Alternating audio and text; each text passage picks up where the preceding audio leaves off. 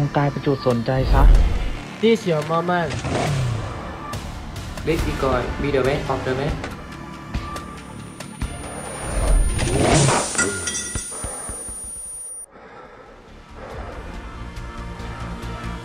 Dorong dirimu di setiap langkah. Tunjukkan keberanian seorang pemimpin.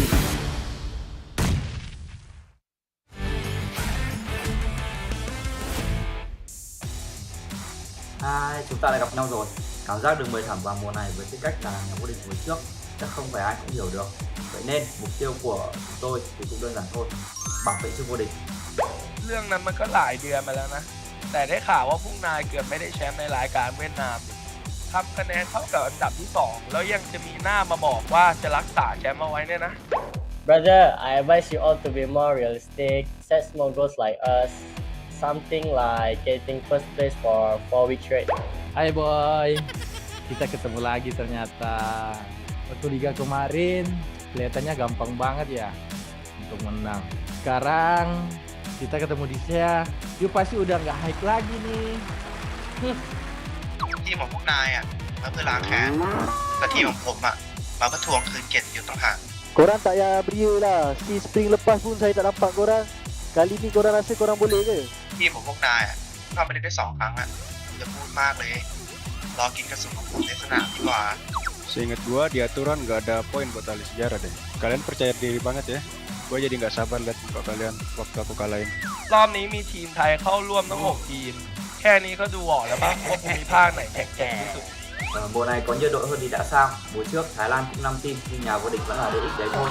Tapi peluang korang untuk kali ni nak juara 1/16 terlalu nipis lah. This GIDS a bit overconfident. But no matter where you go, I will make sure you guys has the backdrop of Geek Fam. ทุกคนเนี่ยคิดว่ายูไฮเป็นเด็กอัจฉริยะแต่พวกผมไม่คิดงั้นนะพวกผมเองอ่ะก็เป็นตัวแทนประเทศไปเจอในสนามดีกว่า Don't stress so much. Losing to us is actually not that embarrassing. Gue yang di akhir gue tutup ya.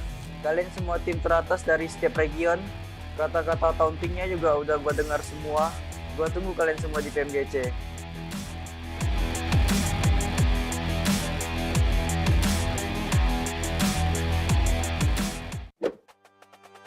Dear PUBG mobile players, welcome to the new version. In this video, let's take a look at the game's new and improved social system.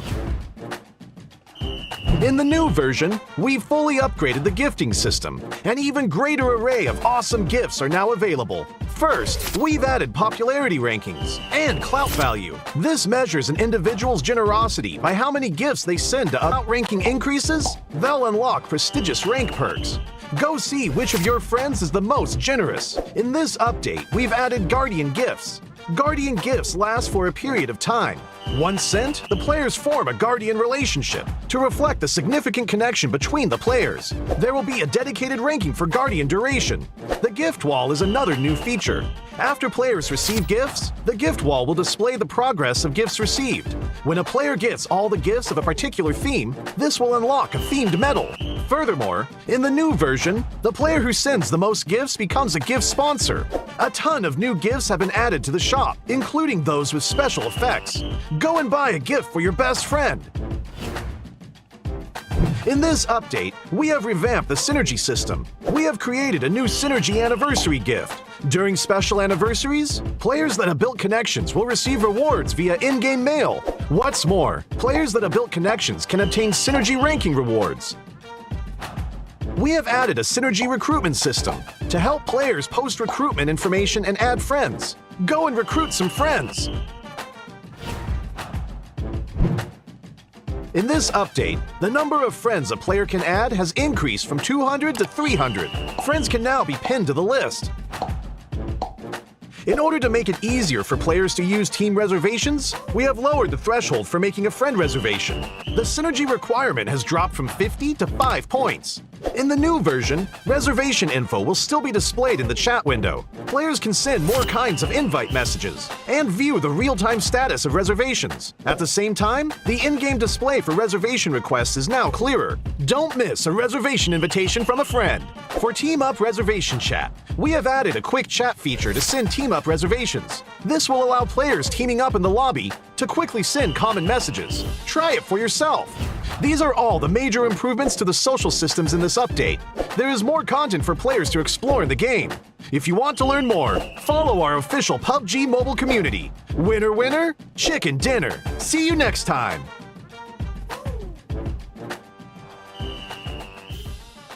Have you gotten your hands on the new weapons in Nusa yet? Let's start with the tactical crossbow and firebolts. Firebolts are a new type of bolt that can only be used with the tactical crossbow. Ordinary crossbows can only be used to ambush one enemy at a time, while the tactical crossbow and firebolts can set certain buildings on fire for blazing tactics. This is especially useful against enemies who are hiding inside.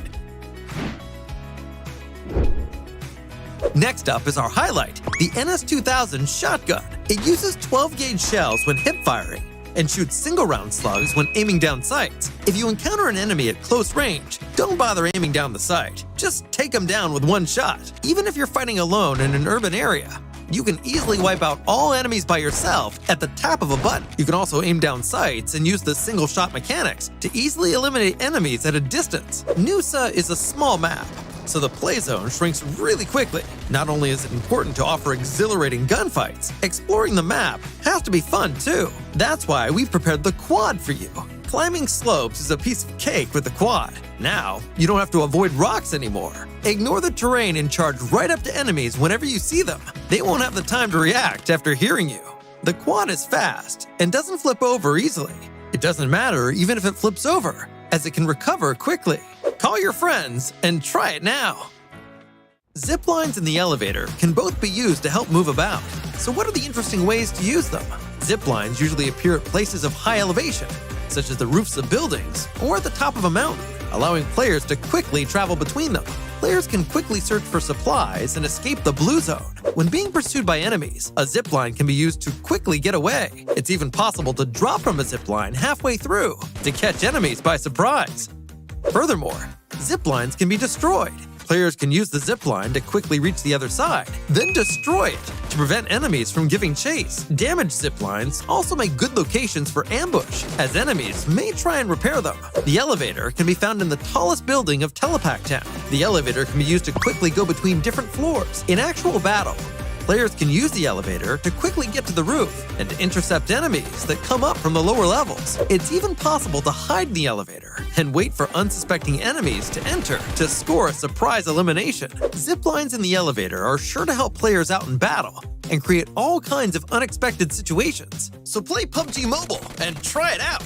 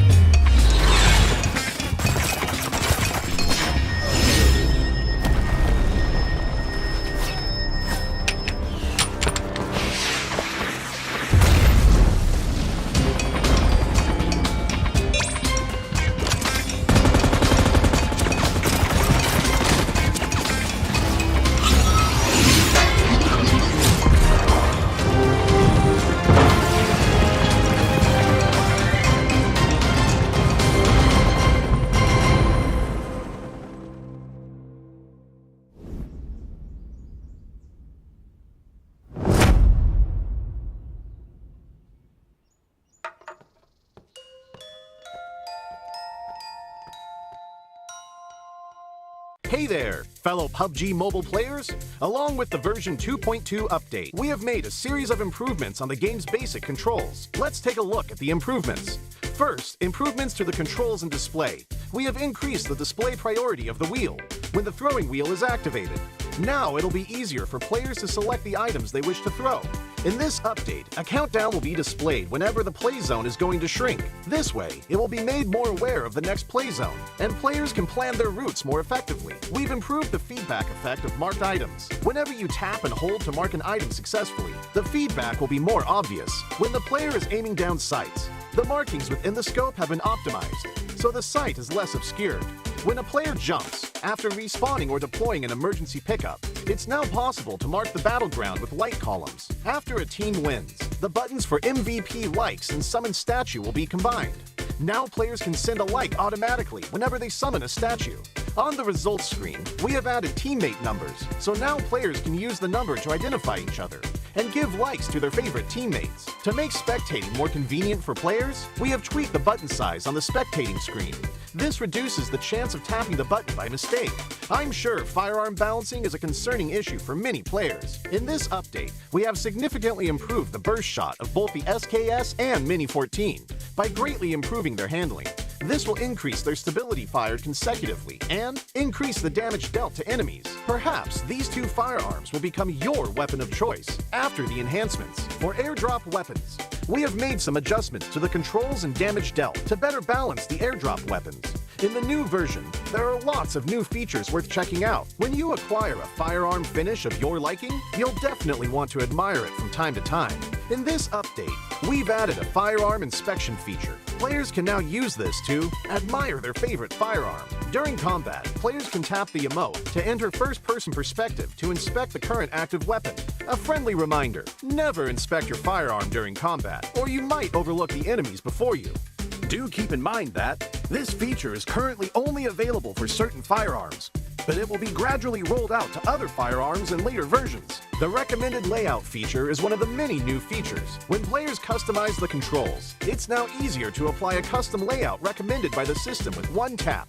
We've also added a trunk system. Players can now make exchanges while riding vehicles. Use this feature to exchange supplies with teammates. But remember, the size of the trunk depends on the vehicle type. The visual presentation of profile cards have been improved. Players can now set their gender on their profile cards. On the results screen, we have streamlined the results process and improved on the layout, as well as the MVP results emote. On the new results screen, assists will be included in the stats. In future matches, you can try cooperating with your teammates. Even if you don't make the final strike, assists will help boost your results. We have added stationary targets to the training grounds. After firing, the damage dealt and bullet trajectory will be displayed. This helps to more closely recreate situations that players may face in matches. To make it easier for players to practice shooting, the most recently used firearms configuration will be applied by default when entering the training grounds the next time. These are the major improvements for the basic experience in version 2.2. If you want to learn more about this update's content, don't forget to follow the official PUBG mobile community. Winner, winner, chicken dinner. See you next time.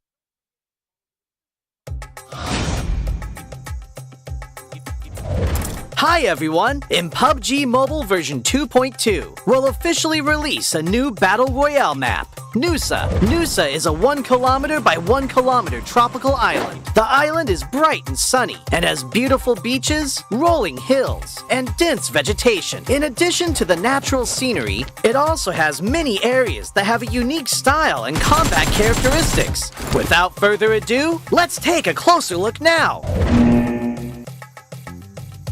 As a whole, being a 1 kilometer by 1 kilometer map, Nusa is the smallest map PUBG Mobile has released to date. It also has the most compact structure among all the Battle Royale maps. We can make some comparisons by looking at the data. Erangel is 8 kilometers by 8 kilometers in size, and 100 players participate in each match. This means there is an average of 1.56 players per square kilometer. In Nusa, an average of 32 players fight in a 1 square kilometer area. Conflicts are intense, and players will start shooting right after landing. In the southern part of the map is a heart-shaped island. 2 paths connect this island with the gorgeous Pink Beach. The Ferris wheel and hot air balloon are both located on Pink Beach, which highlight the romantic atmosphere of the beach. But keep in mind that the terrain of Pink Beach is rather open. and has little cover within a certain area. If players want to move around Pink Beach, they can do so with the help of smoke grenades to obscure enemies' vision, or push the beach balls on the beach and use them as moving cover. But if you do so, remember to keep an eye on their durability. In short, Pink Beach is beautiful and romantic, but you must take care if you plan to spend some time there. Bulan Bay is located in the northwest part of the island, and the coast is quite low there. The cliffs on both sides have a large height difference, and players can move between them with a zip line, utilizing the advantages of high ground. Players at the top can observe where enemies are moving in the bay. Meanwhile, players in the bay need to move around covertly. There is also a cavern connected to the sea in the northern part of Bulan Bay. Players can jump there directly. The cavern extends in all directions, and players can explore this area. In addition to the natural scenery, Nusa also has many urban areas, of which the largest is Telepak Town, which is located in the southeastern part of the map. Buildings are scattered everywhere in the urban area, and close-range street fights can break out at any time. There are premium apartment buildings in Telepak Town. These buildings have elevators that can be used, which adds another dynamic to searching, attacking, and defending in the building. For example, players can set up an ambush in the elevator by getting in and not selecting a floor. They can then give enemies a surprise when they enter to use the elevator. The rooftops of buildings in Telepak Town are also connected by zip lines, which gives players more flexibility in urban battles. If the zip line is destroyed, it can be repaired with a tactical crossbow. I believe Telepak Town will give players a unique 3D alley combat experience. If you like fast-paced battles and enjoy thrilling shootouts right after landing, you can land at the Science Center at the heart of the map. The design of the modern orbital satellite roof feels really high-tech. The Science Center has 3 floors. Each floor is spacious and contains lots of supplies, which attracts many players to loot this area. As you can imagine, very intense battles will break out between these floors. At the top of the Science Center is a rooftop with a multi-layer structure. Players can look far into the distance from here for a great visual advantage. However, they'll also be exposed as there's nowhere to hide. If you want to land directly on the rooftop, you must check if there are enemies nearby to ensure your own safety. In short, if you're confident in your close-range shooting skills, you're welcome to land at the Science Center. Like the Science Center, Flame Village is also located at the center of the map. The terrain is quite low there, and the village is surrounded by mountain slopes. There are many huts in the village, and there are many places where you can stand on the beams of the huts. Players can climb or jump onto the beams to ambush other players. But there's one thing you mustn't forget. A tactical crossbow used with firebolts can set the huts on fire. This will expose the players hiding in them. Of course, firebolts will burn and deal damage to enemies when they are hit. In addition to huts, there are also brick buildings that cannot be set on fire in Flame Village.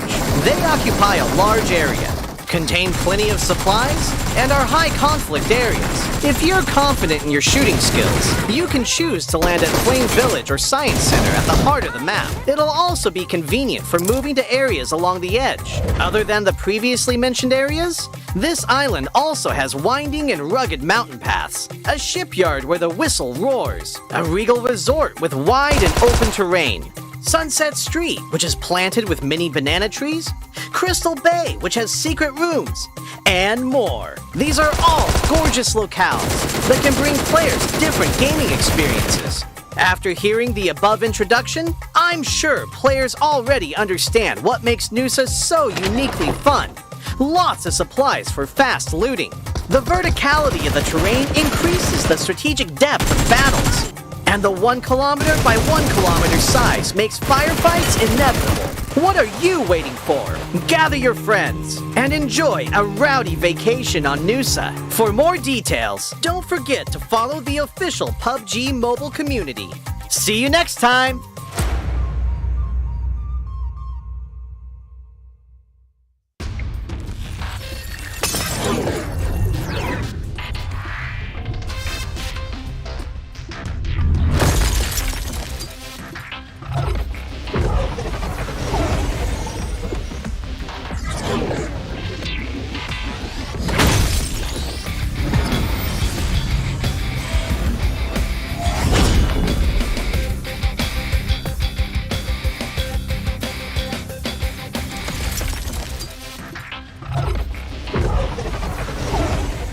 Hi everyone! In the PUBG Mobile version 2.2 update, Erangel is getting an overhaul with changes to the map, vehicles, and modes. Without further ado, let's find out what these changes are. In this update, we made several changes to the map. First, the hospital. It's one of the bigger buildings in Erangel. In this update, the following changes were made to the hospital. How to get in and out of the hospital, its structure, nearby objects, and the vegetation surrounding the hospital.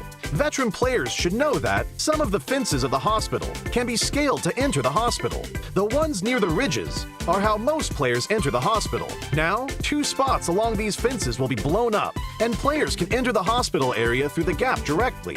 The building itself also got a new entrance. Players that are on the ground can enter the first floor of the hospital directly through the newly added damaged wall. Those who parachute to the hospital can land on the roof and descend to the 3rd floor immediately. These changes will make it easier for players to spot the entrances and streamline their movements in this area. Those attacking and defending will know where they should focus on as well. On the inside, we simplified the structure of the hospital. Originally, the 3 floors had different layouts, and there were many rooms on each floor. So, searching the rooms was very tedious, because players had to go into each room. After the update, the 3 floors are now more or less the same. Some rooms are now also connected, making it easier for players to remember and to search the rooms for supplies. As for the surroundings, we also made some improvements. We added abandoned ambulances and ruined medical crates to the areas surrounding the hospital, so now it feels more authentic. We placed some objects at the entrance of the hospital so that it wouldn't be too empty. This gives players heading toward the hospital a covered area to protect themselves, so they are not directly exposed to enemies inside the hospital. Outside the fences on the side of the hospital, we added a new climbable spot. Players can hide here, or they can scale the fence to enter the hospital. As for the fences by the ridge, since there are now 2 gaps to enter the hospital, we've reduced the number of objects in this area to make it more visible. So now, both attackers and defenders can see each other clearly. Further out from the hospital, we've added some new vegetation, so that players hanging around the hospital will have more places to hide. Milta Power also saw some changes that are mostly in the generator area. Players who are familiar with this area should already know that this section was quite a choke point and was not easy to get in and out of. Those who entered either came out the same way or had to take a detour to the other 2 buildings. In this update, we added a new entrance on the 1st floor to make this area more reachable and easier for players to get in and out. The layout was also modified. We simplified the complex floor plan so that players can see more and plan their routes better. When battles break out in the generator building, players will have more offensive options, making these battles more exciting. In this update, 3 new ports will be added to Erangel. The first port is by Ferry Pier. We added a port here, as well as increased the amount of resources in the area. The Ferry Pier will soon be more abundant in supplies. The 2 desolate beaches to the southwest of Farm and to the south of Sosnovka military base will also get new ports. They will both contain a good amount of resources. Players will also find boats at these ports, so they can quickly travel to another location. So, keep these places in mind, because they'll make for a great landing spot. During the previous themed modes, players really enjoyed the special crates. In the new version, we'll add special supply kits to classic mode. Players will be able to find special supply kits in buildings. There are 3 types: medical, tokens, and military supplies. The resources in these supply kits are very good, so keep an eye out for them when searching.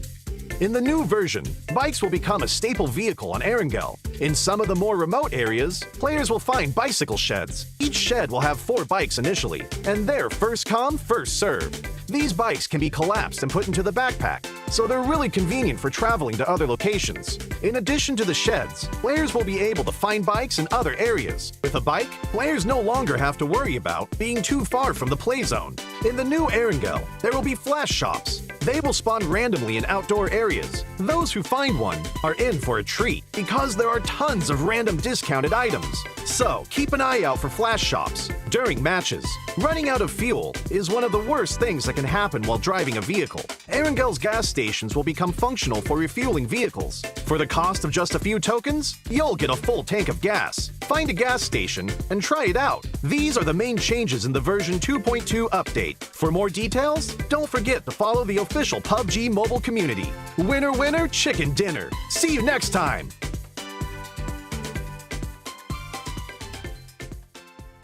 It's here! The long-awaited new Nusa map is finally here.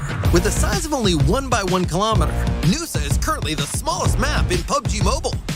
It may be small, but it definitely offers a massive amount of content. Not only are there new firearms, what's more, there's also the highly interactive tactical crossbow. Setting huts on fire and repairing zip lines are not a problem. Speaking of map interactivity, Nusa is simply full of surprises. An elevator that lets you go to different levels of a building, a pool that restores your health, fast-moving zip lines, and crates in the wilderness can all better assist you in drawing up tactics to defeat enemies. Even if you get careless and get defeated, there's no need to let it get you down. Nusa's Super Recall will allow you to respawn once more. The small, fastest-paced map lets you rank up faster. Alright, I'll leave it to you to explore the rest of the content for yourself. Hope everyone ranks up and gets that chicken dinner. The new map officially launches on September 13th. Stay tuned.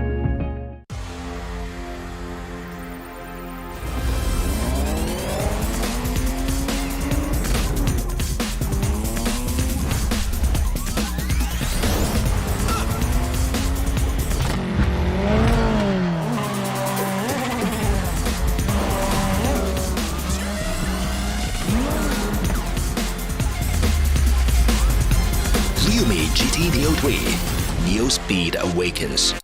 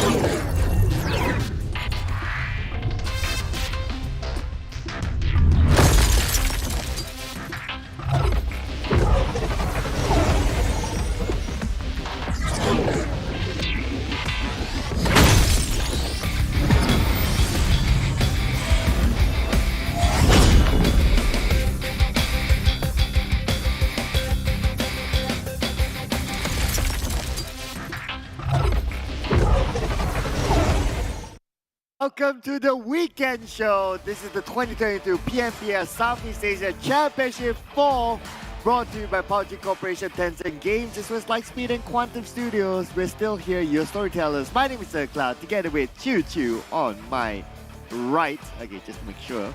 And we'll also like to take a moment to thank our official smartphone partner, Realme, which is the fastest growing smartphone brand, and this is the GT Neo 3 right in front of you. It comes together with a MediaTek Dimensity 8100 5G chipset and a dedicated display chipset. And also our official Livestream partner, that is TikTok, hashtag #BeTheOne TikTok challenge, and follow our official PUBG Mobile page, PUBG Mobile My Official, PUBG Mobile Esports.my, PUBG Mobile Esports.sg, as well as PUBG Mobile Official PH.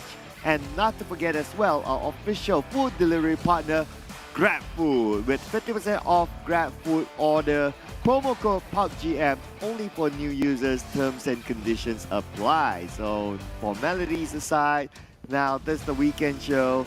It's not only a Thai day for the past few days, it's pretty much a Thai week so far.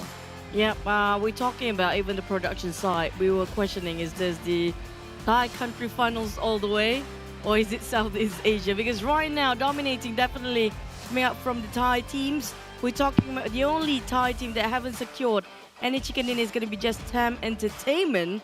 So that's the bar that being set by these guys. But for the other regions, we're talking about Vietnam, Indonesia, and Malaysia, still struggling to find their footing here when it comes to the first week. Yeah, so it's just because of the Thai teams, they're like so up there, right? Like even if we talk about the top teams, there are like a lot of Thai teams up there. All 6 of Thai teams, they're currently on page 1 out of 20 teams, and then the rest of them, they're like kind of mixed in between. We did see that the only team that kind of break the Thai streak is from Malaysia. So we had one day it was a Yoodo Alliance, and then yesterday it was DBD. So today, who knows? Could it be finally the Thai teams will be able to get a 5-game streak? That's something for us to keep an eye on. Or maybe even Geek Fam or 4 rivals at this day. I mean, like possibly. We've seen that sort of a pattern for the past few days. Yeah, definitely I'm waiting for, especially when it comes to day number 1. At least Indonesian team did make sort of an impression when it comes to day number 1, but then they kind of lost during the process when it comes to day 2 and day 3. But the thing is, we're down to day number 4. Tomorrow's going to be the last day of week number 1. There's only 3 weeks of the league, but if they cannot make it up today, it's going to be a big problem. But also, don't forget today's matches, which are going to be the schedule. We're starting off with a show match first. Yeah, we're going to start off with a show match today that's going to be played in Nusa. So there will be 8 teams will be playing inside of Nusa, and then we'll get on to our official show, starting off with Sandhawk, 2 Miramas back-to-back, and then an Erangel, just as per usual schedule. Of course, all these timings are +8 GMT, so if you're in a different time zone, do adjust yourself accordingly. And also, I'm not sure about the rubber chicken curse, if that's going to happen today. Hopefully, it's going to be the teams that, you know, get the rubber chicken. Hopefully, they still can get themselves a real chicken later on. But also, when it comes to the Nusa map introduction, definitely you guys have tried it. It's already been there online for almost a month now. If you are limited within certain amount of time after starting a match, you'll automatically get to the jump back into the battleground, so you can get yourself a second chance there. And zip lines also can be destroyed and rebuilt as well. That's what's the fun part about it. And also swimming pools can quickly recover your energy. I'm like, usually when we swim, we lose our energy, but in this case, different. Yeah, so that's why this map is special. And besides that as well, we have a new weapon called the NS2000 that fires at 12 gauge shells during hipfire and switches to 12 gauge slugs while aiming down sights. So different strategies that can be used based on, even though it's the same weapon, but it can be used very, very differently. And this is the weapon that we've been talking about for the past week. The tactical crossbow can be used to repair zip lines, that's one. And cottages can also be set on fire when flaming bolts are equipped.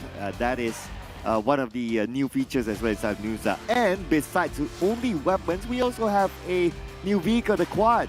It's accessible in this round. So the teams that will be participating when it comes to the show match of our Saturday is going to be 8 of this team, 2 coming up from Indonesia, Alter Ego and Bigatron. For Malaysia, we have Geek Fam and 4 rivals. Vietnam coming out, the Xaviers and Box.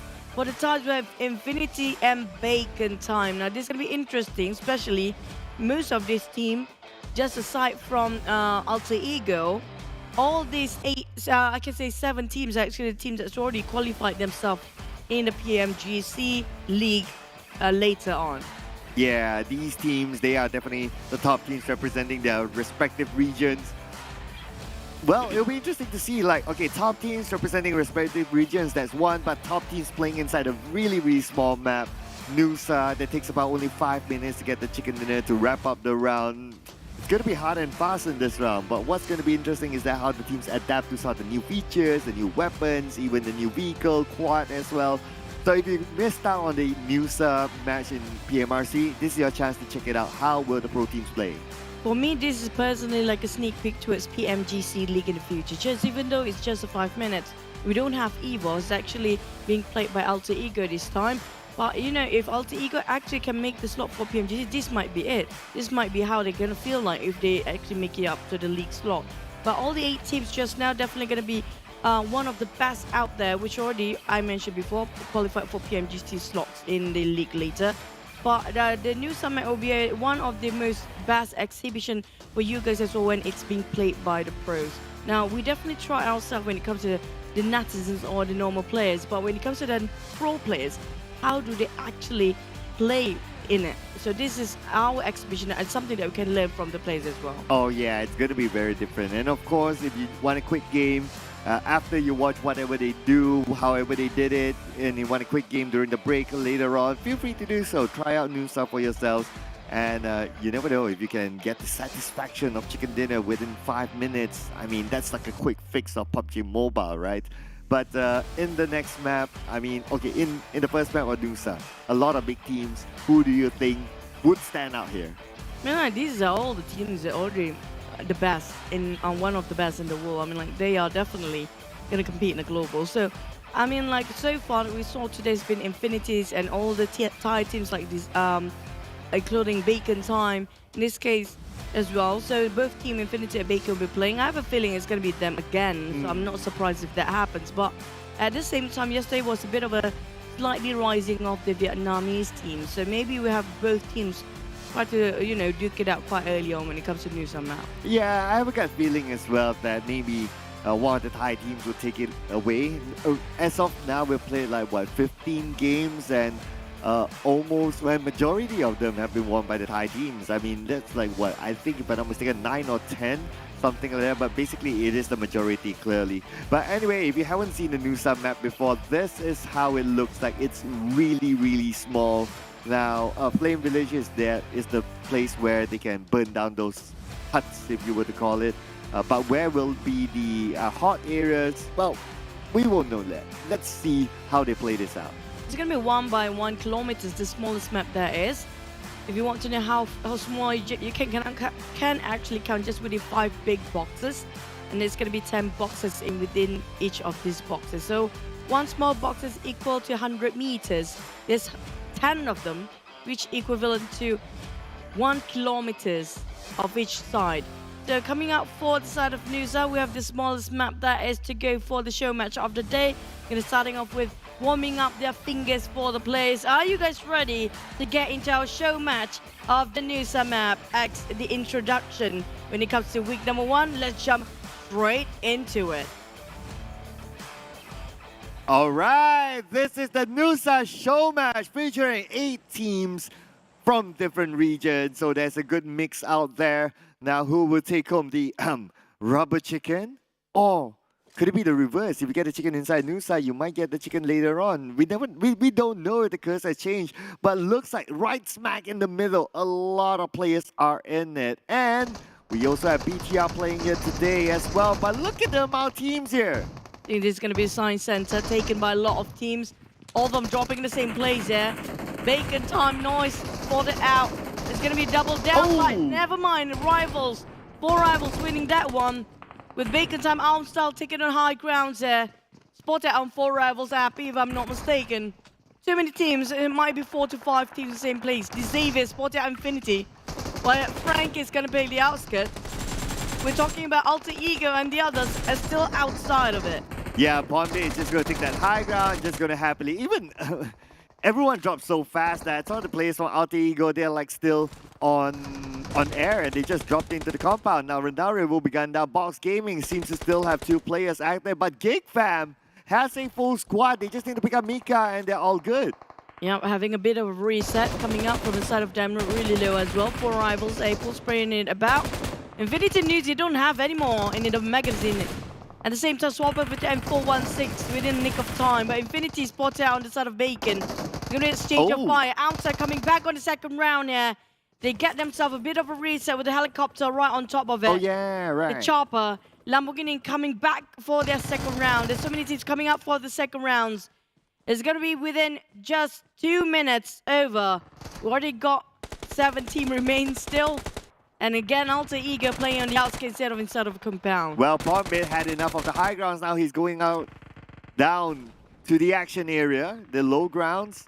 Fnatic is dropping in. Lamborghini 1v1 with 9 noise. Lamborghini counterfire upon Pamburu. 30% of health level and Pamburu will finish off his opponent. Lamborghini will be gunned down. Looks like it's going to be Frankie, the last man standing for the Xavier. Back towards the science center here. 4 rivals happy. Playing a bit of a hide and seek. April don't have a helmet. Well, they don't really care that much about their looting right now. What's really important is just getting the eliminations there. And elimination fee, even though it's just 8 teams, has been going crazy the past few minutes.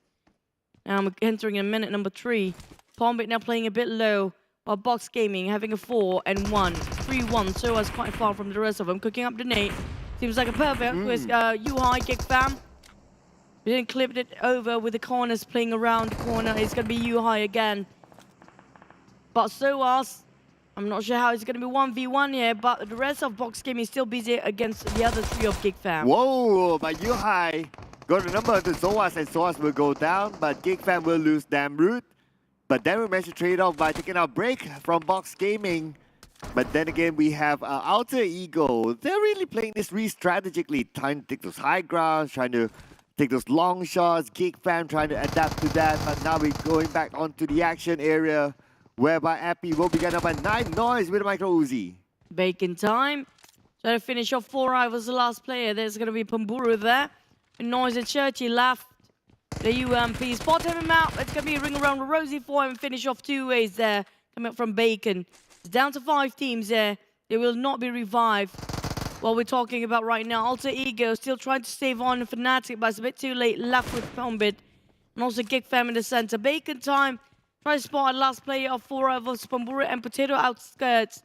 When it comes to Alter Ego, they never play in the compound there because they know how crowded it was just now. Ooh, April alone versus the rest of Bacon time, but I don't think they know exactly where he is. Moving towards April, but now we move forward to Geek Fam versus BTR, our guest team today. Speaking about April, he's been eliminated by Shirley, so that's it for 4 rivals. 4 teams left, 11 players in the battlefield. BTR, still a full squad. Bigatron, the only invited team this time. And Alter Ego still spotted on Geek Fam. Bigatron is on the run, trying to finish off and demolish every single team coming up from behind there. On top of the village, you have the Ferris wheel. Seems like very vacant, but it's a nice site to actually have a B-roll on it. Having a bit of a vacation trip for us. Back towards the center, which is going to be on top of the village. Alter Ego with Pombit left and Bacon with 2 players, whilst Bigatron have been 4. And Geek Fam as well. There's going to be the total 4 teams remaining.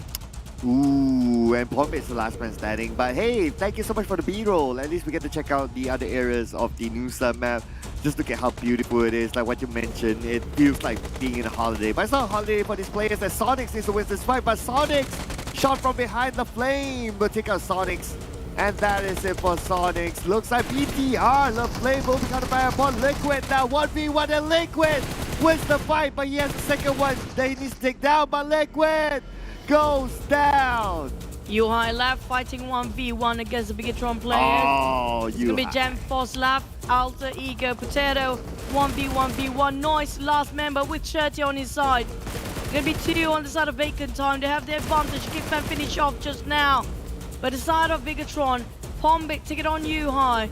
Pombit, the last member of Alter Ego, still survive with Bigatron Gen Force as well. It's gonna be Noise taking on the fight with Pombit. Ring around, Noise is down to Shirty. Still gonna be 1 over by side of Bacon time here. Wow, Shirty arrived at the right moment with a nade taking out his opponent. And looks like he'll be able to pick up his teammate. But now a little bit of a view here just to check out. Just look at this bridge. This bridge is where you can shoot the tactical crossbow. And you can get across with the flying fox thingy. So those are some of the areas that you can check out. BTR, Bacon time. Both of these teams still in this, but BTR has the upper hand with 3 players. Comes a bit of a view coming up into the cave and into the tunnels that we call the back cave before. Quite mysterious. Look at the view here. Feels like such a mysterious place to go. There's so many places for you guys to hide or find yourself in a surprise when you actually play Nusa map here. Definitely one of the map with, even though it's the smallest map, but the terrain on multi-levels will surprise you how deep it can actually go. Back towards the team here, Bigatron already left with only 3 players here. Liquid already finished off, but Misery, Flame, and Jan still there. Jan Foss put out Shirty. Down to only Noise for Bacon Time here. Definitely the last player left for Bacon Time. Gonna be 1v3 for Noise. We've seen a lot from Mel. Spotted out around the window. Misery, lasting affair with the Thompson. Now spotted out. Wow. It's gonna be one down to go. Noise, slither off help left, but still gonna be Bigatron. Take it away. This rubber chicken round of the show match of Nusa. You know what? The fact that they're not playing the SEA Championship, for them to take home the rubber chicken dinner, is like, it doesn't matter. We're not going to get cursed anyway. We're just like here to play the show match, and we're pretty much it. And the other teams are like, do we want to go through the possibility of the curse? Hey, we are BTR. You take the chicken dinner. Yeah, they don't really mind that much having this chicken anyways. But for the teams that actually play this round, definitely it's a good warming up for them. Coming out, even though we don't have some players face it, I think there's going to be Flamel that are actually not here. But for the side of Gem Force and all the others, congratulations for the chicken dinner just now coming up in the news. That was less than 5 minutes if you guys actually counted. We have quite a few there just now when it comes to exhibition of the map. But so it was really great. I'm loving Nusa map so far. And it's just one of the best when it comes to show match. But just to relive the moment for a bit, the multi-times that we saw, a couple of times that some teams are dropping a player for their round two, then they got finished off quite early in their chopper just now. Ooh, yeah, it was like what? Just fight after fight after fight, and it's understandably because they still can revive like once, and after that it's pretty much about it. That's why we can see that fights just happen all around. If long range, you name it, long range, you got the short range, and then the other day, BTR, they strategically played the high ground, so that's kind of okay as well. And what's most importantly is that they won the fight at the high ground against Geek Fam. By winning that, they placed themselves in a very strong position to get this chicken dinner. So BTR, welcome to the show, and congratulations for taking home the show match chicken dinner. But we're going to put that aside for now. The show match already done and dusted. Now we're going to get into the real serious business. Is it going to be a tie team streak again, or will it be a different team entirely? Because we're down to the last 2 days of week number 1 for official match of Southeast Asia PMPL Championship Fall season. And speaking of which, right now, the teams that are really at the bottom, aside from ties, all the other 3 regions are nowhere to be seen, except for a couple of teams, including Ego Esports, that's going to be coming up from Vietnam. Maybe DVD got themselves a chicken yesterday, but it's not going to be enough for the entire team of Malaysia, because Yoodo Alliance seems like the one that actually shines through. And also Indonesia, we do have NFT quite high up there. But the problem is, just try to recall 1, 2, 3, 5, 7, 9. All of them are actually tied to come up from first page. All 6 of them managed to squeeze in for week number 1 here. Yeah, I mean, the ties have just shown that it's almost like their own PMPL. It's almost like it's PMPL Thailand, in other words, right? But hey, just a reminder to everyone, you are still watching the PMPL SEA Championship, and this is the format for this tournament. So we're going to play 5 matches a day from every Wednesday to Sunday, except for that extra show match. That's not going to be related to this. Well, no points counted towards this. The top 16 from the league will move on to the SEA Championship Fall finals, and they'll be playing 6 matches a day from a Friday to a Sunday. The top 5 from there will book their ticket into the biggest stage possible in the world of PUBG Mobile. That's the 2022 PUBG Mobile Global Championship League. Yes, you name it, you heard it, league. And for the league stage, definitely, we mentioned just now, Bigatron and Evil's got themselves, but I'm going to recap that later again. But for the overview, when it comes to the point system, we're not going to play with the PMRC. It's going to be the usual PMPL point system with 15 points, chicken dinner, 12 points come out for second place, third with the 10, fourth 8, and deduct 2 points each up to 13 to 60 place, where they don't have anything at all unless they got themselves elimination points, which is going to be 1 point each. But for the total prize pool, it's going to be $200,000, the lion's share of it for this league as well. So they need to fight their way to get themselves not just the slot, but the prize. We've got a lot at stake here today. And here are our bonus points calculation. If you follow us for a couple of seasons now, you're probably familiar with this by now. The weekly bonus points are awarded each week for weekly rankings, and the league bonus points are awarded for overall league stage rankings, whereby the total bonus will be the weekly bonus points plus the league bonus points. And what is going to be important is that the initial points at the finals will equal to the total bonus points. So basically, they are also playing for their starting. How should I put it? They're starting. They're starting basically. They're starting in the finals later on. So if they want a head start, they got to work hard from week 1. It's going to be the points dragged into as initial points, basically. Back towards the participating teams, we have 5 groups in total, A, B, C, D, E, with 4 teams in each of the group. In total, it's going to be 20 teams there. Definitely, you guys already know the teams out there. We have quite a number of them. But today, we're going to be starting off only 4 teams as usual. It's going to be 5 matches per day and 4 groups participating with 16 teams in total. But it's going to be relegated for 4 teams out of the 20 when you come to the grand finals. But for the weekly ranking so far, almost hitting the 200 mark here. We do have FaZe, Bacon Time, Buriram, like I mentioned, 1, 2, 3 are taking out by the Thai teams with 122 and 122 points shy for the second and third place. But the gap between the first and second place is quite a huge number. We're talking about 70-point gap here. Yeah, I know, right? 71-point gap between FaZe Clan and Bacon Time. That's like what?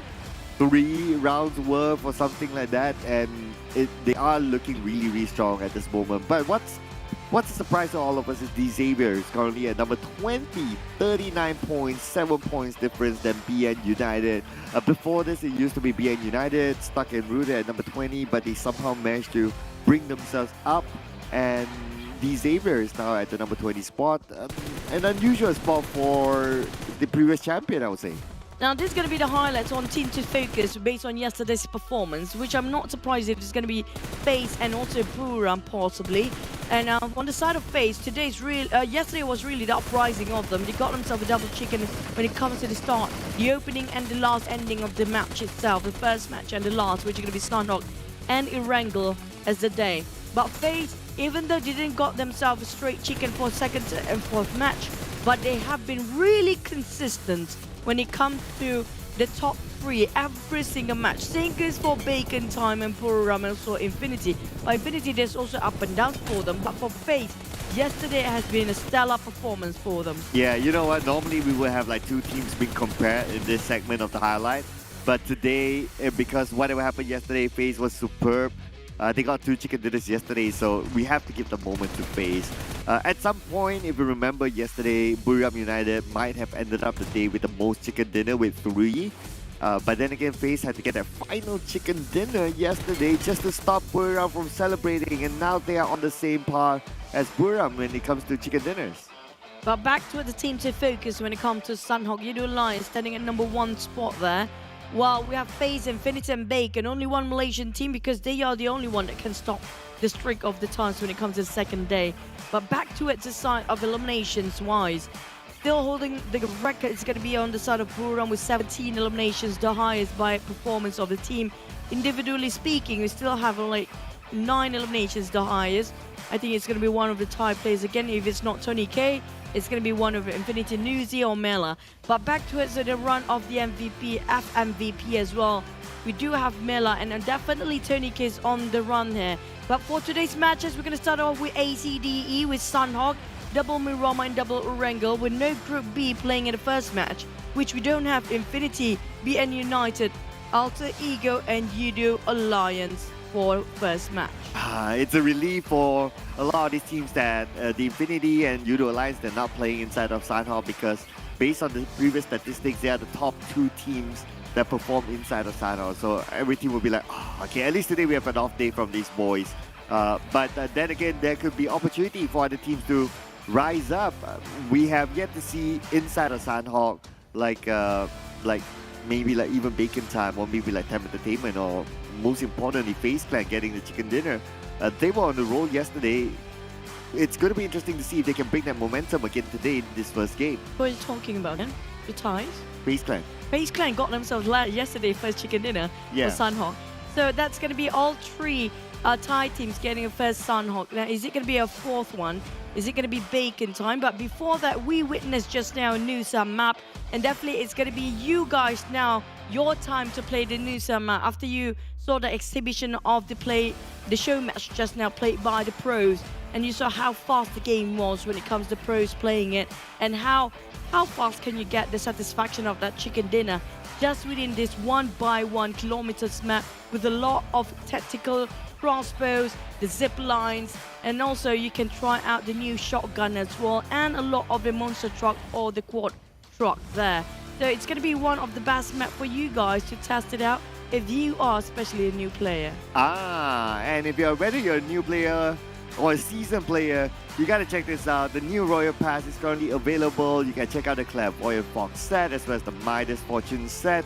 And of course, if you purchase it and if you and you play, you can also get like well, there'll be other skins available in between as well. You know how it works by now for the Royal Pass set. If you have not tried it out yet, you have not purchased one before, or you have not seen one before, where have you been? Just open it up. You can have a preview of like per level, what would you get, and so on and so forth. I can tell you it's going to be worth it considering that we have these two amazing sets inside of the Royal Pass. So it's definitely something that you don't want to miss because you never know if it might not come back. Well, the more the merrier, the more the better. This is going to be another ultimate set for you guys with a double ultimate set for the first time for you guys to spin and get your hands on the Spectral Swan set or the Cosmic Inquisitor set, which is going to be so rare, not only limited amount of time for you guys to actually have this. Collectors and set hunters, this is your time to shine and your time to flex out what to, just to complete your collection of all your cosmetics when it comes to PUBG Mobile. Now back to its business, we didn't mention just now, when it comes to Sunhawk, so far it's been held strongly by the side of the Thai teams. Day number 1 of Sunhawk, Infinity. Day number 2 of Week 1, Buriram. Day number 3, yesterday Sunhawk was FaZe. We're still looking over the cosmetics right now, but for today, I'm not surprised if we ended up with Bacon time, since Infinity will not be playing for the next one, and TEM Entertainment is still hanging without any chicken. So I'm hoping for them to complete the 5 streak of ties for the Sunhawk if they can within these 5 days. Yeah, I'm just like, you know what? Just give TEM Entertainment something because they're currently the final Thai team without a chicken dinner. So 4 games to play today. They have to do it. If not, they'll be in another group, a separate group with all the other Thai teams, and all the other Thais will be like, hey, you still haven't got a chicken dinner yet. You got 2 days now. All of us already got our own chicken dinner. And TEM Entertainment will be like, yeah, right, rolling eyes and so on. So I'm pretty sure they don't want to be put in that kind of situation. So I'm rooting for TEM Entertainment. Just complete it for all the Thais. Just let it go. Just have it. Have that chicken dinner for themselves so that they can join in on the same conversation as all the other Thai teams. That's a really high standard for the side of the Thais. The only thing they are chasing for right now is just the chicken instead of the others. For the other regions, including the Vietnam, Indonesia and Malaysia, they are aiming for the points. Now, that's going to be a huge gap of difference performance when you compare it that way, what we mentioned yesterday as well, when it comes to the Sultans and the normal netizens when it comes to comparing that sort of view.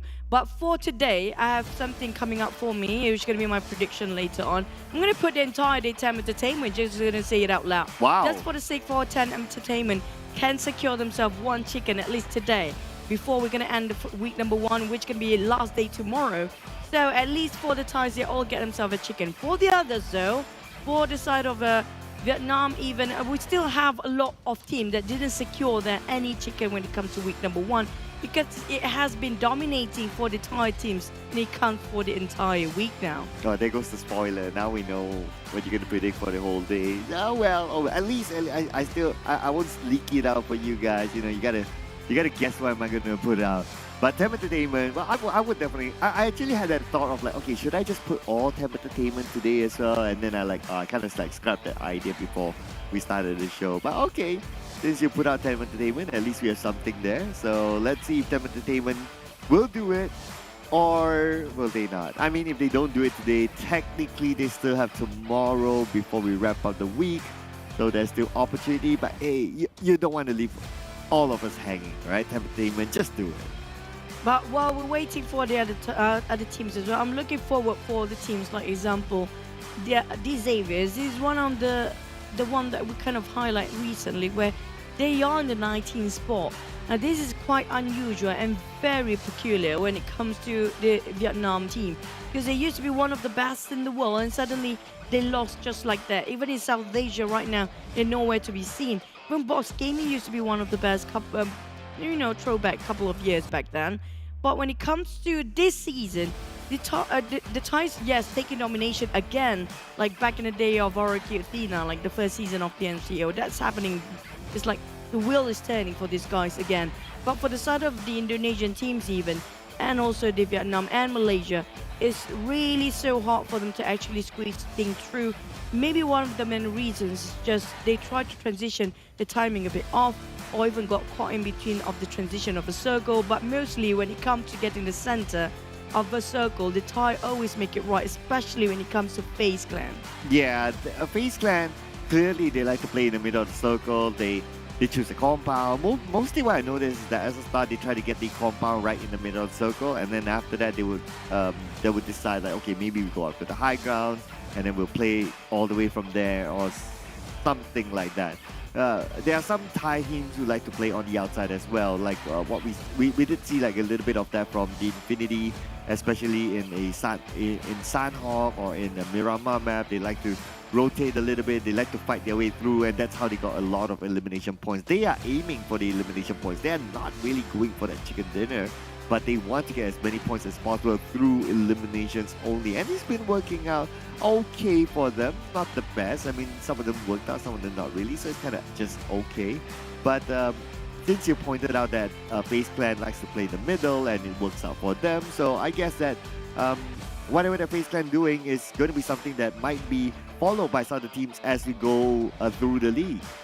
Well, it depends, because this is the pro and cons about the league, by the way. Why it's a very long-term thing instead of a short-term. We're talking about 3 weeks there.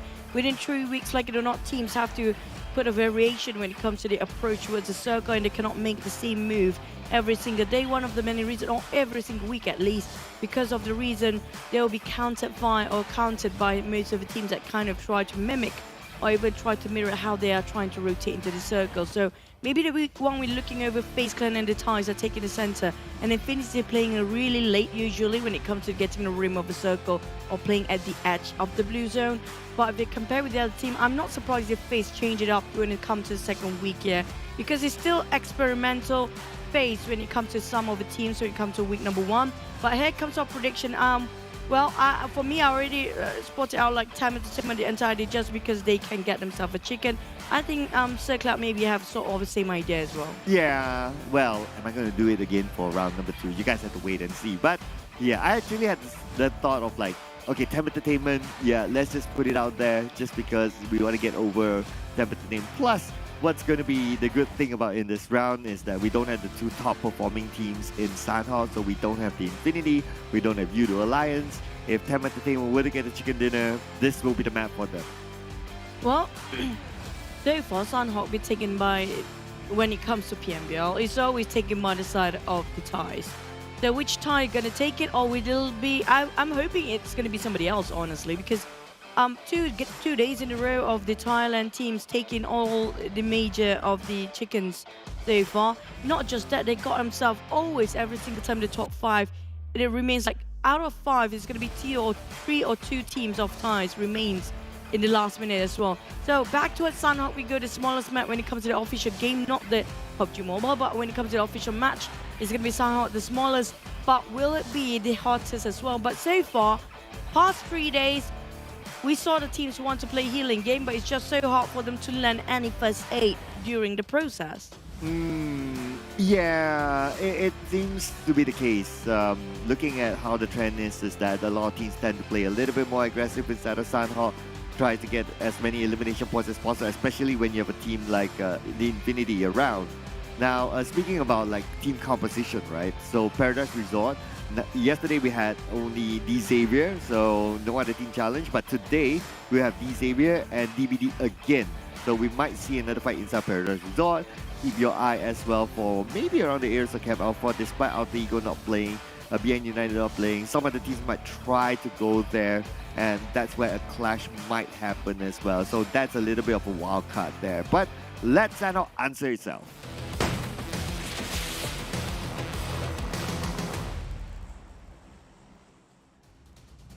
Back into Sanhok, the only Sanhok for the day, and we only have one more Sanhok, which is going to be tomorrow, and that's it. We're done for week number 1.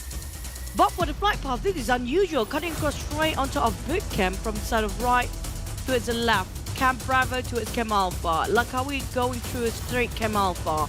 I think like this is going to be a bit of a problem for those who love dropping around boot camp if they happen to be sharing. But FaZe definitely dominate around boot camp for quite a bit. We have Boom making it their way to it. Maybe top mock or even try to contest for this result later. Geek Fam as usual going around maybe on the southern part for a bit. But the side of Camp Alpha, now we don't have BN United definitely. We don't have as well as Alter Ego, but definitely still going to be 3 teams. There's some 9, DBD and Vampires taking it.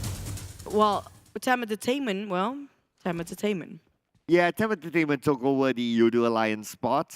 It looked like 4 Rivals had that idea as well, but the moment they saw like, okay, there's another team dropping into this compound, they'll be like, okay, nope, we'll just go on separate ways and try to find alternatives for that. But the wildcard area, which is Camp Alpha, we have at least like 3 teams dropping there, including DBD, the last we saw. So that will be pretty interesting. They changed their drop spot to this, so now they need to deal with teams that also adapted to them, or adapted to the vacancy of that area, which is Buriram United.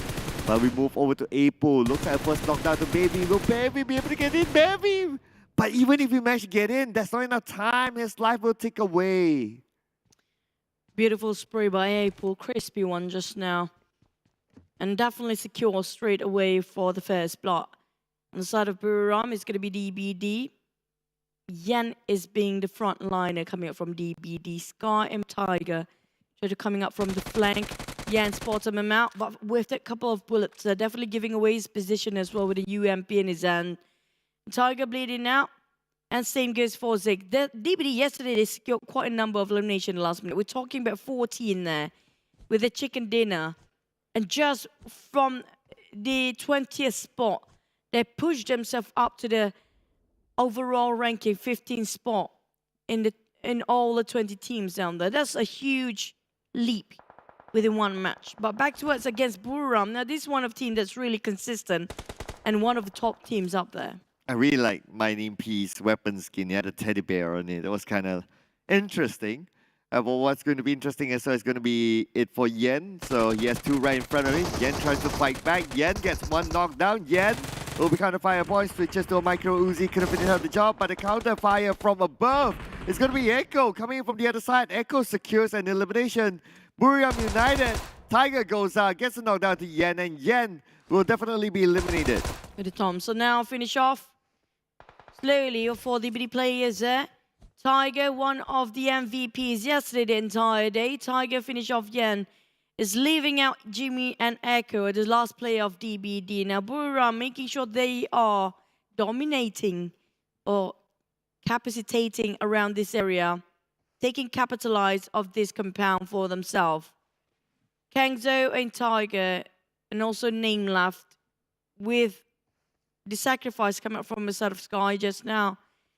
It's going to be worth it for them with 2 points in the back, but definitely Vampires start to move towards this side as well. I'm not sure how far they are, but it's going to be a bit of a peaceful stalemate for DBD. They need to disengage in part ways since they are not winning that fight at all. Yeah, DBD.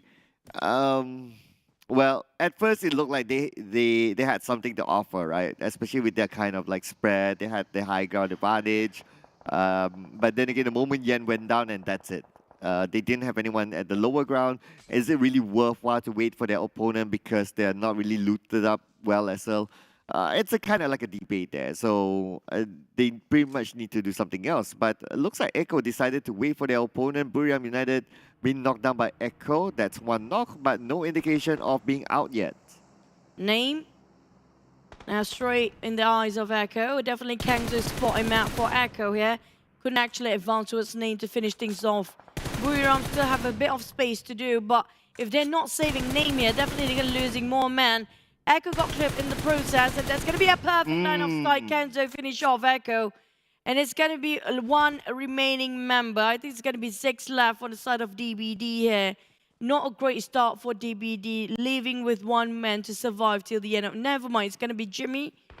And for the side of Echo, that's it.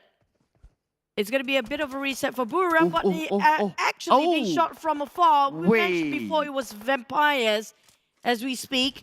And now they already pick into this area right now. Vampires has arrived. Ravenclaw from the Vampires. Wow. I mean, where did that come from? Now we have a visual finally on where his position is at. That's really, really interesting. Vampires, they're reading the elimination feed. They're making a guess. They hear the sounds from afar. They know that there's a commotion happening. And now looking at the position of the Vampires, they're playing by the ring of the circle.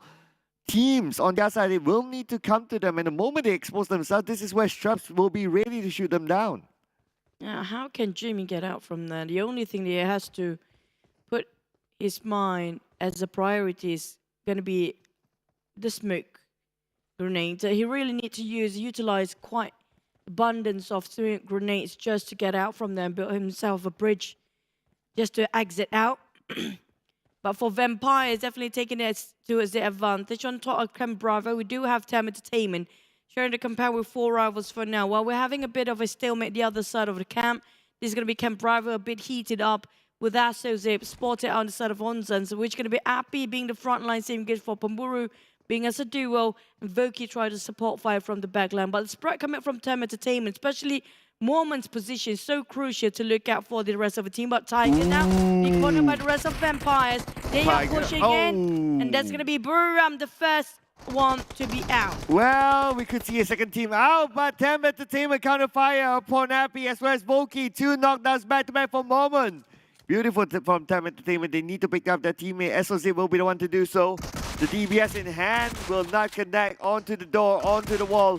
SOC second try again. Pamburu has a DBS of his own as well. Will he choose to pick up his teammate? Looks like the answer will be yes. Ooh, close enough for the Nate just now. Would have been a Kobe. But Mormon taking on Voki straight away. Unfortunate enough the angle. If only to toss another one, but here comes another spray coming out from Maple from the back. Pamburu cooking up it out, and it's going to be a perfect one. Explosion taking on Onzans. With the DBS, Pamburu taking a double down. Try to take the third one for TEM Entertainment. Pamburu, he will be the bane for TEM Entertainment for now. And Mormon just striving and getting on one, but the DBS of Pamburu finish off TEM Entertainment. And that's one more tie teams. TEM cannot seal the deal yet. Well, wow. 2 Thai teams out. And now we are left with Vampires as well as Bacon Time and FaZe Clan. Well, we still have 3 more. That's abundance. But 2 Thai teams. The first 2 eliminations are the Thai teams. This is something unusual. But anyway, they still have very strong representatives by the name of FaZe Clan, Bacon Time, and Vampire. Still quite a number out of 6, 5 of them still playing for the Thais. Still a lot of representative out there. Back on top of Camp Alpha, Jimmy OP still in there waiting for the right time to disengage. But Vampire slowly creeping in here and slowly swooping in to finish off. But hopefully, fingers crossed for the side of Jimmy, they will just come to pass for the time. Ravenclaw with the UMP and the rest of Vampires still thoroughly searching for that one player of DBD. And they might just found it out right here. You can see it through a clear view. That's it, Ravenclaw spraying it over.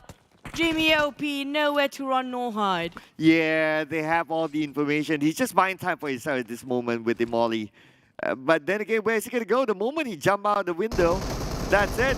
Yep, there you go. You open the door, surprise, surprise. 2 stops is there waiting for you, and DBD will be out. But at least they don't go home empty-handed. 2 points for DBD. Slowly, teams taken out bit by bit. We're talking about Vampires, quite a number of eliminations here with 3 in their hands. If you compare it with 4 rivals, managed to wipe out the entire team of 4 eliminations just now. Quite a good start for them. Our teams have been very quiet so far. We have no clue where the next circle will be, which is going to pop off any second now, within 10 seconds, to be precise. Paradise Resort feels like one of the places that will be encircled inside of the safe zone, since a lot of teams are still circling around there. But Geek Fam got himself a bit upgrade of a loot with an airdrop just now. Yeah, Geek Fam still unchallenged so far. He snipes 4, Mika 5 first aids. Can't wait to see if anyone else has a lot more. But from 5, he might increase it to 6 with this airdrop. Damn Rude together with him as well. Looks like they're trading it off. Trading off helmets, that's okay. I'm waiting for the right moment when they will start to trade off first aids and pass to that one dedicated healer if they choose to do so. Now, we don't always see Geek Fam playing the healing game, so that's a note there. But if they want to change out their plans because it hasn't been working out for them, well, I think just go for it. We've seen before, like if it's resorting to playing healing game. I think Damrut actually had one of those moments playing healing game as well. On the side of SLD or ShineLikeDiamond, they're taking the warehouses for their own, which are going to be on the outskirts for a bit. But the circle, the second phase already commencing. We have no clue. We haven't got a view yet. But you guys watching at home, don't forget to scan over for the PMCC 2022 already going to start very soon. And you guys can actually try to carve your pathway in your life to be a professional player. If you are 16 years and older and you're still a student, you'll be the perfect candidate for this. If you want to form yourself a team, you can actually mix and match with other institutions or other schools as well. So it's okay for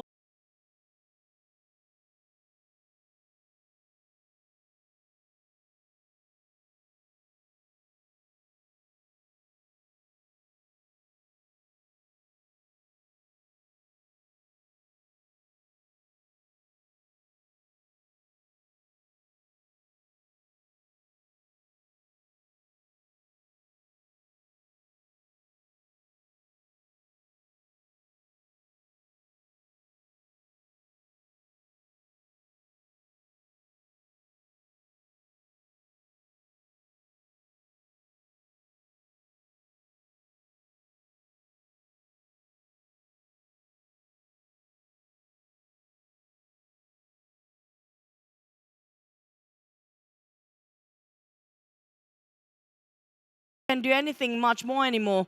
As Pumbu bleeding out with the help of Blue Zone and Appy, it's best for him to go for disengagement and go for another rotations instead of forcing himself towards Ego Esports. Appy circling around. They're trying to find where exactly his opponent is at. Twanzi as well as Namshin, the duo. They have a hostage though. But Appy, what can he do at this moment? I kind of worry for not only Appy, but actually for all of these teams. But there you go. The Eagles secure the elimination point, and Appy has only one first aid. I guess he's considering to bail now.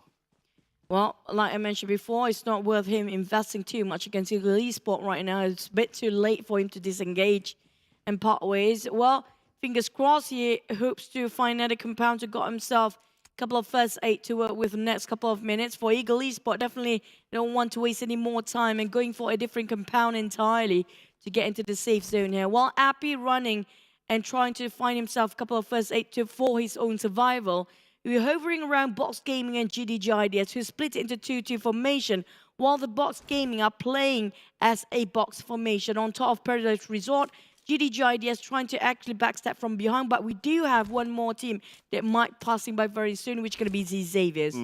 Yeah, the Xavier just finished a fight somewhere else.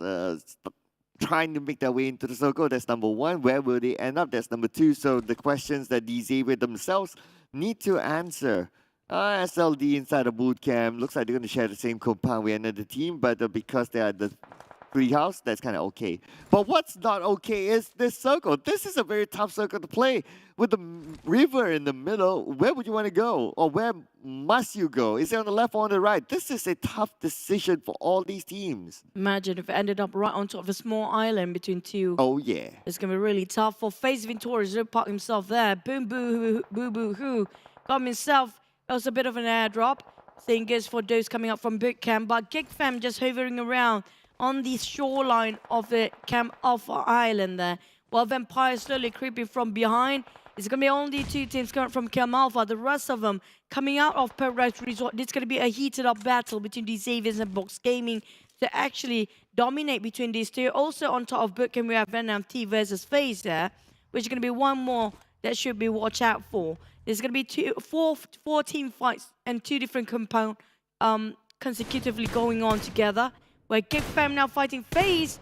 Same goes for Boom taking on FaZe. Wow, that's like 2 teams onto FaZe. But not only 2 teams, NFT as well wants to join into the party. So 3 teams looking at FaZe. In a blink of an eye, FaZe is down to 2 players. Now, the good news is that they are in the circle. They're in the zone for now. So that's kind of okay. But 2 players at 13 teams still active.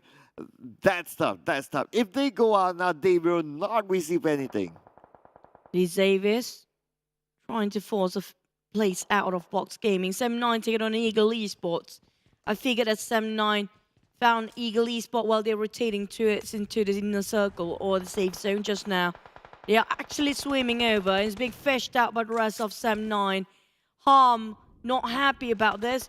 Really committed for the side of Sem9. They try to finish off the side of Ego Esports. There's going to be last 2 members there. Nam, she's still swimming, still alive. But for how much longer, we're not sure. Twanzi will bleed out. Putra finish off. Namshin, Twanzi out. That's going to be him drowning himself with Eagle Esports at 13th place. We're down to 12, where these Xaviers start to fight against Box Gaming and being hand between GIDS. Ooh, okay, what a desperate move there for Namshin, but that was the best that he can do. If he goes up to shot, he'll be shot that. So you pick your poison at the end of the day. But what's cooking is going to be Alan's nade onto Box Gaming. Scry will be got by Alan. Alan's on fire for Box Gaming, but these Xaviers looking across, and if they go towards there, these Xavier could pick them off. Empire taking against the Boom. Well, these Xaviers having a straight line of sight with a nice spray here from the beautiful one.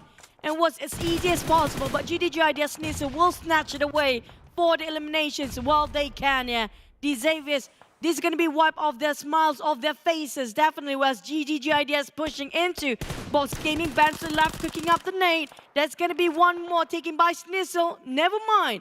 It's going to be still these Xaviers securing Rabies with that Box Gaming eliminations. Down to Bantu, 2 teams vulturing down towards Box Gaming. Oh yeah, these Xavier currently hot. Pretty good position they were at. Now that the circle moved away from these Xavier, they need to consider where they want to park themselves next. But so far, despite only 1 elimination point in the bag, they have been doing fairly well in terms of keeping teams on the outside of the circle. So that was kind of nice for them. But now GIDS, they're on the outside of the circle, and the blue will arrive anytime soon. Bantu slowly having a bit of a tough time to get out from there. So watching like hawks here, these Xaviers and GIDS spot him out. It's going to be Box eliminated next with Bantu last man just now. Well, we have a bit of a skirmish between the brawl of Vampires versus Boom. Feels like they're both trading 1-2-1 man here. Never mind, it's going to be Vampires winning over to Boom just now. Lost Octa along the process. As Vampires taking the elevations. We have Bacon Time visiting the elevations of Vampire right now.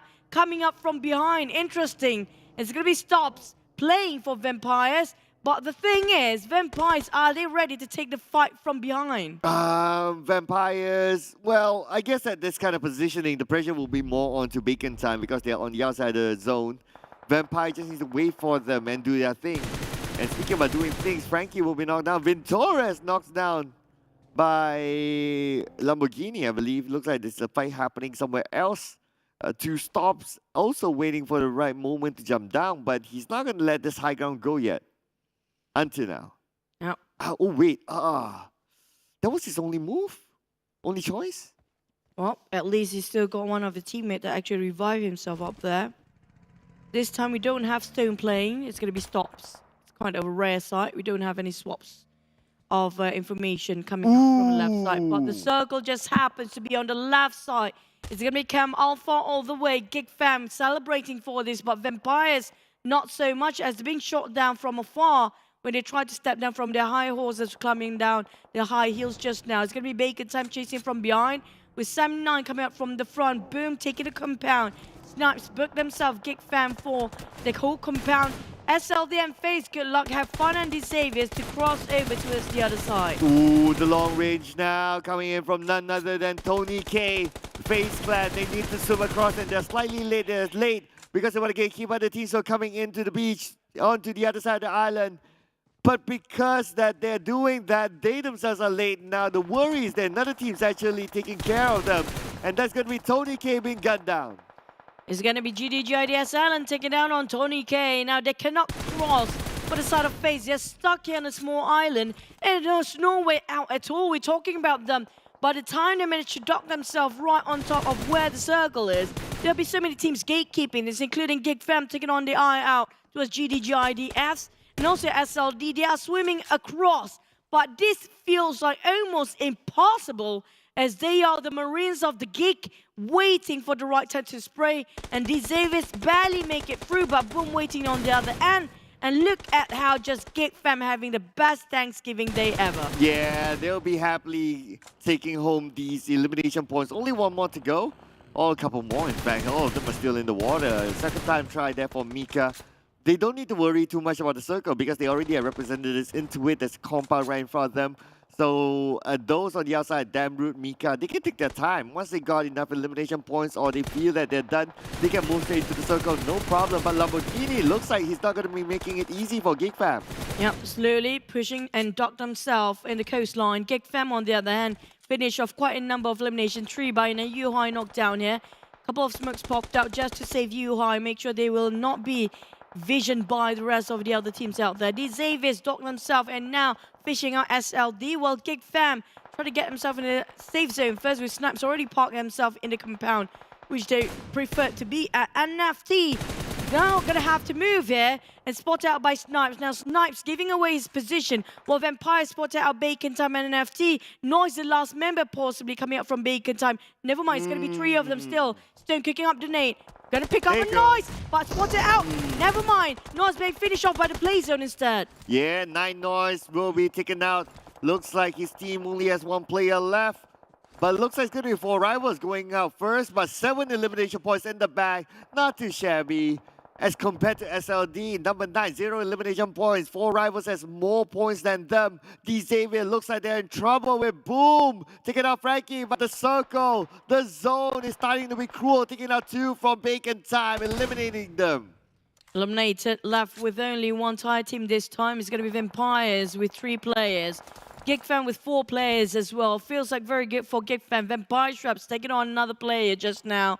And 7 elimination coming up from Geek Fam just by waiting at the dock and shorelines for the players that are swimming over the other side. Now Snipes, he's trying to climb up through, but the thing is, Vampire's got themselves elevations, but in the meantime, they are away from the circle, the furthest, one of the furthest, while Boom taking the center. We do still have the Xavier's player Rabies left remaining at the shoreline there just now. Snipes spraying over towards the side of Stop, spotting him in and out.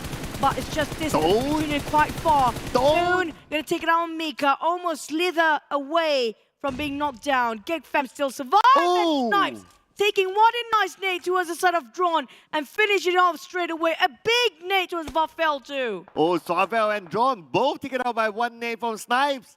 And eliminating the entire NFT. Right this moment, Rabbit's the last man standing. He has 4 first AC. He's going to go for the healing game. That's as much as he can do. If he goes out to the open, it's going to be food for Geek Fam. But speaking about food, the Vampires have the high ground advantage. Now Geek Fam is below them with Stone, knocking out Mika. Stops. Found out on Geek Fam. Straps gonna have to deal with Reezy, which are gonna be just beneath him and right on top of each other here. Geek Fam separated into 2. Damroot really low. Blue zone closing in. He needs to get out from there. But Stone fixed his eyes towards the side of Geek Fam. The Vampires will not give way for Geek Fam to squeeze in here. Slowly being chipped off with Stone on the other hand, taking on Yuhai. And that's it, D Xavier's taken out by Playzone instead. But Vampires keeping eye out towards the side of Geek. Now losing man here, down to 2 players. With Boom and Vampire still 3. Snipe stuck behind a tree here. Oh, Snipes. Oh, Damroot is trying, but no one's inside. Oh, actually, there's Yummy inside, but the name will not connect. Damroot will be taken down by Boo Boo Hoo.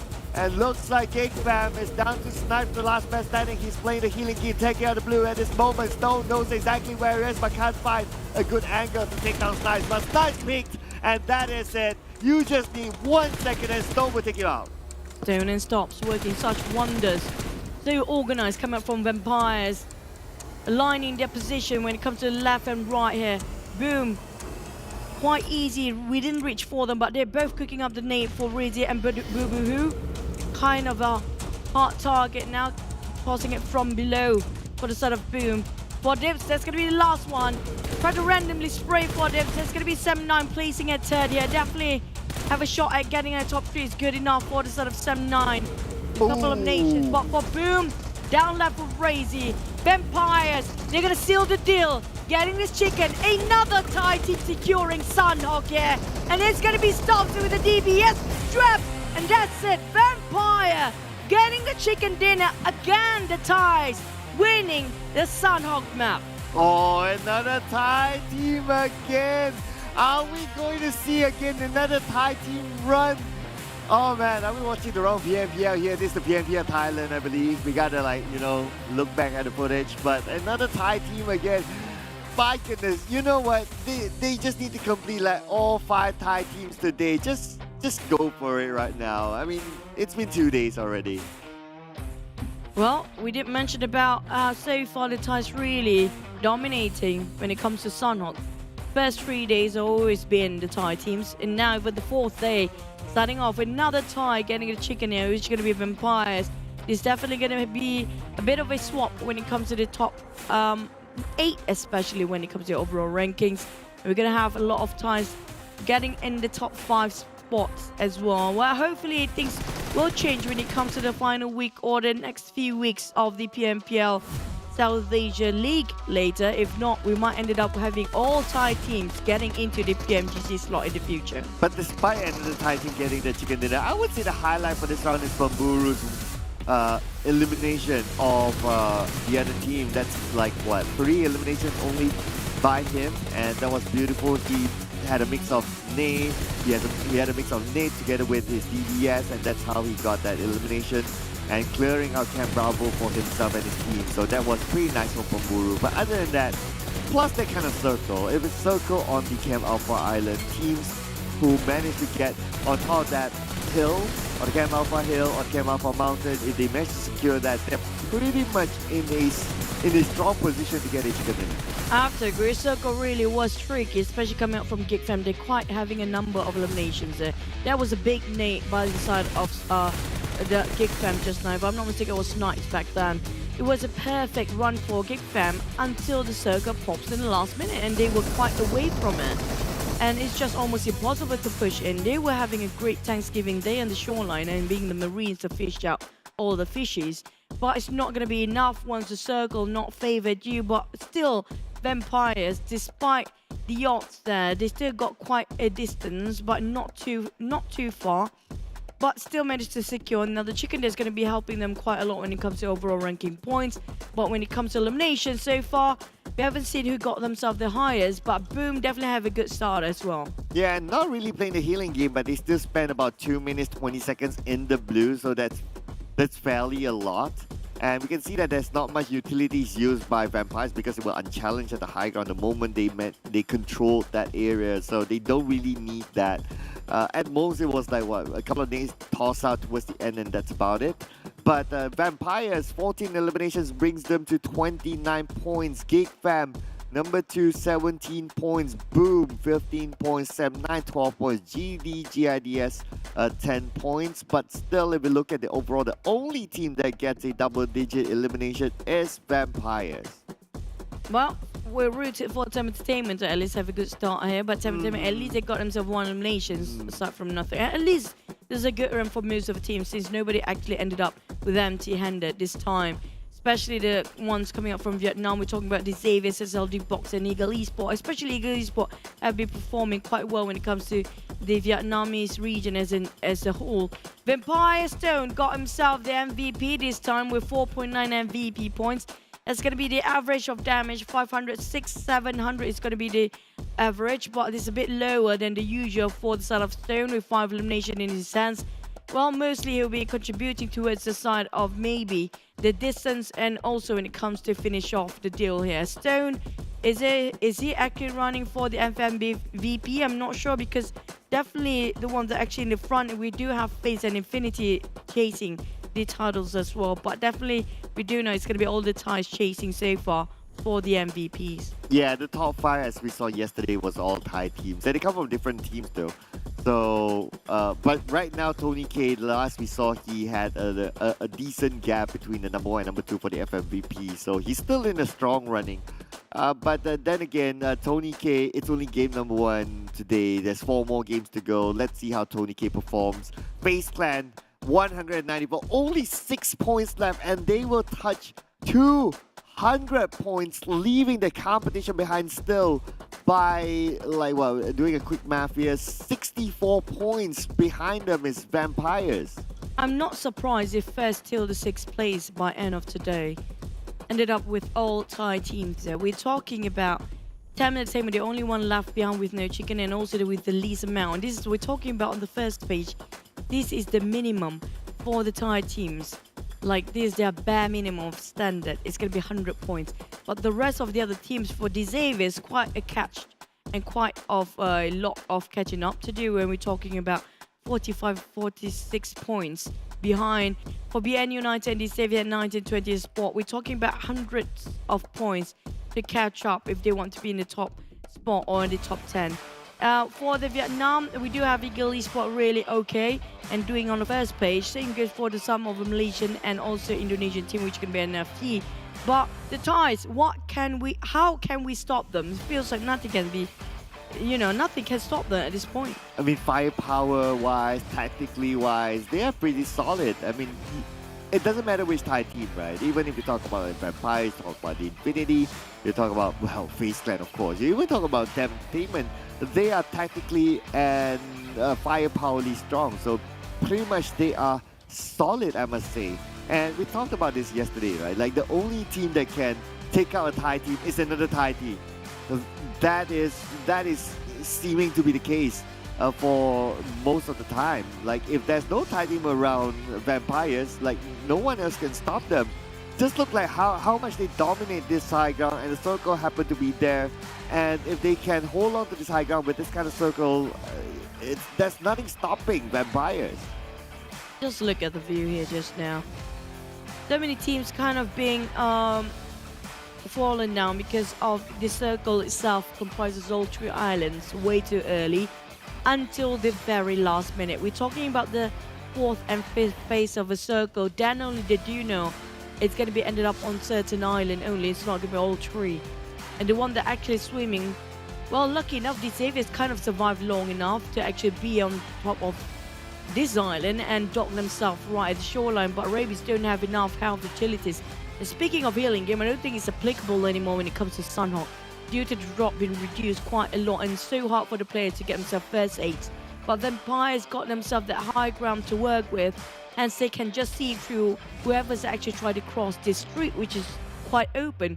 The only problem for them is just to land the shots here because of the steep cliff. Same goes for Boom. This kind of terrain is really steep up to the point that Vampires is easier for them to actually drop a couple of nades if you compare with tossing up from below to upwards when it comes to their nades. So definitely it's going to be Vampires to take away.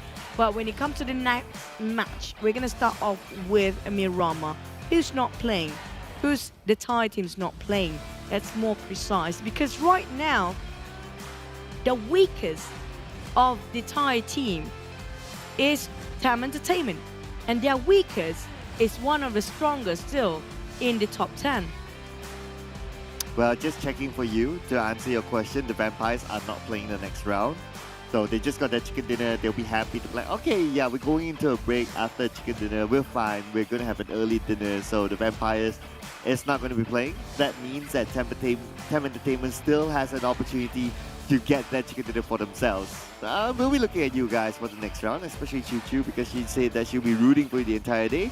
But before Vampires go on for the break, we have to compare these players head-to-head between Stone as well as Shrubs, both of them from the same team. Well, usually we're going to compare between the same players or same team when it comes to the ties. It's always between among themselves or within the Thai teams. There's nothing else. Right? But Stone and Shrubs, I mean, like, Stone Plate just now, if I'm not mistaken, was it Stops? Stone Plate. It Stops Plate as well. But for team to focus when it comes to Mirama, FaZe Bacon time, well, we did mention about this before. The only time that it's not Thai teams getting themselves this chicken in Mirama, it's going to be the first day, where Boom and SLD managed to land one each on the first and second map. And then the rest of the days is gonna be the Thais landing all the chickens in Buriram. So who else can we say right now? Nobody. Kings of Buriram so far, all of them from Thailand. Only the Infinity and TEM Entertainment not in there, but well, as long as you're a Thai team, you know you're there, and that's what matters right now. But looking at again the grouping that will be played after this is going to be A, B, C, and E. So Group D will be taking a break. That's going to be GD, GIDS, DBD, Box Gaming, as well as Vampire Esports. So that means that we will have 5 Thai teams playing in this, and statistics don't lie. We have all 4 Thai teams at the top 4. What else can I say? They are currently in the running to just, bulldoze everyone.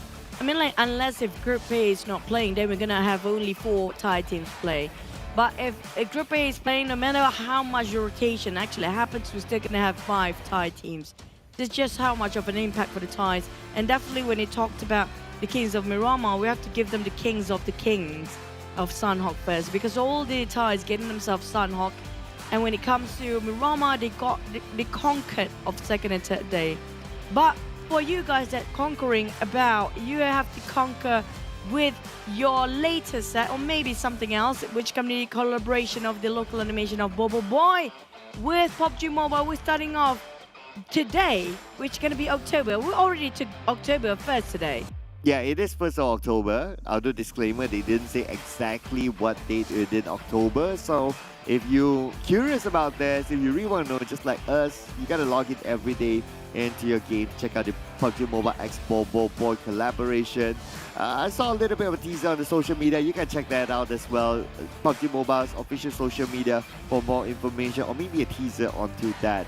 But on Rabu Padu, well, today's not Wednesday, but we will still have a Wednesday coming up. We only have a couple of Wednesdays left, which are going to be 3 or 4 left. So make sure you guys log in every Wednesday to rank up and have more weekly prizes, because this will last until the 31st of October 2022, which we have within just this month left. So don't forget to hashtag away every Wednesday, which is going to be starting off next Wednesday. Today's Saturday. We're down to 2 more days of the first week here. Definitely having a huge impact when it comes to certain teams' performance, specifically when it comes to the Thais. Now back to our Buriram map later on. I wish the best for the other teams. I do want to see other teams that actually perform here, but it just feels a very slight chance that they can actually get it because of how powerful and how dominating the Thais have been the past few days. Well, I almost want to see, just that Thai teams get all chicken dinner. That means TEM Entertainment. Just get the chicken dinner. After that, then we talk about other teams. It's like, just get on with it, right? After that. Because, just thinking about them within the group is like, you haven't got a chicken dinner. How long will that last? If it lasts like 2 weeks, 3 weeks, they'll be like, oh, you ended up the entire league without a chicken dinner at all. So that will be that nice for TEM Entertainment inside of their own, maybe their Thai group. So come on, just give it to them. And then we'll move on to other teams. Maybe we'll have like a Indonesian theme week, and then we have like a Vietnamese theme week or Malaysian theme week that gets a full domination from all these countries. So everyone has their own fun. But speaking of fun or not, I'm waiting for the other teams. Yes, we do want to see TEM Entertainment. That's why my prediction are all going to be theirs today. But the thing is, I want to see if there's any other teams that start to waking up from their slumber here, because it's crucial for them to have a really good point when it comes to the first week. And definitely, they need to come back when it comes to the second and last day.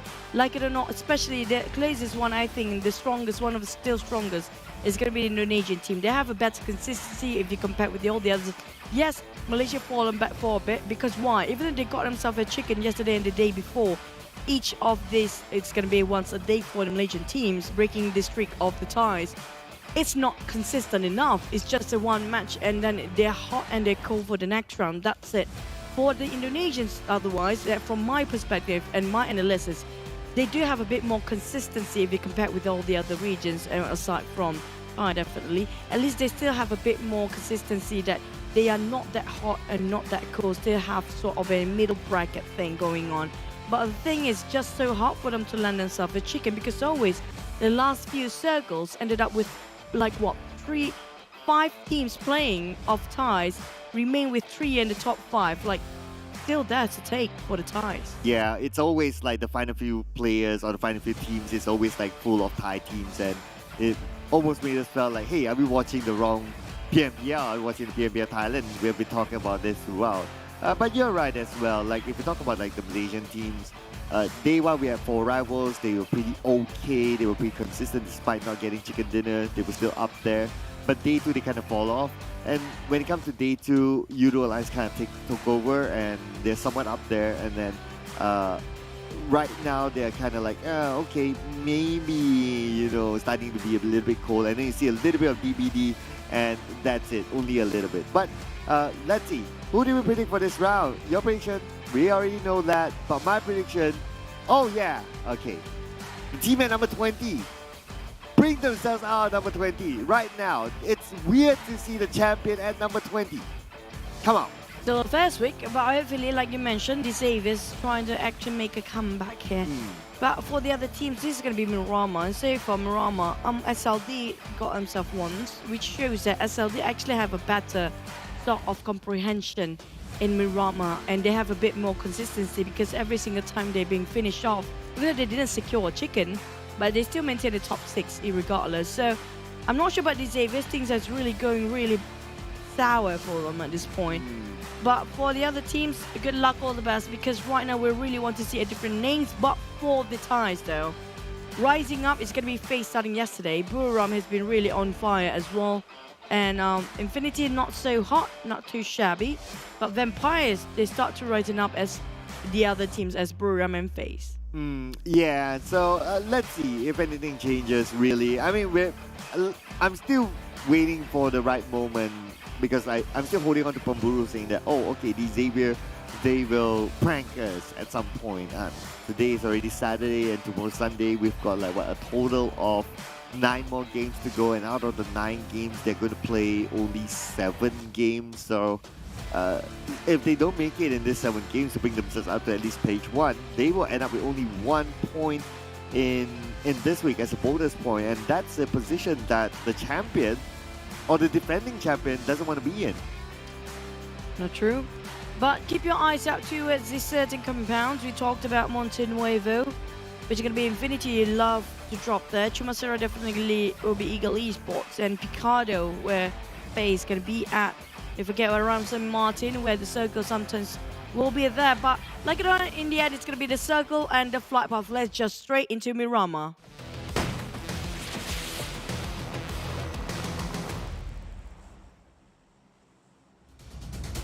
Here we go, Miramar, let's go! So it's going to be the first Miramar today, and it's going to be the, okay, today is day 4, so 1, 2, 3, okay, this is going to be the 7th Miramar in our PMPL SEA Championship. And like what we saw, the statistics, it doesn't lie. Thai teams are really strong. They are performing in South Miramar statistically, so keep your eye on their performance. Now, this kind of flight path, slightly skewed towards the lower side. There could be possibilities that teams might bump into each other as they try to get into their regular drop spot, or they might change their drop spot altogether and bump into each other very, very early on. So hotspots, Chumasera, Picado, very reachable, but for other places like El Pozo, Asiana might be a little bit far. Expect teams like Geek Fam to be playing in an adaptive mode. Well, just to remind again, it's going to be GT, GIDS, DVD, Boxing, and Vampire not playing. So, for rivals, it's going to be a long journey for them who love to drop around close to Bell. Geek Fam, they changed from Hacienda de Patron. It's going to be Puerto Paraiso, which quite nearby towards the site of Buriram, who love around dropping right on top of them. Impala usually taken by the side of Alter Ego, but a bit of a swap there since Buriram is taking Impala this time. Los Leon is taken by a couple of 3 teams actually. If we make it 4 maybe even. Bacon, Yoodo Alliance, and maybe I think Vampires there. I'm not sure, but never mind. I think they're not playing. I'm a bit confused right now. TEM Entertainment, actually, not Vampires.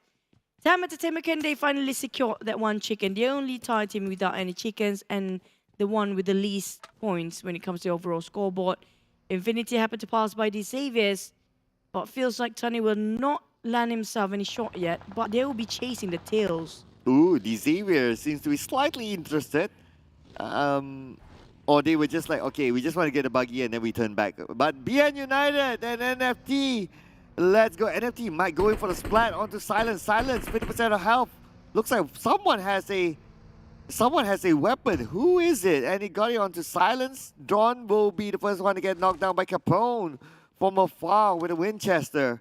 And now Zunos goes in. He has a shotgun. This sort of range is perfect to use the shotgun, and his opponent doesn't have anything. He wanted to hit him, but unfortunately, you don't win against a shotgun in that range. Batman, that crowbar scares the heck out of me just now. That was brutal coming up from BN United as well. But NFT realized it's not worth committing to this fight. They are wasting their time and resources.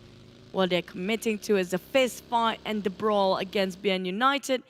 They part ways in taking a different compound entirely to start off. Back to it's the side of Bacon Time. TEM Entertainment, there's 3 or 4 teams. I mentioned it's going to be on top of Los Leones here. It's going to be 4 teams around this corner. We're talking about 4 of them, including Bacon, TEM Entertainment. And I think there's 2 more. SEM Entertainment, wow. Wow. SEM 9. Visited by the Xaviers, who's actually been run and gun all the way just now. They spotted out a different team before and now still on the run. It's a slightly quick move from the Xavier, I'd say. SEM9 should be around the areas of Power Grid / San Martin, around somewhere like that. But I guess they're on the way there, or they are like just going out for vehicles, something like that. But for the Xavier, they seem to be going to another checkpoint. So it's going to be interesting to see how they change up things, considering that the flight path is on the southern side. The circle is kind of kind though, so that's kind of okay. Gives teams time for them to do whatever they want to do before getting into the circle. Silence getting into the top of the mountains quite fast, without any loot, without any gears. Not sure what he has in mind right now, but definitely he needs to loot himself quite a number of gears just to build around it first before getting the prime spot. Yes, the spot and the position is really important for this map when it comes to the terrains and mountains. But without resources, it's kind of pointless to get yourself the prime spot and nothing to work with and defend your stronghold. Impala will be taken by Buriram, like we mentioned before. That push Alter Ego forward towards Al-Azhar. It's going to be quite vacant just the side of Buriram. Very peaceful for now. I'm not sure if Alter Ego are going to go south after this, just to be sure that they want to challenge Buriram for a bit. But you know what? Buriram have been the team that's not too flashy, but they have been performing quite stellar when it comes to team composition and also team formation there. Teamwork-wise, I think Buriram got one of the best. Aside from FaZe, definitely. You saw how Tony K just being a monster all day yesterday. It's like, what? Tony K, he has this thing of just carrying the team and just playing like a monster. But, well, we can't discount his other teammates as well. Players like Ventores, like MR5, they're amazing too. So they're working out very well as a team. But looks like someone got into a little bit of a vehicle accident. Bit of vehicle situation from Boo Boo Hoo just now. Saw the frustration with the spray into the sand. Maybe they got a quicksand in Marama, who knows? You know, it kind of remind me of, you know, ostriches. If they get scared, they plant their head into the ground. Yeah, fun fact, they do. So that reminded me of like the car probably got scared and he planted his head into the ground. Okay, fun fact. Just Animal Kingdom stuff. Okay. Okay. The Xaviers. Frankie alone. Well, nothing seems to be going a bit of a skirmish, except for NFT lost man earlier. I think that was when they're dropping themselves from the parachute. That's it. And ostriches. Bacon Time taking on Yoodo Alliance. Bit quiet for the teams here. I'm surprised how they're not skirmishing like we expect them to be. How they just tolerate themselves. Like in this case, how Impala just being given to as a side of Buriram. And Alter Ego just giving it the spot and going to Al-Azhar. For TEM Entertainment, Mormon, Essozic got himself a vehicle to work with. Geek Fam, having a good rotations, but coming out quite in the valleys here. Don't forget to scan over for PMCC 2022 for you guys watching at home, because this QR code only pop only a number of times within just a few games here. And also, we almost finish off with the registration, so you have yourself a last chance to join in PMCC for students 16 years and above. You guys can actually team up with other institutions and schools as well. So it doesn't mean necessarily that you have to be in the same institution to partake in PMCC, where you actually have a slot to join in the 2023 PMPL as a pro player. Nice. Now, yesterday he got a couple of MVPs. I think got once or twice, or at least once. So spots out Geek Fam on the other side. We got a couple of teams currently taking out the blue. BN United and NFT somewhere else. But we are still in the first phase of the circle. There will be some teams doing that. We have seen it time and time again. And it's not too bad, especially the first phase of the circle. Geek Fam knows where their opponents are at. And the Beagle exploded. Ouchies. I mean, vehicles are just so important inside Miramar. Plus this kind of circle in the middle, you always want something to drive around with, and you want something to be able to be your barricade in case it goes out in the open towards the final stages of the round. Do we actually see a first circle just now? We haven't, right? It's the middle of the map. Yeah, it's a generous one. I think it might be ended up on top of San Martin again, or somewhere there. We saw a lot of Power Grid yesterday. Was it all Power Grid yesterday? Yesterday it was above Power Grid. Yeah, somewhere there. Above Power Grid, around the areas of Hacienda, somewhere there. Yeah. Yeah, mostly in the center. On the day before, we saw a lot of Creative Field. So is it going to be a repeat sort of a circle on two Miramar maps? It feels like almost similar within the same day of circles. But I'm not sure what happened to Infinity. Seems like they are a bit hot and cold these days. Not too much of impression. Maybe they're trying out something new. I mean, like, they are, for the ties though, they are in the comfortable situation or position. They can actually try to experiment some stuff if they want to. Yeah. They do have that luxury. I like to say that they have the luxury, but anyway, they are still in page 1, so they're kind of like, okay, but just because they bring the brand name or the team name of the Infinity, right? It's like, okay, the expectation is that they have to be up there. It's like, even if they're like number 7 or 8, it's like not good enough for them, or number 6 is not good enough for them. They have to be like 1, 2, 3. They have to be like challenging for FaZe Clan, and that is the impression that I think the Infinity brings along with them. So even though if they slip a little bit, everyone will be like, Infinity, where are you guys? You guys should be better than this. Like, the expectation is different.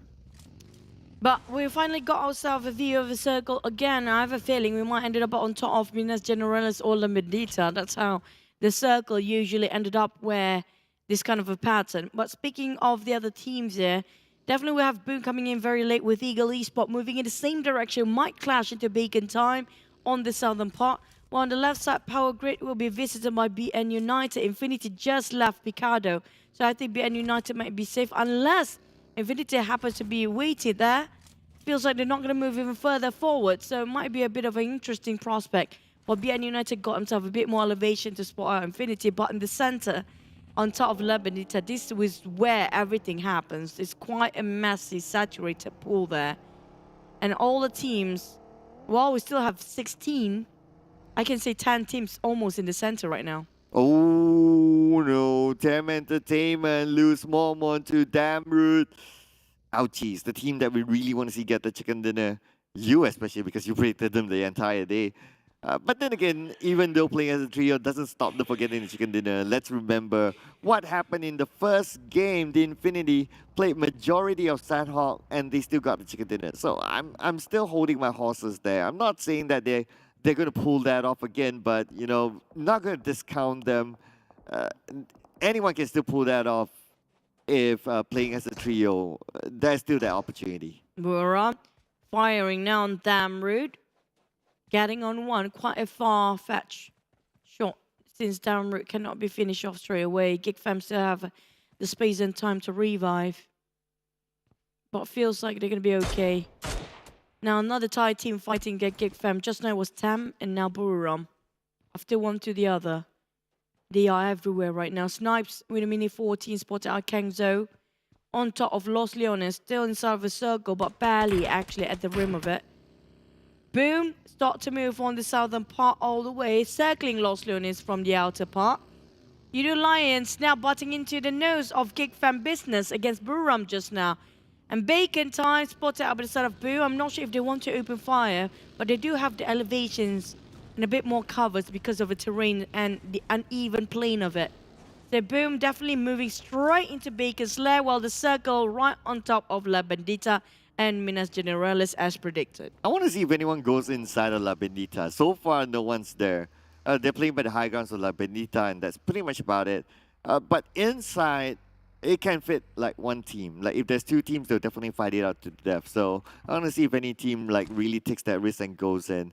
Looks like TEM Entertainment is taking that move. Interestingly, Alter Ego keep an eye on them if they do go in, but TEM Entertainment parks themselves inside of La Bendita itself. So okay, so inside of Minas Generalis itself. So interesting. They're the first one there. Being the first one, they need to be prepared to defend that area. And as a trio, they need to be able to do it even against a full squad. That's true. Now back towards the side of 7-9. Well, we heard gunfires just now. Definitely Geek Fam still fighting for the survival. It's fighting against Geek Fam fighting around 2 to 3 teams at the same time. We're talking about Yoodo Alliance is one of it. Buriram and TEM Entertainment, who they shot down earlier just now. For the total truths used now, interesting. All hitting the 100 marks here. Except for Ramones coming out from NFT with 90. Mormon and Tony K actually on the same part, 100. It was perfect, 100. Tony K is like, he's in every stat. It's like you can bring out the most damage, you can bring out the most eliminations, most throw use. He's still there. And he's not like there like, oh, a second or third place. He's like #1 there in all the stats. I mean, no wonder he is currently leading the charts for that FMVP. And he has like what, a gap of like what, 0.5 against the as compared to the second place. So I mean, in every stat he's just there. It's like our graphic designer doesn't need to do much. It's like, oh, okay, yeah, Tony K is still there. Don't need to change anything. Just change the numbers. Just change the title, and that's it. A lot of long shot fights here coming from these guys. Buriram. Bacon Time defending towards Boom. Now really low coming up from Boom here. They've separated as well into 3-1. Lucky enough, they can just reset themselves in full HP. We do have one more team from behind though. It's going to be 3 teams right in the same corner here on Minas Generalis. There's going to be NFT Ramones, Boom, and also Bacon Time. Slowly Razy approaching towards side of Ramones. But I'm not sure if Yummy and the rest of Boom can actually give extra hand here since they are too far apart. This is street and open street separating them into 2. Razy spotted out NFT. It's going to be straight towards the side of Ramones, but Ramones managed to build things out. Now Razy not having vehicle on the other side of the map, on the other side of the street. Not a great prospect. Ooh, Bacon Time just below Boom. And Boom they go, tossing the nades away, and Almstar gets knocked out to Octa. The Infinity Slayer the other day, another nade will be cooked out. Almstar waiting for the right moment, a molly in hand, and Boo Boo Hoo will be knocked out by Shirley. Almstar starts to move in. Almstar knows he has the advantage with the DBS in hand. On the left, the smoke is covering his opponent. The spray coming in from Almstar. A couple of DBS shots will not connect, but Almstar will need to pick up Shirley. Octa bleeding now at the same time. But they try to toss a couple of nades here from Ice. And here comes a double nade from both Bacon Times. Try to finish off Boom, but they still manage to revive an Octa. And Boom, seconds away. Seems like Ice having a perfect angle. But it's a bit too late now as Octa on back his feet. And Yummy and the rest of Boom will part ways. Try to get into the safe zone first and reset himself. We're having Geek Fam. Well, Victorious managed to build things out in the last minute. It was lucky enough. Yeah, very lucky, very smart as well from Ventores. He had a couple, he had backup fire coming in from Tony K as well. So he'll be all right. He managed to rendezvous back to his teammates, so he's okay for now. And they're currently in the circle, but can't say the same for Twanzi. His vehicle has been exploded while he's making the rotation. Geek Fam has their own compound, while FaZe Clan still chilling here, but Rabbit's not chilling at all. Sam9 seems to be fighting these saviors up there. The circle shrinks even further just now. Bandita's not inside the circle. I think it's going to be right on top of Minas Generalis as Geek Fam still hovering about FaZe Clan's positions. And Lycan finally counter fire. Kind of a far-fetched to hit the spot here. While Ego Esports waiting on the other end, Geek Fam now kind of hammering between now. Xavier's taking on Boom. Frankie taking out on Octa. As Sam9 taking advantage towards the side of Xavier's who focus on towards the Boom side. Sam9 on the other mountain. On top of Minas Generalis here. Frankie taking the lower ground. Spot out Octa. We'll finish off with an explosion. That's a nice spray coming up from Frankie. A crispy one. Securing another elimination for the side of the Xaviers. The Xavier getting 2 elimination points. But they're playing as a trio. That's their downside. Zunos will be gunned down. Sky only moving in. But on the other side, we have NFT versus BN United. BN United down to the last man. NFT as a trio. They are ready for this. They are waiting to fight. Looks like they'll find him soon. And Sorvel, oh no, goes into the fire. Sorvel will be taken out. But boom, Ramos goes down. John, the last man standing, where are you? Ramones denied himself in the last minute just now with that sort of explosion. And that's going to be denying the point just now as well. What an unfortunate incident. But back to the side of Bacon Time and Buriram. Now they're trying to, a bit of a war, whoever gets this hill, with Xavier's on the other end and Sam9 as well. We have Alter Ego on the other end with TEM Entertainment, Bacon versus Buriram. Both of them have vehicles. Spotted out Lamborghini and Frankie trying to run. Bacon Time spot their cars and trying to get another go against Buriram. Nice random spray, but not having enough HP to tank out the blue zone. Oh, he still can run, but he has only 1 tick of health left. He's exposed at this moment. He needs time to reset himself. Chua needed himself for some reason. Whatever happened there. But Sky only has the high ground advantage. Shirley on the lower ground. Well, we got now Frankie down to 50% health. Can he make it? Yes, he should be able to do so. Frankie, the last man standing for D Xavier. But talking about Sam9, 5 elimination points. They're currently dominating. Back to the side of Bacon Time bleeding out in the center while Sky 1 nade to rule them all. He got himself that Molotov, double of it. But never mind, he spotted out Frankie. Overpicked just now. Sky got chipped away by Frankie's spray. But here comes Frankie pushing into a Bacon. It's going to 1v3. Frankie getting on one, maybe. Trying to ring around Rosie, but Frankie spotted out one more player. That's it. Bacon Time finished off by the side of the Xaviers. Eliminated at 15. Frankie eliminated Bacon Time. But now we move over to BN United. Looks like it's going to be 1v1 Ramones and Max. Max will be gunned down. Ramones wins the fight. And Ramones with the last team held the zone will arrive onto him. And unfortunately, he'll be out too. Snipes on Geek Fam taking their high view towards the side of Ego Esports.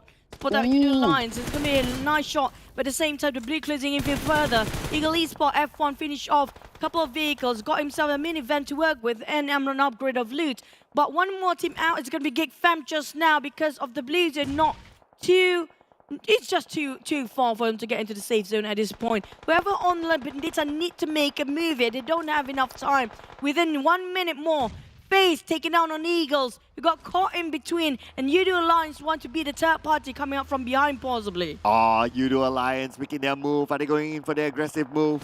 They're going in for a little bit of a flank, but FaZe Clan, they have the high ground. They have a little bit of circle as well. Namchi will be finished off by Venturas. There's another elimination in the back for FaZe Clan. Now FaZe Clan will need to deal with Yoodo Alliance, but before that, let's look at Alter Ego. Only down to Renaure, the last man standing. TEM Entertainment down to 3, and Renaure couldn't hold the ground. Finish off by TEM, and it's going to be a reset for the side of TEM Entertainment with Bavi will be revived here as Buriram cooking up the nade. I'm not sure if they have enough time, but Nam and Sky only. Nade tried to toss over with another team coming up from behind. It's going to be Sam9 possibly. Buriram tossing out the first nade, and Bavi will be revived. And Sam9 are dips dap, cooking up their nade, and Harm is just going to pop a couple of smokes. SLD from afar shooting down 4 rivals. And 4 rivals taken down by the side of Sem9 at the same time too. Oh, Sem9 climbing up the hill. But speaking about the hill, we still have FaZe Clan on top of the hill, looking over Yoodo Alliance. Happy we got up by Dab. Looks like the fight has started. Mela from the Infinity will be taken up by Tony K. That is it for the Infinity. No points in this round for them in terms of eliminations. But Sem9 wanting more. Sem9 already at 7. One more to go. Bamburu on the right. Dab, Bamburu, but Roxin is there. But it's finished off by the side of Dap still for Pamburu. They managed to, he got Dap on that side for SLD. It's going to be a lose-lose for Sem9 and both full rivals here. And they're stuck in between so many titans of the teams out there, including SLD. We're down to only 5 teams within just seconds in the 6th phase. In less than 10 seconds here, they're going to have to move again. Buriram with 1 player left. The others still have 3 and 4s there. FaZe with all 4 men well left. SLD can have a bit of a reset. But those having the high grounds, now this is going to be a tricky terrain to play around with lead. The Bendita is a crate of a space. Yoodo Alliance very segregated. FaZe coming in from the left side here.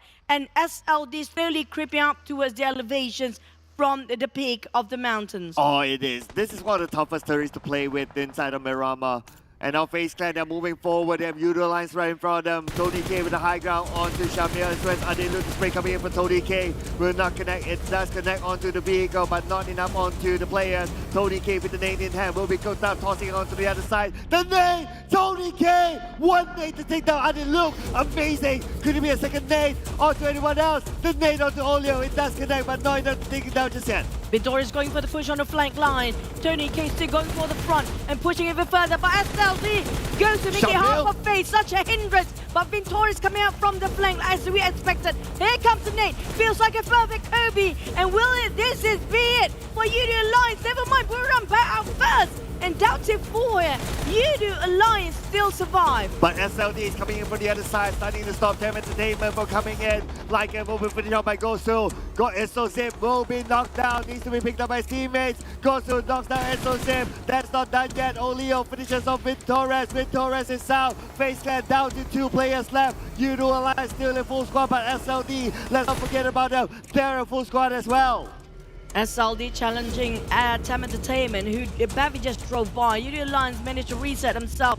And TEM slowly creeping up from the side. Zip bleeding out. Nobody can actually save him. FaZe Tony K making wonders there with his spray. Again, taking on Onsan. But he got retaliated by Rapper Boy. Shooting from far across.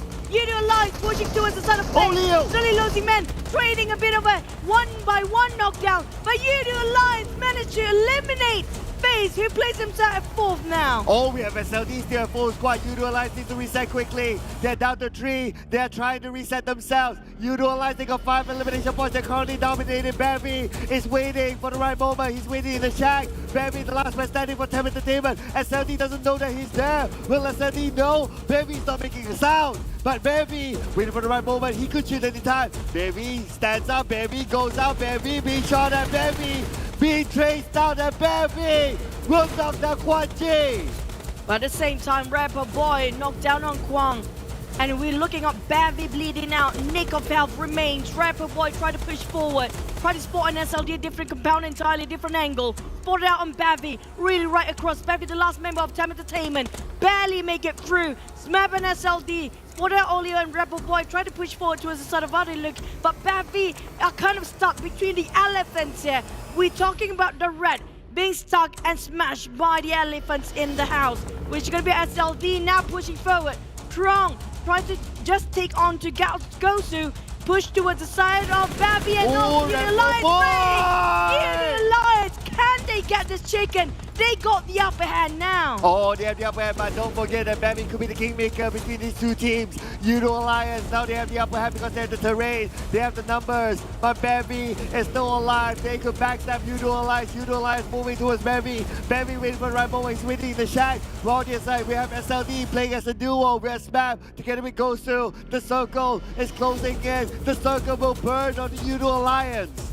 Gosu waiting for the right time to put him said. Spotted out Look on the elevations there. Now a couple of seconds left, 30 more, half a minute to go.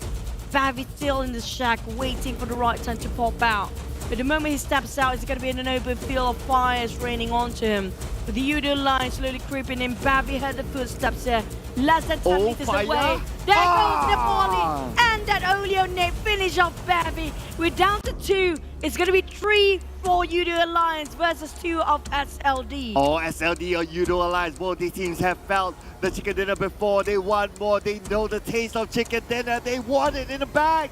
SLD, 2v3. The circle is just that small. We can't tell who gets the circle at this moment, but Snap, waiting for the right moment, tries to find out information where exactly Yoodo Alliance is at. Yoodo Alliance, they're spreading out. They're taking cover. They have a good position at this moment to stop SLD from coming in, but SLD tries to fire upon Leo. Goes down, Gosu takes him out. Perfect spray coming from Gosu. Now it's going to be equal out the odds 2v2 here. Riverboy really risky. They tried to flat tires. Picks a shot coming out from Gosu. SLD giving the spray to a side of minivan. But Riverboy running about. But at the same time, they need to go and revive around their mates for Yoodo Alliance.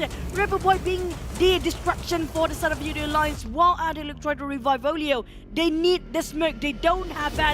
That nade going to finish off Riverboy. That's really close, but he's been guarded by the vehicle. It's going to be Yoodo Alliance going on Gosu. One more member left for SLD. Oh, 1v3, let's go. Yoodo Alliance, this could be their second chicken dinner. Yoodo Alliance, Smap will be taking out the blue. It's going to be Yoodo Alliance taking home the chicken dinner. 2 chicken dinners for Yoodo Alliance.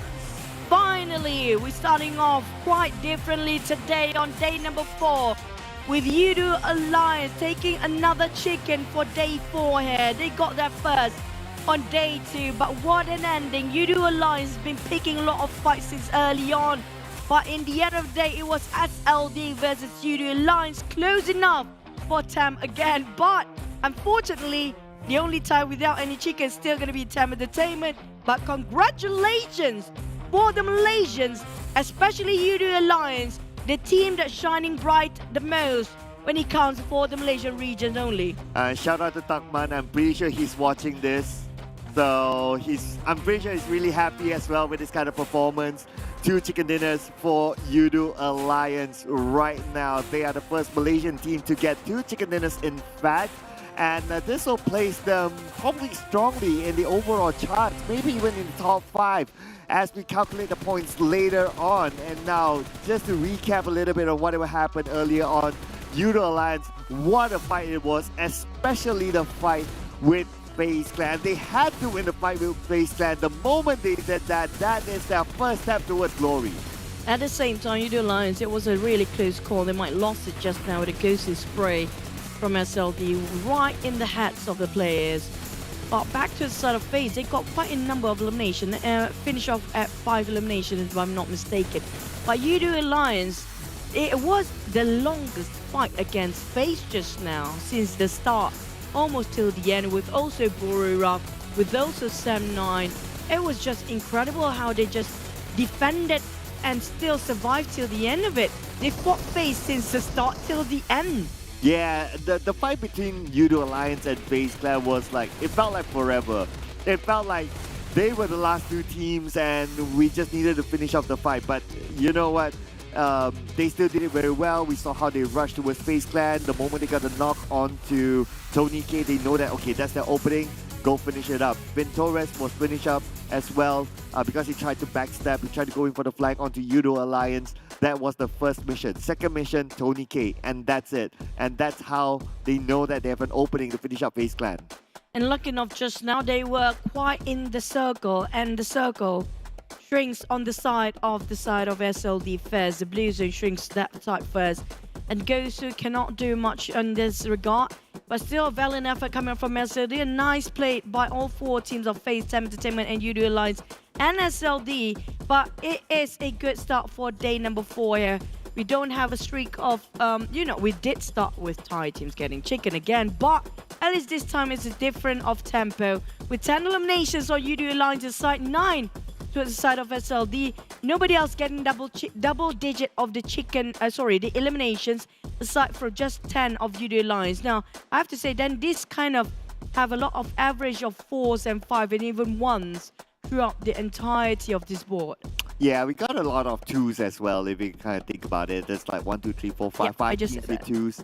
Yeah, so So that's the total points that we're talking about. But anyway, Yoodo Alliance 25 points. TEM Entertainment, we talked about them, hoping them to do well. They did fairly okay in this round, 17 points as a total. They went straight into the middle. That's where the compound is, inside that crate, and they defended it against like Wow. one or two teams. So they did well there, despite playing as a trio most of the round. Wait, look at the longest elimination distance. This actually the record holder. For now, it's going to be out there. Look, we haven't reached 400 yet, but this is the furthest. Put no note to that. 387 meters, the longest elimination distance from Adik Luke. And I think that might be with a Mini 14, I'm not sure, but that's definitely quite far if you compare the others. This is the longest we had. He might have the Eagle Eye Award later on for these guys, but that's one a heck of a number. But here comes FaZe cracking up the 200 marks there. For they are still at number 1 spot. Yoodo Alliance push at second place. But look at the gap between the first second is 64 points to be exact. Yeah, that's a lot there. That's a lot. 64 points. It started from 70-ish to 60-something, and now it goes up a little bit more, but that's good enough anyway. 60-ish points. They are still very strong up there. Yoodo Alliance, second place right now. They're breaking the train, the chain of Thai teams. If not, it will be like Thai teams all the way down, and then we have like the Eagles somewhere there. But anyway, what's going to be important is that Yoodo Alliance, they are showing that, hey, you know what? You saw us up there. Don't forget about us. We're not dropping, and we will still keep on pushing for that top spot. But at the same time, if you compare it with the page of FaZe second here, definitely when it comes to 16th spot now, this is where we always have to keep an eye out, because the 16, 14s will be relegated, but not this week. I mean, like for overall later on in the grand finals, but if you look at the 16th place, 70-ish, now that's going to be still a lot of numbers to catch here if you compare to first page. It's already a huge gap. How big of a difference between the first and second place is already a huge one. So catching up to the first page is quite a headache. So they need to make sure they can actually close up the gap. But just to recap just now, I think the circle was right on top of the flight path as we speak here. Yeah, somewhat. It was just like on top. It's not that far away from the flight path. It's not like it goes all the way to El Pozo or something like that. And yeah, there you go. So it first looked like, okay, lost Leones, and then it kind of like moved a little bit towards La Bendita, but the difference is not that much. So because it's like there's a lot of land to play with, and there's not like those super duper high grounds that's either inaccessible or only accessible by vehicles. Everywhere is pretty much playable. So that's how we can see that a lot of teams that they can spread out a little bit more. They have a lot of room to play, and they can survive to the later stages of the game with that. But also, speaking of La Bendita, it was a really tricky place to play. Like, do you want to get into the compound, or do you want to get elevations on the outskirts, because it's sort of a crate, like I mentioned before. So whoever try to play in the outskirts, the risk at it is going to be them being closed off by the Blues. And since La Bendita, it ended up right in between, and not so much on the outskirts, not so much in the inside. So they have to be in between, where it kind of an open field there. If you got yourself landed too early on, you'll be not missed out by the other teams, you'll be shot down. So to actually appear here, it has to be the right timing, which what Yoodo Alliance actually managed to do so. And TEM Entertainment, they were a bit too late to get out from the compound. Hence, they left with only one man, Bavi, along the process, because they're being pressured by the Blues here most of the time, with SLD keeping their eyes on towards TEM for the longest time there is. It's just really unfortunate with one Shack to play against, and Yoodo Alliance happens to have a couple more utilities, which was one Molotov and one grenade that finished off the side of Bavi. But for SLD, this is where I said the circle favors the Yoodo Alliance side. If it's the reverse, it's going to be SLD having the upper hand, because Ghost managed to take down on one with that spray just now. Yeah, pretty much Yoodo Alliance needed to wait for the opponents to come to them. You're right. So SLD, first, they don't have the circle, they don't have the numbers, so it's a little bit tough for them, but they tried their best anyway. But you know what's best? Our official smartphone partner, that is Realme. What you see right here is the GT Neo 3 that comes together with a MediaTek Dimensity 8100 5G chipset and a dedicated display chipset as well. And don't forget, our official live stream partner TikTok hashtag #BeTheOne TikTok challenge and follow our official PUBG Mobile page, PUBG Mobile My Official, PUBG Mobile Esports.my, PUBG Mobile Esports.sg, as well as PUBG Mobile Official PH. And we also like to thank our official food delivery partner, that is Grab, with 50% off Grab food order, promo code PUBGM, only for new users. Terms and conditions apply. Speaking of dinner and Grab code, we're definitely going to order ourselves for some dinner and food later because we're going to head into our break. So we're going to head over to our official match later on after we have this break. See you guys in a bit.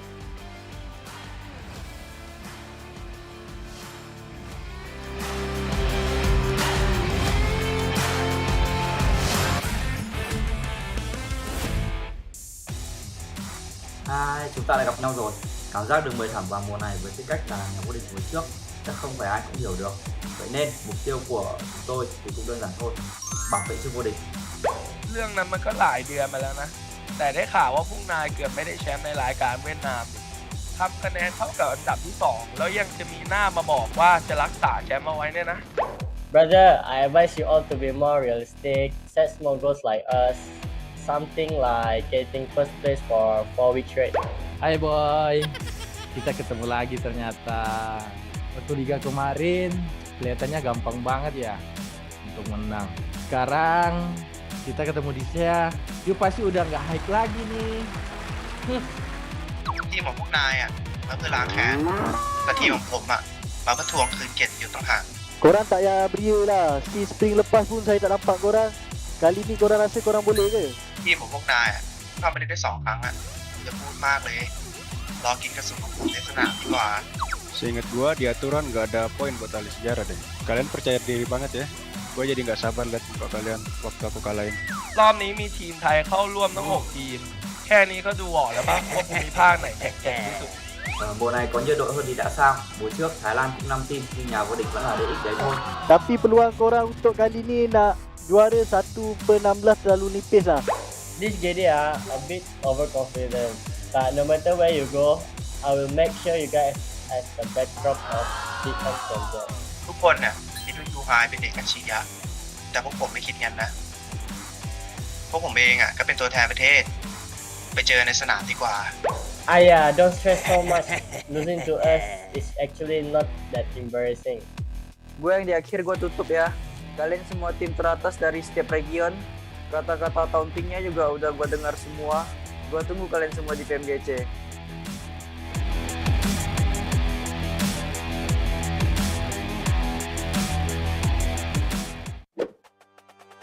Dear PUBG mobile players, welcome to the new version. In this video, let's take a look at the game's new and improved social system. In the new version, we've fully upgraded the gifting system. An even greater array of awesome gifts are now available. First, we've added popularity rankings and clout value. This measures an individual's generosity by how many gifts they send to other players. As a player's clout ranking increases, they'll unlock prestigious rank perks. Go see which of your friends is the most generous. In this update, we've added Guardian Gifts. Guardian Gifts last for a period of time. Once sent, the players form a Guardian relationship to reflect the significant connection between the players. There will be a dedicated ranking for Guardian duration. The gift wall is another new feature. After players receive gifts, the gift wall will display the progress of gifts received. When a player gets all the gifts of a particular theme, this will unlock a themed medal. Furthermore, in the new version, the player who sends the most gifts becomes a gift sponsor. A ton of new gifts have been added to the shop, including those with special effects. Go and buy a gift for your best friend. In this update, we have revamped the Synergy system. We have created a new Synergy Anniversary gift. During special anniversaries, players that have built connections will receive rewards via in-game mail. What's more, players that have built connections can obtain Synergy ranking rewards. We have added a Synergy recruitment system to help players post recruitment information and add friends. Go and recruit some friends. In this update, the number of friends a player can add has increased from 200 to 300. Friends can now be pinned to the list. In order to make it easier for players to use team reservations, we have lowered the threshold for making a friend reservation. The synergy requirement has dropped from 50 to 5 points. In the new version, reservation info will still be displayed in the chat window. Players can send more kinds of invite messages and view the real-time status of reservations. At the same time, the in-game display for reservation requests is now clearer. Don't miss a reservation invitation from a friend. For Team Up Reservation Chat, we have added a quick chat feature to send Team Up reservations. This will allow players teaming up in the lobby to quickly send common messages. Try it for yourself. These are all the major improvements to the social systems in this update. There is more content for players to explore in the game. If you want to learn more, follow our official PUBG mobile community. Winner, winner, chicken dinner. See you next time.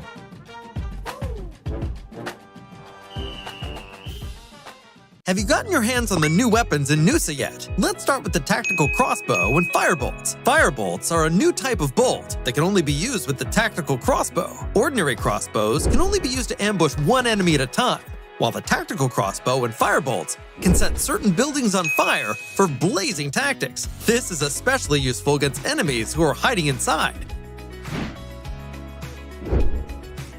Next up is our highlight, the NS2000 shotgun. It uses 12-gauge shells when hip firing and shoots single-round slugs when aiming down sights. If you encounter an enemy at close range, don't bother aiming down the sight. Just take them down with one shot. Even if you're fighting alone in an urban area, you can easily wipe out all enemies by yourself at the tap of a button. You can also aim down sights and use the single-shot mechanics to easily eliminate enemies at a distance. Nusa is a small map, so the play zone shrinks really quickly. Not only is it important to offer exhilarating gunfights, exploring the map has to be fun too. That's why we've prepared the quad for you.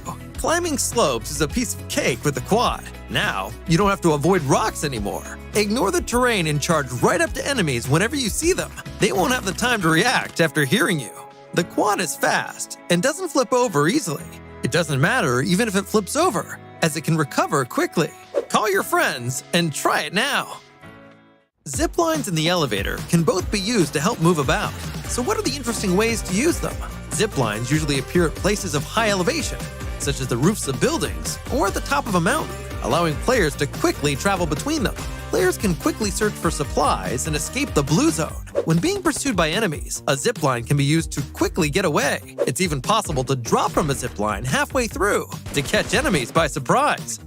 Furthermore, ziplines can be destroyed. Players can use the zipline to quickly reach the other side, then destroy it to prevent enemies from giving chase. Damaged ziplines also make good locations for ambush, as enemies may try and repair them. The elevator can be found in the tallest building of Telepack Town. The elevator can be used to quickly go between different floors. In actual battle, players can use the elevator to quickly get to the roof and to intercept enemies that come up from the lower levels. It's even possible to hide in the elevator and wait for unsuspecting enemies to enter to score a surprise elimination. Ziplines in the elevator are sure to help players out in battle and create all kinds of unexpected situations. So play PUBG Mobile and try it out!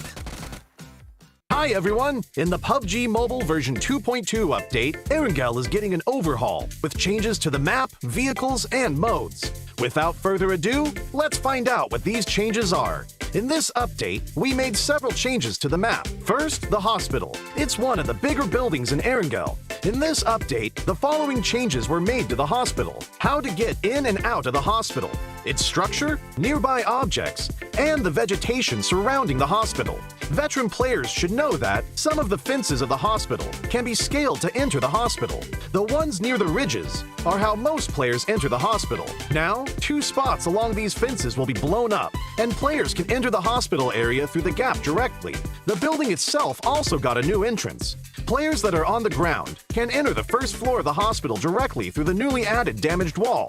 Those who parachute to the hospital can land on the roof and descend to the 3rd floor immediately. These changes will make it easier for players to spot the entrances and streamline their movements in this area. Those attacking and defending will know where they should focus on as well. On the inside, we simplified the structure of the hospital. Originally, the 3 floors had different layouts, and there were many rooms on each floor. So, searching the rooms was very tedious, because players had to go into each room. After the update, the 3 floors are now more or less the same. Some rooms are now also connected, making it easier for players to remember and to search the rooms for supplies. As for the surroundings, we also made some improvements. We added abandoned ambulances and ruined medical crates to the areas surrounding the hospital, so now it feels more authentic. We placed some objects at the entrance of the hospital so that it wouldn't be too empty. This gives players heading toward the hospital a covered area to protect themselves, so they are not directly exposed to enemies inside the hospital. Outside the fences on the side of the hospital, we added a new climbable spot. Players can hide here, or they can scale the fence to enter the hospital. As for the fences by the ridge, since there are now 2 gaps to enter the hospital, we've reduced the number of objects in this area to make it more visible. So now, both attackers and defenders can see each other clearly. Further out from the hospital, we've added some new vegetation, so that players hanging around the hospital will have more places to hide.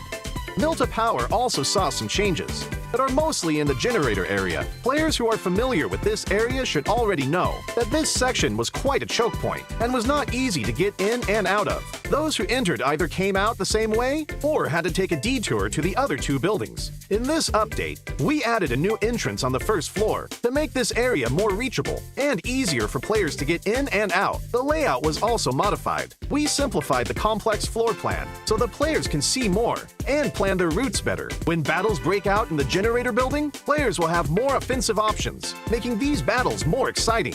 In this update, 3 new ports will be added to Erangel. The first port is by Ferry Pier. We added a port here, as well as increased the amount of resources in the area. The Ferry Pier will soon be more abundant in supplies. The 2 desolate beaches to the southwest of Farm and to the south of Sosnovka military base will also get new ports. They will both contain a good amount of resources. Players will also find boats at these ports, so they can quickly travel to another location. So, keep these places in mind, because they'll make for a great landing spot. During the previous themed modes, players really enjoyed the special crates. In the new version, we'll add special supply kits to classic mode. Players will be able to find special supply kits in buildings. There are 3 types: medical, tokens, and military supplies. The resources in these supply kits are very good, so keep an eye out for them when searching. In the new version, bikes will become a staple vehicle on Erangel. In some of the more remote areas, players will find bicycle sheds. Each shed will have 4 bikes initially, and they're first come, first served. These bikes can be collapsed and put into the backpack, so they're really convenient for traveling to other locations. In addition to the sheds, players will be able to find bikes in other areas. With a bike, players no longer have to worry about being too far from the play zone. In the new Erangel, there will be flash shops. They will spawn randomly in outdoor areas. Those who find one are in for a treat because there are tons of random discounted items. So keep an eye out for flash shops during matches.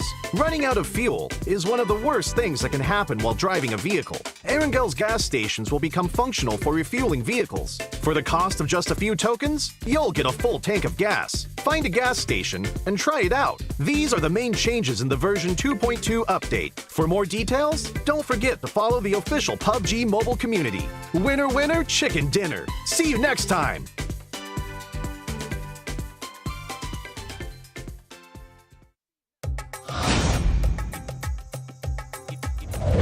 Hi everyone! In PUBG Mobile version 2.2, we'll officially release a new Battle Royale map, Nusa. Nusa is a 1 kilometer by 1 kilometer tropical island. The island is bright and sunny and has beautiful beaches, rolling hills, and dense vegetation. In addition to the natural scenery, it also has many areas that have a unique style and combat characteristics. Without further ado, let's take a closer look now. As a whole, being a 1 kilometer by 1 kilometer map, Nusa is the smallest map PUBG Mobile has released to date. It also has the most compact structure among all the Battle Royale maps. We can make some comparisons by looking at the data. Erangel is 8 kilometers by 8 kilometers in size, and 100 players participate in each match. This means there is an average of 1.56 players per square kilometer. In Nusa, an average of 32 players fight in a 1 square kilometer area. Conflicts are intense, and players will start shooting right after landing. In the southern part of the map is a heart-shaped island. Two paths connect this island with the gorgeous Pink Beach. The Ferris wheel and hot air balloon are both located on Pink Beach, which highlight the romantic atmosphere of the beach. But keep in mind that the terrain of Pink Beach is rather open and has little cover within a certain area. If players want to move around Pink Beach, they can do so with the help of smoke grenades to obscure enemies' vision, or push the beach balls on the beach and use them as moving cover. But if you do so, remember to keep an eye on their durability. In short, Pink Beach is beautiful and romantic, but you must take care if you plan to spend some time there. Bulan Bay is located in the northwest part of the island, and the coast is quite low there. The cliffs on both sides have a large height difference, and players can move between them with a zip line, utilizing the advantages of high ground. Players at the top can observe where enemies are moving in the bay. Meanwhile, players in the bay need to move around covertly. There is also a cavern connected to the sea in the northern part of Bulan Bay. Players can jump there directly. The cavern extends in all directions, and players can explore this area. In addition to the natural scenery, Nusa also has many urban areas, of which the largest is Telepak Town, which is located in the southeastern part of the map. Buildings are scattered everywhere in the urban area, and close-range street fights can break out at any time. There are premium apartment buildings in Telepak Town. These buildings have elevators that can be used, which adds another dynamic to searching, attacking, and defending in the building. For example, players can set up an ambush in the elevator. By getting in and not selecting a floor, they can then give enemies a surprise when they enter to use the elevator. The rooftops of buildings in Telepak Town are also connected by zip lines, which gives players more flexibility in urban battles. If the zip line is destroyed, it can be repaired with a tactical crossbow. I believe Telepak Town will give players a unique 3D alley combat experience.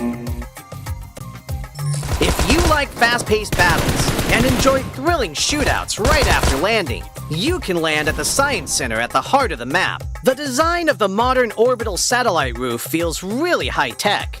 The Science Center has 3 floors. Each floor is spacious and contains lots of supplies, which attracts many players to loot this area. As you can imagine, very intense battles will break out between these floors.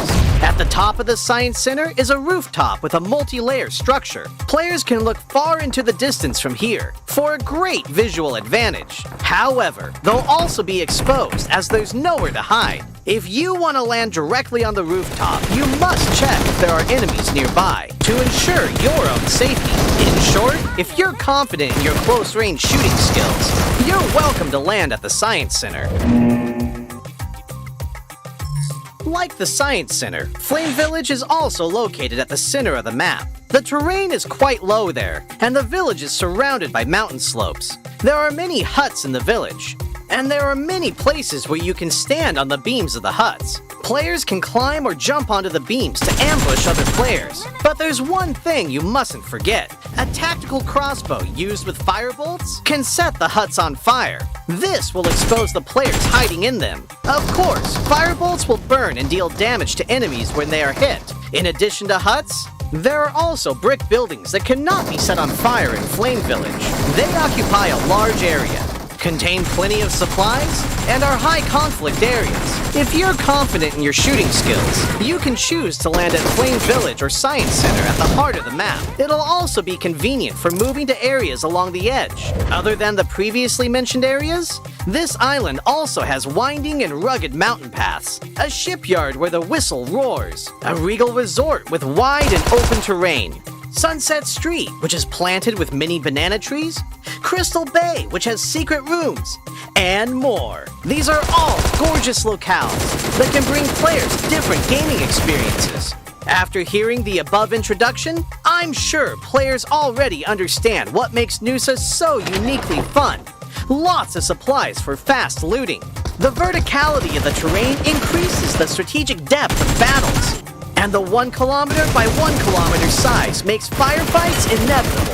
What are you waiting for? Gather your friends and enjoy a rowdy vacation on Nusa. For more details, don't forget to follow the official PUBG mobile community. See you next time!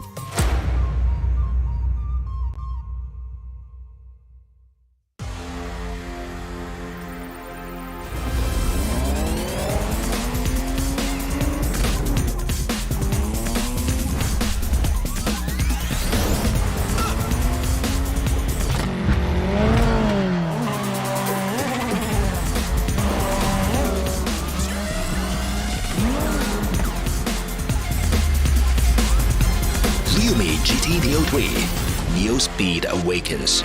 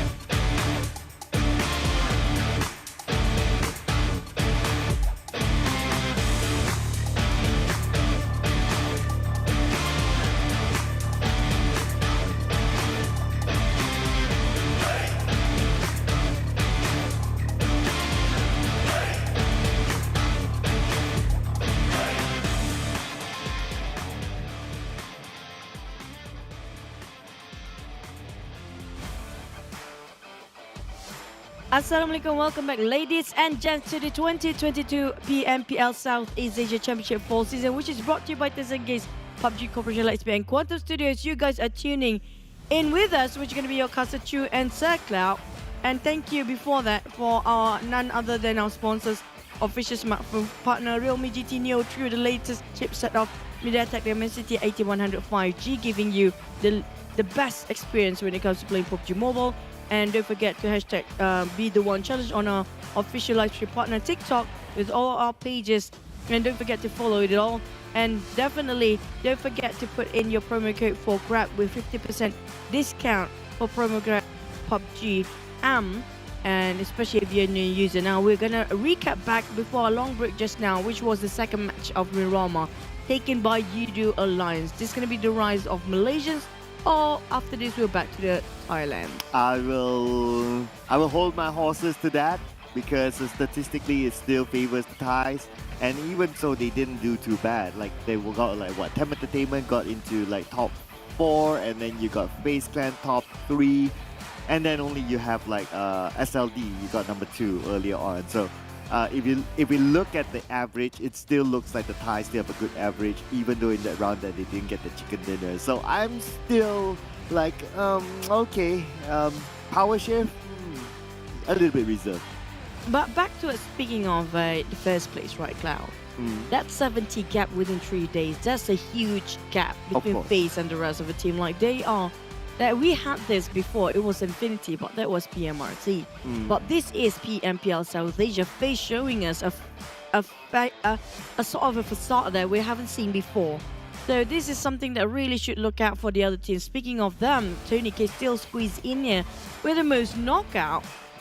Despite that, even though they didn't get the chicken or not even nearby, they still have Tony K for the most knockouts down there. And this ranking is also because each team kind of like the tiebreaker is like their placement in the previous round. So we still see Tony K slipping in, but at least this time we got 2 from SLD. Trong Zin as well as Gosu comes in. Adil Luke at the forefront, being the main man for Yoodo Alliance with 962 amount of damage. Trong Zin 861, Gosu 774. Adil Luke, we do know him as one of the top eliminators around.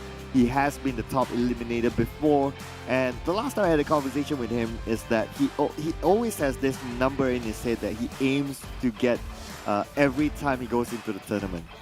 But we're gonna put that whole the top 4 on hold for a bit, because the next one is gonna be Group A, B, and C and D, where we don't have Group E playing. Geek Fam, Boom, Bacon, Time, and SLD will be resting out for this map, which is gonna be a last Mirama of the day. Now we do have definitely the moment A team playing, there's going to be 5 Thai teams play definitely. And speaking of Group E, Bacon would not be playing, and we're still waiting for TEM Entertainment Chicken. And we're also looking, is today going to be the day for the other regions aside from Thailand will conquer to day number 4 here? Yeah, so we're back to the amount of Thai. Well, we always have that at least a minimum amount of Thai teams, like at least 5 or 4. 4 is the bare minimum, right? Yeah. But anyway, what's not going to be the bare minimum is this exciting map called Nusa. So you probably saw it during the show match. If you haven't, where have you guys been? So experience the new tactical crossbow inside of Nusa. You can use it to repair those zip lines that can bring you across from one area to another, to bring you to one of the high grounds, to give you an advantage against other teams. So do try out the tactical crossbow map, and do try out the Nusa that has the tactical crossbow map. You can try it during the break time later on. And also this is the time for us to remind you to get your latest Royal Pass, which are already available right now for the RPM 15 as a Clairvoyant and Fox set, and also the Midas Fortune set available for you guys to actually take a grab of it. Because why? Definitely you have to do the missions, but there's also a time limit to it. So make sure you finish it off with the missions, and definitely try to lock in, especially on Wednesdays. You can get not just for this set, also for the rubber pad thing. But speaking of set, we do have 2 ultimate set going on as well, so at the same time. Yeah, it's going to be the Spectral Swan set as well as the Cosmic Inquisitor set that's currently available. So 2 sets available in a single spin, so you guys can collect all these 4 sets currently available, new sets and you guys can keep them as your personal collection. We do know some people out there. You probably know some friends who are collectors in general. So do add to your collection before them. Who are them? Well, Master Ramyun, and you have who else? I can only think of one person for now. Actually, there are a lot more, right? That's just how much he gave us that impact. Yeah. That one person. Yeah, because he always streams and shows it off, Yeah. right? But there are also, if I want to, I remember there's this. I don't know if it still is, but maybe. There's this one clan that only has.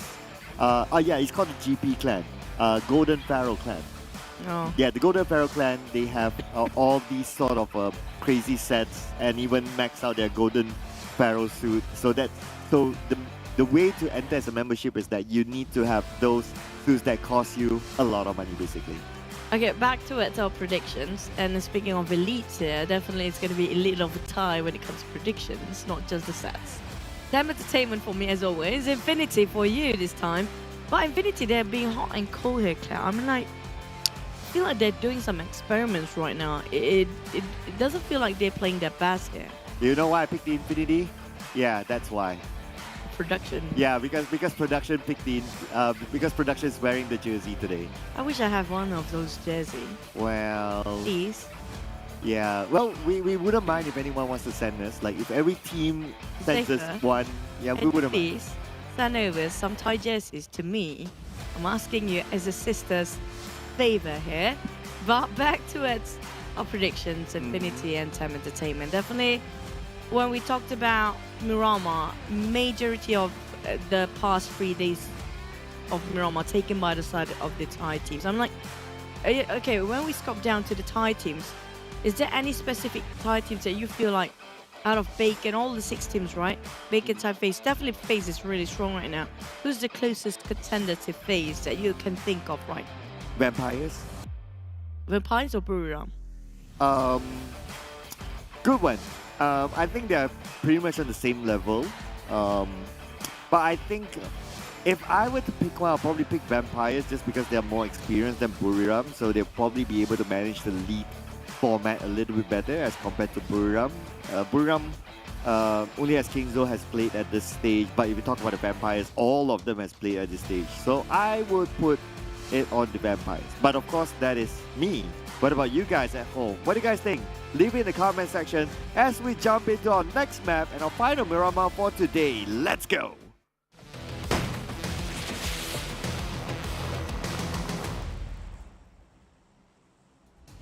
We are back into Miramar match 3, a second match of Miramar, the last Miramar of the day. Now, for me, Buriram, despite that we're still having a conversation just now, despite they're having only Kenzo, the most experienced player back then was in Secret Gen, right? But they still got the highest eliminations of all the teams out there, 17 hold the record by them. Well, then I guess that's your answer? Not really. If you ask me, I actually go for Bacon Time. Okay. Bacon Why? Time. Because they actually have, you know, Bacon Time feels like they have this sort of a bit more refreshing sort of play where they really try to bulldoze people, but it's just sometimes a bit too aggressive. They got caught in between way too early. Usually they got caught like in the middle of 5 teams, example. But wait, we're going to talk about the flight path first, which is more towards the southern side this time. I have a feeling we might end up looking at Northern Circle, which is kind of a rare site. Not really, more towards the left usually on the Miramar map, right? Not really, like North is okay. We did have quite a generous before, which was Minas Generalis and Lebedita. If that happens again, there's a slight chance the same pattern going to repeat itself here. Well, a little bit on the north this time. Like just like previously it was like a little bit down south, but this time up north, Hacienda being the focal point. But this kind of circle, I'm wishing for a little bit more. But then again, would it go all the way up north like again another oasis? It's very, very unlikely. So we might see somewhere in the high grounds, or maybe on the left side of Hacienda, somewhere around the area, somewhere that's more commonly played, or somewhere that's the teams will be more familiar with. Possibly, but this is a generous circle. I have a feeling that it might be a bit quiet before we get into a fire or war zone later, which is going to be possibly fourth phase in this case because of how everybody can approach the circle in every angle, right? It's in the center anyways. Yeah, that's why. So yeah, so this kind of circle, we can expect like teams to play a little bit more safer, a little bit more, I wouldn't say a bit more slower, but you will see that we might have a even spread around the map, considering that the play area around this kind of circle is huge. Like there's a lot of places that can be played as compared to like if you play around the areas of like Chumasera, you go towards Impala, then you have like a certain percentage of area that's almost unplayable, or it's not how should I put it? It's not suitable to be played. But this kind of circle, we can say that maybe 90-95% is kind of okay. So we can expect a good spread with these teams. Kind of true.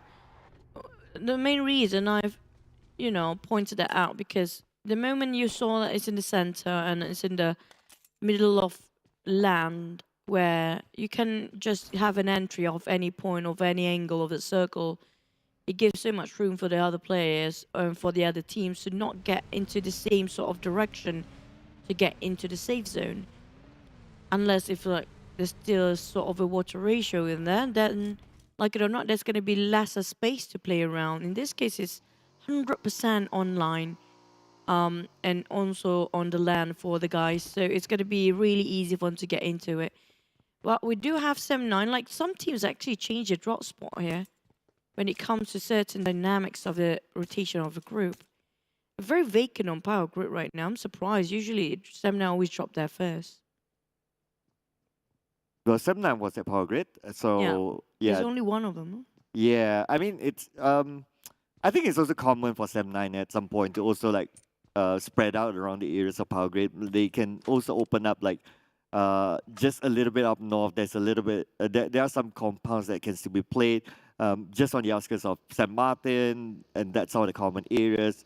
Just that one thing that I haven't seen 7-9 do for the longest time, and I think that has changed ever since Mamparang took a little bit of a backseat, is that after they loot by maybe the first few minutes, less than 5 minutes, one of them will be on the high ground on the right side of Power Grid. So, and that person is always Mamparang. But ever since that, he's taken a backseat, he's playing as a sub player, their playstyle has changed a little bit. They didn't really focus on those high grounds on the right side of Power Grid anymore.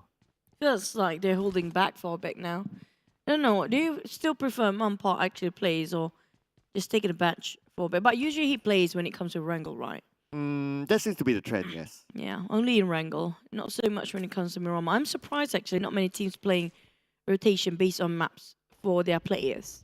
For PMPL SEA. In MY at GPH, you did actually witness quite a number of rotation of player swaps depending on the map. But not the case here. Yeah, I guess it also depends on like the flight path as well. So if they're able to reach, at least what we can see on visual, right? Like those teams happen to be the teams that are able to reach onto their regular drop spot, somewhere that they're familiar with. So as what we can see, that's the case. But I wonder if like there are like other teams that really change up in this round. Probably we haven't got a good visual on it. But anyway, it's already the 5th minute. Most teams would have been looted up enough that they started to make that rotation. So we really want to see, but that again, well, I guess it has to be a map stream, which obviously we don't have that. Now, speaking of other teams, I do want to see Empires who's playing, because previously we saw Stops playing over. So I'm not sure if Stops or Stone will be actually taking a slot this time when it comes to the 4th player. Infinity is still going to have the same lineup. So far, not much of rotation between the players, except for only certain rounds here. When it comes to Soundhawk specifically, we do see some players love to rotate quite a bit in there when it comes to the players. Infinity, on the other hand, are moving as a 4 in unison towards certain compounds and compound hopping. Not much of a skirmishes yet for teams here. Definitely, they all sort of respecting their territory. Nobody dare to actually bridge in just, take the compound out of someone's hand, which I actually wish to happen within the first week if they want to. Like, if you want to re-challenge certain drop spot, like, why not? Well, if we talk about specifically on the Infinity, how I see it is that they are moving from compound to compound, and it just so happened that that compound is vacant, so they're like, oh, okay, no one's there, we just go in and loot happily. But if that compound happened to be having another team or having to have someone, then they probably crash into it and do whatever the Infinity does. I don't see them holding back yet, or maybe a reason, or a big reason at least to hold back. However, they've been playing, even though like they've been slipping down and all that, but they're still not too bad. They are still on page 1, and for the most part, they are like on the first half of page 1. So I would say that they just need to like, okay, try to push it on, and sometimes it depends on like situations, right? Like, oh, third party and all that, which is kind of difficult sometimes. But assuming that that doesn't happen, then I think the Infinity, they're okay the way they are. Putting aside some of the unluckiness of like 1v3 clutches and all that amazing plays. That's kind of true. On the Vampire side, Fluke is not playing. He's going to be Stone in stops today. So, Vampires happen to be sharing same compounds, TEM Entertainment just passing by. I have a feeling we might ended up on top of St. Martin for the mountains, as the circle might shrink in less than 25 seconds here. The Xaviers, now this is a team that you look forward for today's performance coming up from them. You mentioned earlier today, but so far they did try it, but it's just so hard for them. Yeah, despite them going up one step above BN United, the last we saw the overall charts, but you know, it's still very it's hard to tell what's wrong with the Xavier. It feels like there's a mental block with them. Now, let's see. This will be the next test against Sam9. With the nade toss onto the side of the Xavier. The Xavier, are they going to go in for it? But Putra surrounding the Xavier. One goes down, and Duke is still up, but down to 40% health. Mela shooting from behind. This has been the case time and time again for the Xavier. Somehow, they are always sandwiched between two teams, and again, it's happening. It was 300 meters apart from Infinity, by the way, just now. Still managed to pin down a couple of the bullets just from that kind of distance, quite a feat from the side of Infinity. Now pushing into Essenator Patron. Taking out Frankie. Nuzi sprayed it out. Easily finished off here. Not really. Got a buggy to barricade himself for a bit for Frankie. Rabies taking a shelter straight into the warehouse. Definitely nobody can actually save Frankie. We did just mention the Xaviers. And it happened again. Wow, just look at how the Infinity moves. They're like just moving in unison. It's like they have this telepathic understanding that they move together.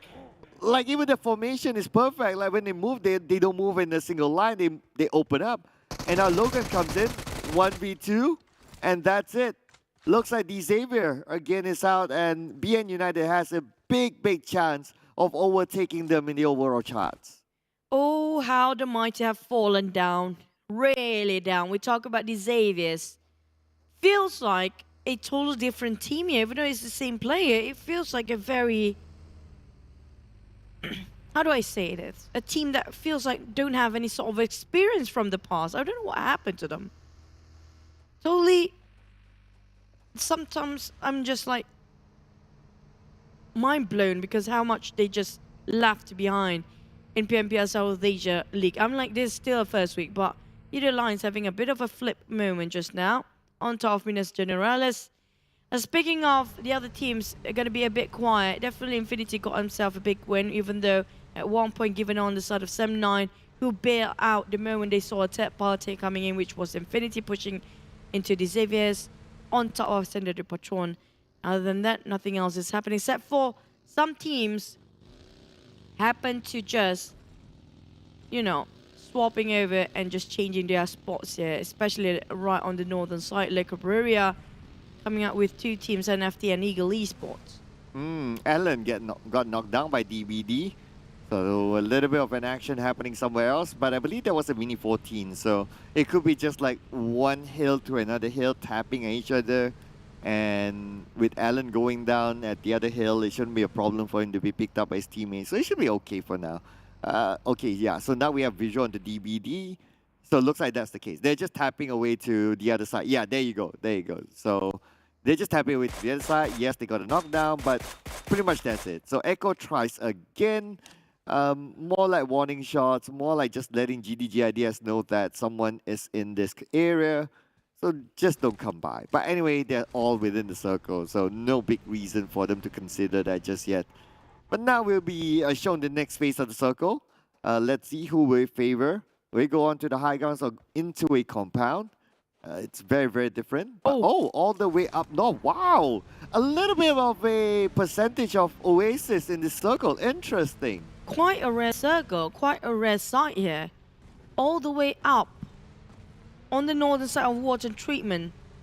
This is far up north. We're talking about way up north. And most of the teams actually didn't anticipate this because the circle ended up with no man's lands. Not many teams in there. Most of them are expecting somewhere sort of in the center or even Hassan de Patron there. Well, if it goes up north even further, it's going to be Oasis. And I'm like, we're not complaining. No, of course not. Of course not. Although there's only like, what, 10% of Oasis there. I'll take that 10%. But two Thai teams moving together with each other. The Infinity TEM Entertainment. Mela tries it onto TEM Entertainment. But because he shoot the tankiest vehicle possible, it's a little bit tough for him to land those shots. And TEM Entertainment will survive that. And getting himself a warehouse to take covers for just a tiny bit.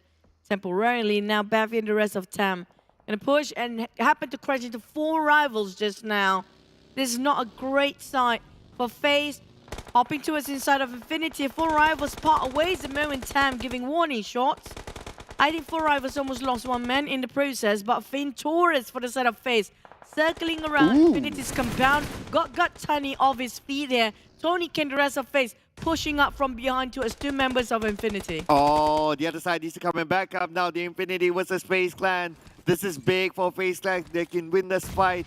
Happy at the same time gets one over Scry. And now got Tuni waiting at the corner. He has a nade. Speaking about nade, Mela naded at Tony K. Oh, Lycan really low right now. Tony gonna just cook another nade. Hopping to just dropping over to the end of the Venturas. Managed to build that one now, but FaZe Lycan, Nusa taking on Lycan. GDG is fighting for rival, but what Tony ring around the Rosie, trying to find Venturas on the outside of the wall. Tony K now down on the ground. This is going south for FaZe. MR5 also down. Left with only Venturas, lost it off health, and that's it. Venturas being showered, and that's gonna be the big win for Infinity. What a nice attempt of just flushing out FaZe just now. And it was clean. It was clean. No one from the Infinity got eliminated. And it was against FaZe Clan. But anyway, because of that giant gap, FaZe Clan will still definitely be #1 after this, irregardless whatever happens. But the Infinity, this is an amazing start for them. All of a sudden, I'm so excited because, you know, it's my prediction, just saying. But then again, now we move forward to GIDS and Yoodo Alliance. Looking up, Nate, tossing over to Olio. Seems like it's not clipping yet. There's like 4 teams on this corner only. 4 rivals, Box, GIDS and Yoodo Alliance. And none of this team actually winning it. We talked about overcommitment given here in the blue zone. And Vampires happen to be the third party as always. And now they got themselves quite a view from the back. Nobody actually trying to challenge them. And they can actually have a build of it as well. In Rapper Boy and the rest of Yoodo Alliance, they got a good start before, but definitely this is not how they want it to go.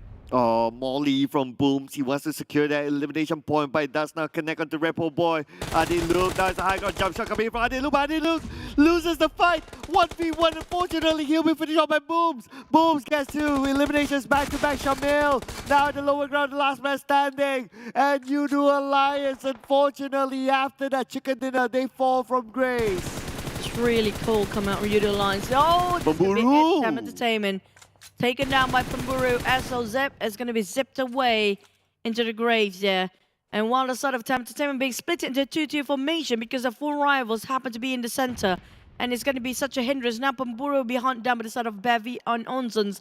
While Vampires taking the warehouse. Try to be the third party again. Ooh, Bevy. Ooh, okay. That should be an easy spray for Bevy. That means that 4 rivals is out with 2 elimination points.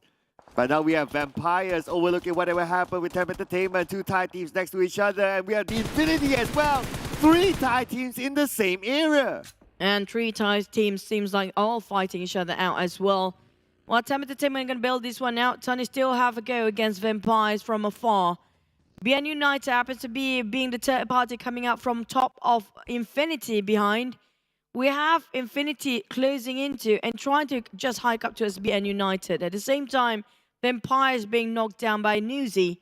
Now, Vampires always being the third party, but this time in the center, TEM Entertainment want to focus on their position first. NFT taking on a different hill entirely. The one that we're witnessing right now is going to be Capone versus Infinity and Vampires on the right side of the circle. Wow, Box Gaming still tanking at the blue at this moment.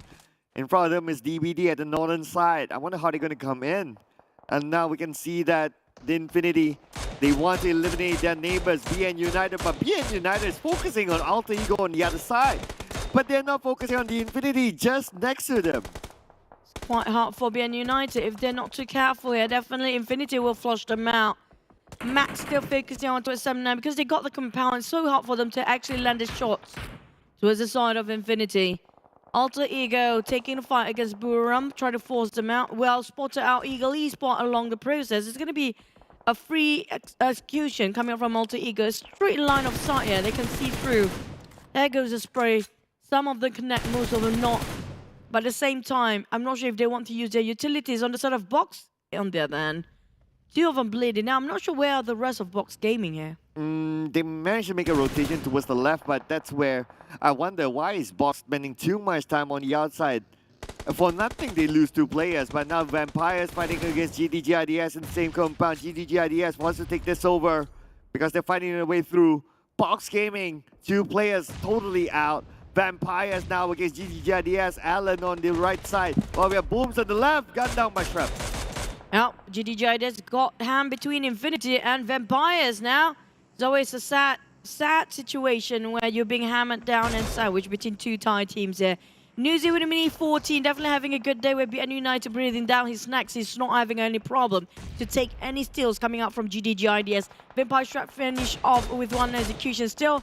But for the GIDS, only left with Allen here. Allen have to bear the responsibility for the entirety of GIDS himself alone. Oh, God, Tuni still with the long range onto the Vampires. Vampires now feeling the wrath of the mini 14. At the same time, Box Gaming is 12th place for them. GIDS out at 11th place, 5 elimination points. The Infinity, they're starting to make their move. Cartoon still on the outside of the circle. The Infinity, we can see some of them moving in as Mela goes down to Bevy from TEM Entertainment. By Infinity finally taking the break just now against BN United, resuming their fight again. While Infinity is still taking a fight against Vampires from afar. Now, Tony and Nusa has been being the third party, quite a lot of numbers in Infinity. Alter Ego taking on the fight against some 9. While Infinity is still forcing Vampires to stay where they're at. We're looking over Loken, just trying to spray down on Ravenclaw. Oh, no, BN United! Shunos, what a nade just now. Nicely done for Shunos. Now Nusi's not done yet. The long range onto NFT, but the counter fire to Nusi. Nusi will be knocked down. Gartuni, he cannot go out. Gartuni will succumb to the wrath of TEM Entertainment. TEM Entertainment eliminated the Infinity. Now Vampires still have 3 men. Ego Esports as a 4. Alter Ego is a 4 as well. We're looking over. TEM Entertainment finally dominating this time, but can they secure the chicken? There's a bigger question for these guys. BN United start to push towards the side of Sam9 if they wanted to be the third party of Alter Ego versus Sam9. Only left with the dips here. Harm trying to run around, but I have a feeling it's going to be really tough for the side of Sam9. Last member there is Adips, fighting the entirety of Alter Ego. Oh, the moment you mentioned it, Adip's been eliminated. Alter Ego will be the 7-9 Slayer, number 8 with 1 elimination point for them. Alter Ego has an entry point, but now they need to be worried about BN United on the right. They could be crashed in, but we move over to NFT against Buriram United in the same compound, right in the middle of the circle. And now we can see that Buriram United Sky Only prepping up the nade together with Kengzo, the duo that's going to do it. The nade will be tossed out by Sky Only. It does connect on to Ramones. Ramones down to 50% health. The Molly will be tossed onto his side. Ramones managed to evade, but Chua will get a knockdown onto Batman. 6 eliminations in the hands of Ego Esports and still getting on more. I have to say, Ego Esports has been playing so well as a third-party partner. While Buriram Kenzo just trying to take down on Ramones of NFT. That's going to be the last member there is. Palmbit cooking up the nade against BN United right across. He missed it, 1-4. Bit Max. It was 4v1 here, almost impossible. Alter Ego keep getting the eliminations on the chart. Oh, Alter Ego, and there's still a full squad. Together with the Eagles, the only two teams with a full squad at the moment. Alter Ego still on the outside of the circle. They need to deal with Capone. The last man for BN United. Currently at the lower ground, he's going to play this passively. While the Eagles, they're starting to fly in, they're starting to swoop in. We might see a 4v4 between the Eagles and Alter Ego. Now at the rim of the blue zone for Eagle Esports and an Alter Ego. They're not quite in the center. With also one player coming out, BN United. The last player there is. Buriram still have a 2. TEM Entertainment bleeding out Mormon, but Bavi tried to find stops. The last player of Vampires. Such a hindrance for the side of it. Both of them losing as Eagle Esports Chua shot from afar. We're down to 3 in an instant. 2 stops eliminated TEM Entertainment, but from afar, the Eagles had to take out 2 stops. What a back-to-back that was. And now the Eagles, 1Z, tosses the nade onto the other side. Fnatic seems to be in trouble, down to 50% health. At the same time, Buriram United, they are on the lower ground, but they've been spotted out by Alter Ego. Alter Ego 7's in the back, while on the side of Eagles, they have 8. Buriram have only 1 elimination so far. But if they survive with only 2, but it matters not much when it comes to elimination as they can secure the chicken dinner this round. Yeah. With 2 versus a full squad of Alter Ego. Namchi taking a fight against Alter Ego first. It's going to be the full squad fighting each other. This is going to be an opportunity for Buriram to actually win this one, but they spot out by F1.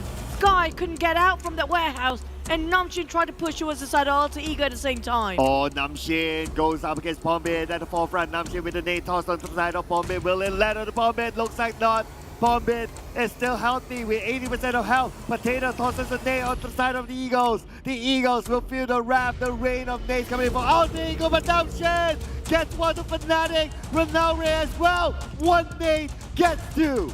They double down, and that's going to be the entry point coming from Eagle Esports. Namchin gonna spray head-to-head with Palmbit. He won that fight. Eagle Esports, this is everything that they need. And finally, they can close this match with a chicken after such a long time consistency. And this is what they have landed. And this is it. Kangzo versus the entire team of Eagle. There's no way this is going to go wrong. All they need to do is one line push. Eagle Esports finally secures 1 chicken for themselves for the first time. Eagle Esports, they had the high ground against Buriram United. Buriram United at the lower ground, only 2 players left. It was impossible for them to overcome Eagle Esports. And Eagle Esports, the moment they finish off Alter Ego, that's it. That's their entry point towards getting this chicken dinner. A Vietnamese team getting the chicken dinner in Miramar, stealing away from the Thai teams. Congratulations, Eagle Esports. Finally, we're breaking the chain of the Titans here. With the entire day, it's going to be a different flag flying over for our matches of day number 4. Just to recap, today earlier we had Vampires for our first match. Second match was Yoodo Alliance from Malaysia. And this time the Vietnamese has spoken as Eagle Esports, one of the most consistent teams out there, finally get to have a grasp of their own chicken dinner this time. That was a really fortunate moment because they might have lost it against Buriram, because Buriram was the only team that's not fighting against Alter Ego. Fortunate enough, they managed to shut down on Sky on Buriram's side. If not, Sky will be the one backstabbing from the flank side on the hands of the Eagles. But still, having all 4 men to survive till the end, that's quite a feat for Eagle Esports though. Oh yeah, absolutely. Absolutely. With this kind of lineup, with this kind of team, if we can survive as a 4, not giving any points to any other team, it's amazing.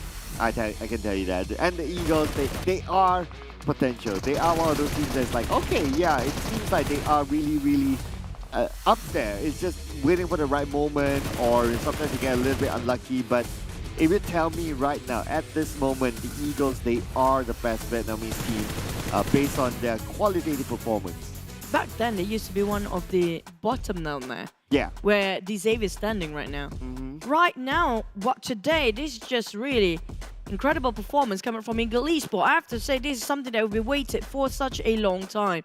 Buriram still have TEM Entertainment almost again getting themselves a chicken. It's still not there. I know, right? This was like what, number 4? The entire day here today. Yeah. They always got a top 5. Yeah, this is like number 4 if I remember. But anyway, of course, objectively, if they remain consistent, they'll be fine at the end of the day. They still got 15 points in the bag. It's just a matter of bragging rights whether they get the chicken dinner or not, and being the final Thai team to get the chicken dinner. But hey, look at this. So only one team gets a double-digit elimination, and that's going to be the Eagles. The rest of it, the closest is the Infinity with 9.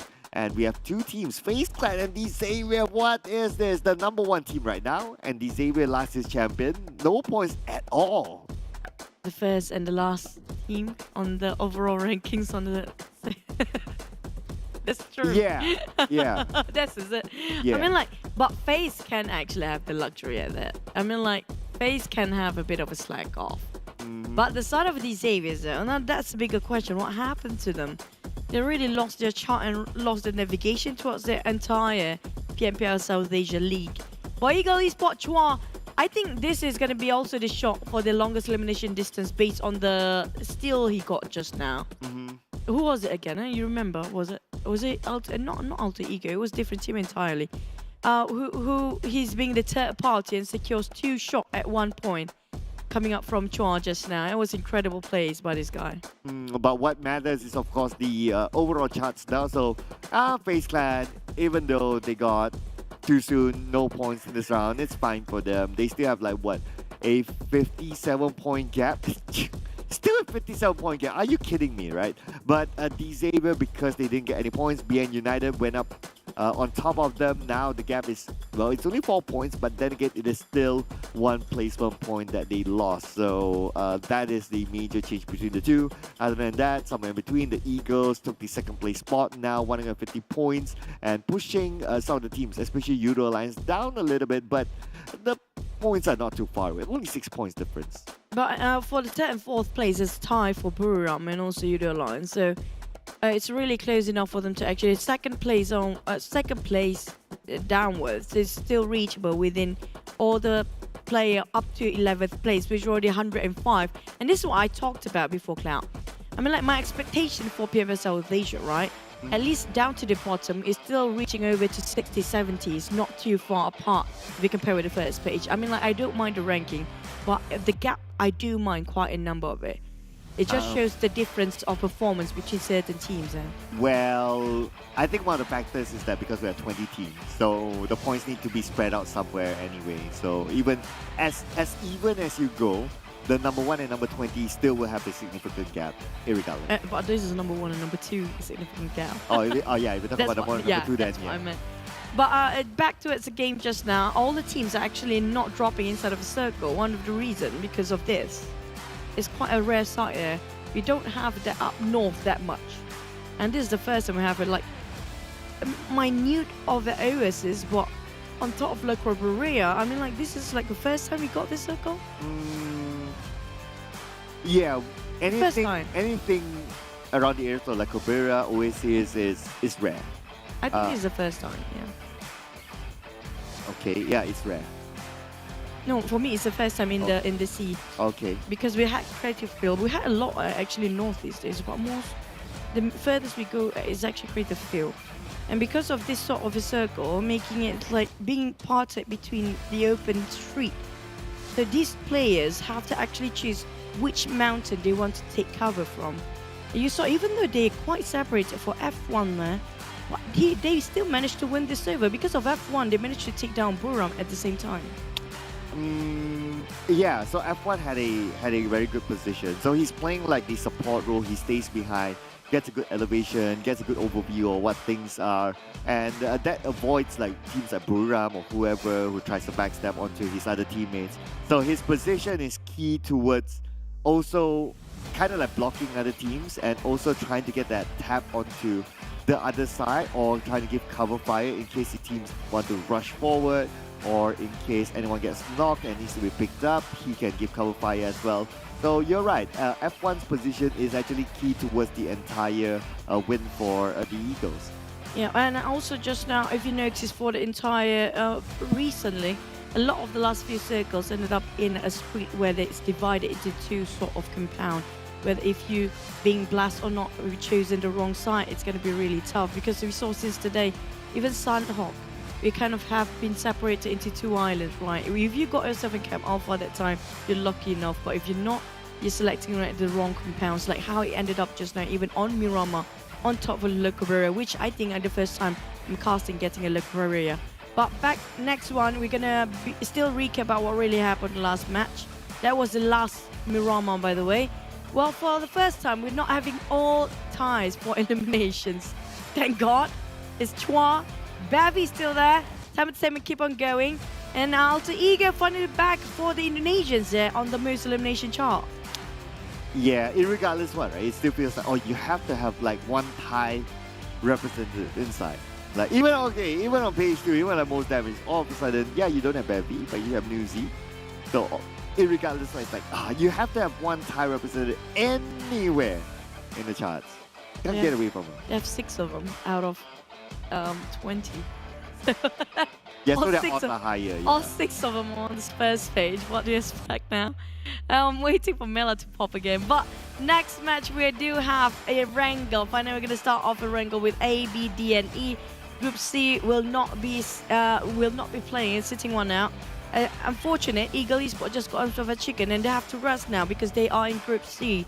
The FaZe Clan will not be playing NFT and SEM9 as well. Now, this definitely have given the chance for those actually on the second spot to take away the #1 spot here from FaZe, but I don't think it can be done within just one match. I mean, like the most we can get within one match these days is like 30-ish point. That's it. That's the average, like 14 to 15 eliminations, and nothing more than 17. And if you want to take #1 spot, there's like 50 points. It's going to be 2 games at least. Yeah, you did the mathematical calculation there. Yeah, I think it was second was Buriram just now, was it? But it's definitely ties. Eagles. Yes. So Eagles not playing, so everybody can cut across FaZe and Eagles. Wow. Yeah, because the points at that level, they're not too far apart. But anyway, what's not far apart is the launch between us as well as the PUBG Mobile X Momo Boy collaboration that's going to be happening somewhere this month. Of course, the date is not revealed. Even we don't know, so don't ask us. But do check out in-game, and some of the teasers already released actually in the social medias of PUBG Mobile, so you can check them out as well in the PUBG Mobile social medias. And yeah, just hang on to your horses. It'll happen somewhere this month. And also, speaking of Wednesday, today is Saturday. That day we're starting off Wednesday. It's not today, but it's going to be next week. For our phase 2 of Rubber Pad already begun, so don't forget to hashtag Rubber Pad Menang Selalu. And you guys, don't forget to log in during Wednesdays because you can get double the points to get your weekly prizes based on the missions of Rubber Pad. It's a lot of freebies for you, especially the classic coupon crate for you guys to get a grab of it. But next one, we're back to Erangel. We mentioned about Ego Esports and FaZe not playing. Now, the teams are actually on the 3rd, 4th, 5th, 6th. Possibly. Like, it's just, there's a tie at 1-4-4 for 3rd and 4th place. And there's only 1 point shy difference when it comes to the 5th place. So, definitely it's easy for them to take over right now. But not as easy to take #1 spot because no matter how much FaZe don't play, like even it's 2 games in a row, they still can maintain #1 spot here. Yeah, it doesn't matter for them. But and of course they will even back up the number of games anyway. So even if they got that too soon, and after this they're not playing, yeah, they'll still be #1 for sure. And like what you already mentioned, your calculation trend is right as well. Like what we do see that like what most people get, like teams will get like what 29 points, 30 points, and it's going to be about there. So with that gap of about 50 points, they won't be worried with this round. They still will be at the cream of the crop up there anyway, and everyone else will be fighting each other for that spot. And because of that, the only spot that's changed is the #2 spot. Definitely #2 and downwards. Well, they're very close though, because we mentioned about 100 over up to 11th place. Now that's a really small gap in between the 2nd to the 11th place. And speaking of which, now the teams that really on the bottom, we're talking about how can they actually be better now? This is starting to make us question.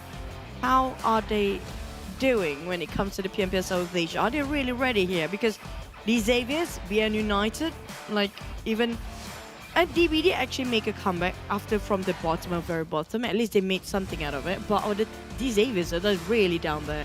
Down there. Yeah, number 20. I mean, you can't go any lower from that, right? Them, BN United have been pretty much swapping with each other. 1920, 1920, 1920. At some point it was DBD, but now they are kind of like away from that. It's hard to tell, right? Like BN United, even during PMRC, wasn't their greatest game. But of course, Xavier, if I were to be objective, or if I were to be like really break down based on my observations, their rotation needs to switch up. Something needs to be done there because they're always caught in between two teams. Yes, okay, that's one. It's also probably because of the tunnel vision. They are focused so much on one compound and they forgot about their backs. And when that happens, another team comes in from behind. Yes, they are busy fighting with one team in front, but another team happens to shoot from afar. You don't even need to crash in. Another team just shoots from afar. That's it. They are out of control. And then from there, they lost one person, two person, three people, and all that one by one. And then they just get deleted. It's just that. So I think that it's also about their positioning, where they rotate, their timing, as well as their awareness of their surrounding, instead of just tunnel vision onto one compound or one area that they couldn't even take. I agree regarding especially the timing of rotation, because if you notice, like example, even for the next one, Erangel is usually going to be Pachinki, right? Pachinki is going to be the center of the map anyways. Usually it will be in the first circle, regardless of where you are. It's going to comprise a lot of Pachinki still, unless it's really far up a certain angle. And one thing that I noticed, I have to agree with you, they always have a problem with timing, because sometimes it feels like they are rushing things without anything to, complete their equipment yet. And they can actually, it feels messy from them. It feels very unorganized. It feels like they're not moving as a team here. And at the same time, it's okay to just lay low for a bit, because example, like how we saw TEM Entertainment, this is the best example that I can actually get. TEM Entertainment is not as aggressive or as proactive as all the other titans, right? They're like, so far, the weakest, what we call not really weak, but the lowest of the overall scoreboard. And they are the teams that's really struggling to get a chicken. And we saw the moment they want to get a chicken, they play it slow for a bit. It's okay, they take their own sweet time at the certain compound, loot up, and just move when they need it to. But for these Xaviers, they are not trying to get that sort of a reset, not trying to take it slow for a bit. They're still trying to force to push and force to move fast, which is not working right for them, because right now we saw Infinity, FaZe example, are moving as fast as they can because they are having this sort of momentum and they feel like it fits their tempo. But for these Xaviers, I think it's best for them to actually just, recollect everything, step down for a bit and just go things slow. It's okay to do that. Yeah, and I can understand why they try to play like everyone else. It's so-called like the meta, because after looking at like how maybe the Infinity during PMRC, how they played, it's like, oh, okay, this kind of gameplay seems to work and we want to try it out ourselves. But the moment they tried it, it's like, oh, okay, it's not working out for us because it is not our kind of playstyle, or we're not used to it. And maybe it's just more of them like going back to the drawing board at the other day. But what else? So we will be drawing as well. Of course, we know your prediction, your TEM Entertainment all the way. I still have a little bit of a mix here and there. Oh, I don't remember who I predict. But GIDS, they haven't got a chicken dinner, right? They or got one? No, right? No, never. Yeah. So there you go. The thing is, if you compare GIDS with Alter Ego and Boom, they are actually down there. I mean, like, GIDS, when it comes to PMRC, they're really great. They're in the middle bracket, but right now they're not the upper mid. They are the lower mid. Well, if I want to be honest, not like I took my prediction seriously in the first place. It's like, okay, okay, this sounds about right. Okay. But for GIDS, you know what, it will be, I mean, like, if you actually predict the Indonesian teams when it comes to Erangel, it's actually not wrong, because if you compare with when it comes to Erangel, the ties are not that dominating if you compare with Buriram and Sunhawk. So, example, just to recap, NFT and Alter Ego managed to secure the first day of Erangel, Buriram and Yoodo Alliance on second day, DBD and FaZe on third day, And it's a mixture of someone of always a different region for Erangel. So there's a higher chance of different teams getting this one. Yeah, I think so. I think you're right. If we talk about like the average, then Erangel has like a mix of teams getting the chicken dinner as compared to like Buriram. Buriram feels like it's Thai dominated, but not today. It's a little bit of a different story, and that's nice to see as well. But Erangel, yeah, Erangel is kind of mixed. We saw Indonesian teams before getting it, Thai team, and then we did see a Malaysian team as well. Did we see a Vietnamese team? Okay. No, not yet. Yeah. So yeah, it's nice to see at least a mix inside of Erangel. Shows how balanced this map is as well. But let's see if anything changes. I got an Indonesian team, GIDS. You got TEM Entertainment forever today. Well, maybe Vietnamese teams getting Erangel. Let's go.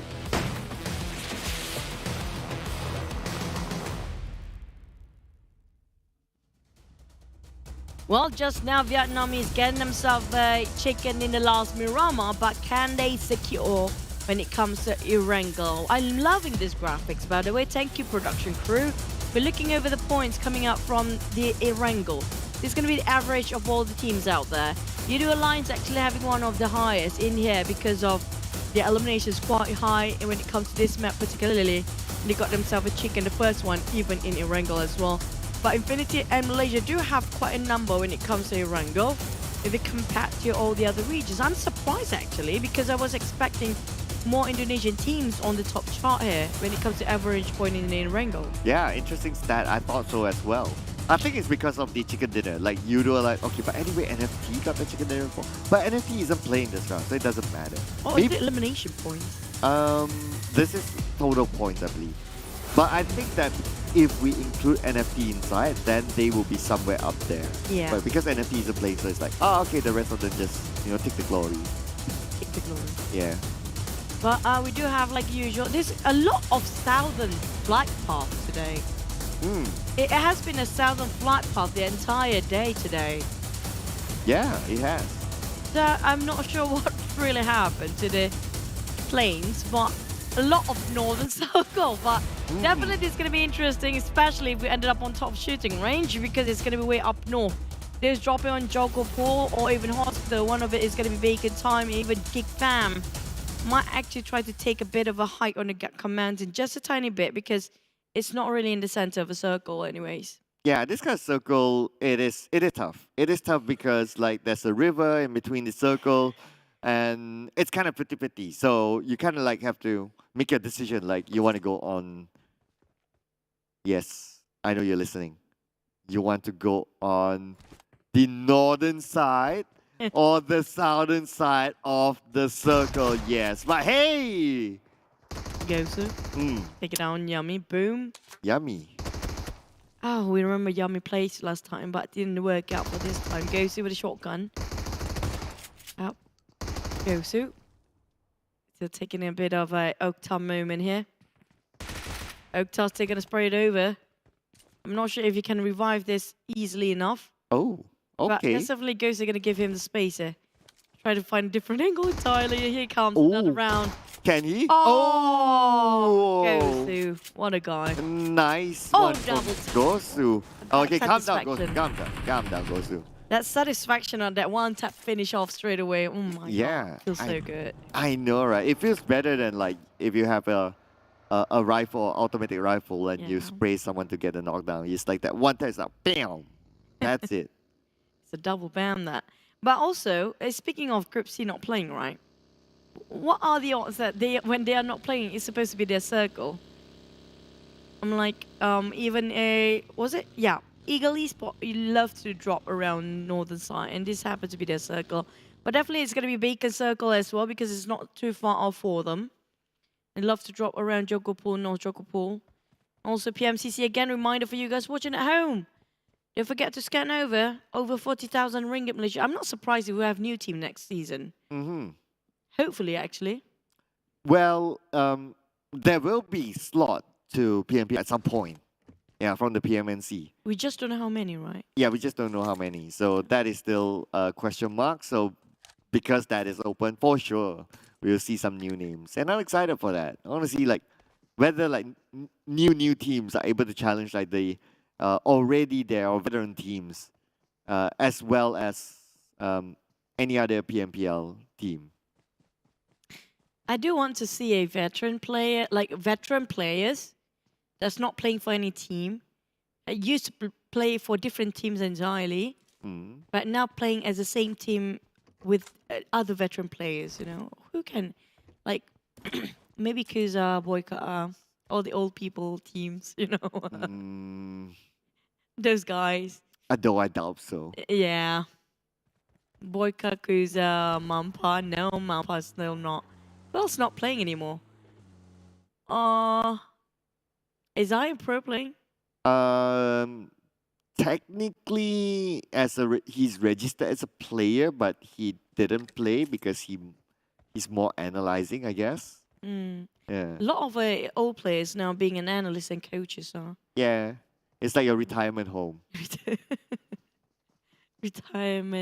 Retirement plan. Yeah, retirement plan. That's why I'm like the old guy, and they're like, oh, you wanna join us? Oh, so what am I gonna do? Oh, you're gonna be the analyst because you're old. Yeah. You kind of remind me now, as the one team that their parents actually were managing the team. The parents managing the team? Yeah, it's like the. Oh, wait, we have a bit of a boom SLD moment here. Still SLD and boom just now. Goes to one over goes to one for SLD, but never mind. Remember we mentioned about them winning just now against Boom. Geek Fam making sure they cannot have a bit of a smoke on their faces here. As Matt finished off by Snipes. How many players left for SLD? Only down with 2. Same goes for Boom. So now they are in the same boat for SLD and Boom. Well, the one actually winning is going to be Geek Fam. Oh, yeah. The parent thing.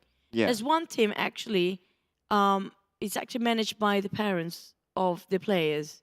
Who? I forgot which team was it, but it's definitely not a pro. It's like a semi-pro team. Or was it a college one? I'm not sure. Okay. But definitely there's like PUBG players, which I want to see more in the future, with the parents actually being the managers and coaches and analysts too. I reserve my comment on that. I can't. I reserve my comment on that. It's like imagine if you're playing and then your dad teaches you to play. What's wrong with that? Unless you're telling me your dad is Boyka. Yeah. But if it's like, you know, regular Joe dad, that'll be like a little bit worried. It's just really supportive. A lot of parents really supportive these days. But, you know, I mean, like, if the dad's really good at playing, like, why not? Let's go PMVC. Yeah, that's where if the dad is like Boyka or Nusa, whoever, right? There's like, oh, okay, is yeah, that fine. all now? He is like 26, 27 or something, around that age. Yeah, not even in 30s yet. He's still that young. But the GIDS won't be that young, it seems. I think my prediction is going to go boom. Yeah, things not going great at all for GIDS, losing 2 men here. Definitely bleeding out for one more, but they're fighting against Infinity, who's also got 1 knockdown. But I'm surprised how they're not just going to commit to it, as they are going for their departure against Infinity. They bot bleeding out. It's going to be Alan and just 1 more player left. Side of DBD, they're taking the high grounds of Mount Gatka, and we do know this is like barely inside of a circle. But within less than a minute, we do know the circle will shrink even further. I have a feeling we might end up on top of Rostock or even shooting ranger. Well, just because FaZe Clan isn't playing, so they're taking advantage of this. If FaZe Clan is playing, then probably they might reconsider their checkpoint. But anyway, if FaZe Clan's not there, it's like, yeah, why not? You can go up there. Even if the circle moves away, you can still get information. You can still sort of see the teams moving and make your next decision on where you want to go. True. That's why I said the Group C is actually the one that actually love this kind of circle, because Move are taking the northern circle quite a lot. But Nuzi kind of being pushed back here. Infinity just now 1 knockdown, fighting against GDG. Definitely they got themselves resetted. But for BN United being chased to tails by side of Infinity, News is really hot-headed towards this. He wants to get them down. He's really want them so bad. Look at the commitment coming up from Nusa. He's chasing them like hell. Oh my god. Not giving them away, not even letting them pass over. Like, Logan and the rest of Infinity really chase the tails of BN United like there's no tomorrow. Yeah, this is the playstyle of the Infinity, right? Like, if they see someone, they got you locked in, they turn themselves into a homing missile. They turn themselves into a homing missile that they follow their opponents to the end of Earth. And of course, they want to get those elimination points. That's the main objective of everything. So, well, they ain't stopping yet. Even though whatever happens in like previous rounds, whether they got too soon or whatever, they aren't changing.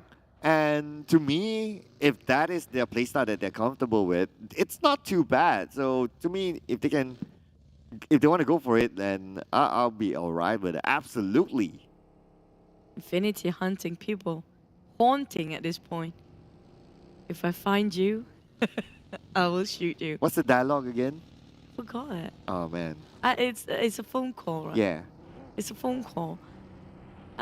You're gonna search it? Yeah, I'm gonna search it. Yeah, Yeah. I cannot. It's in my head right now.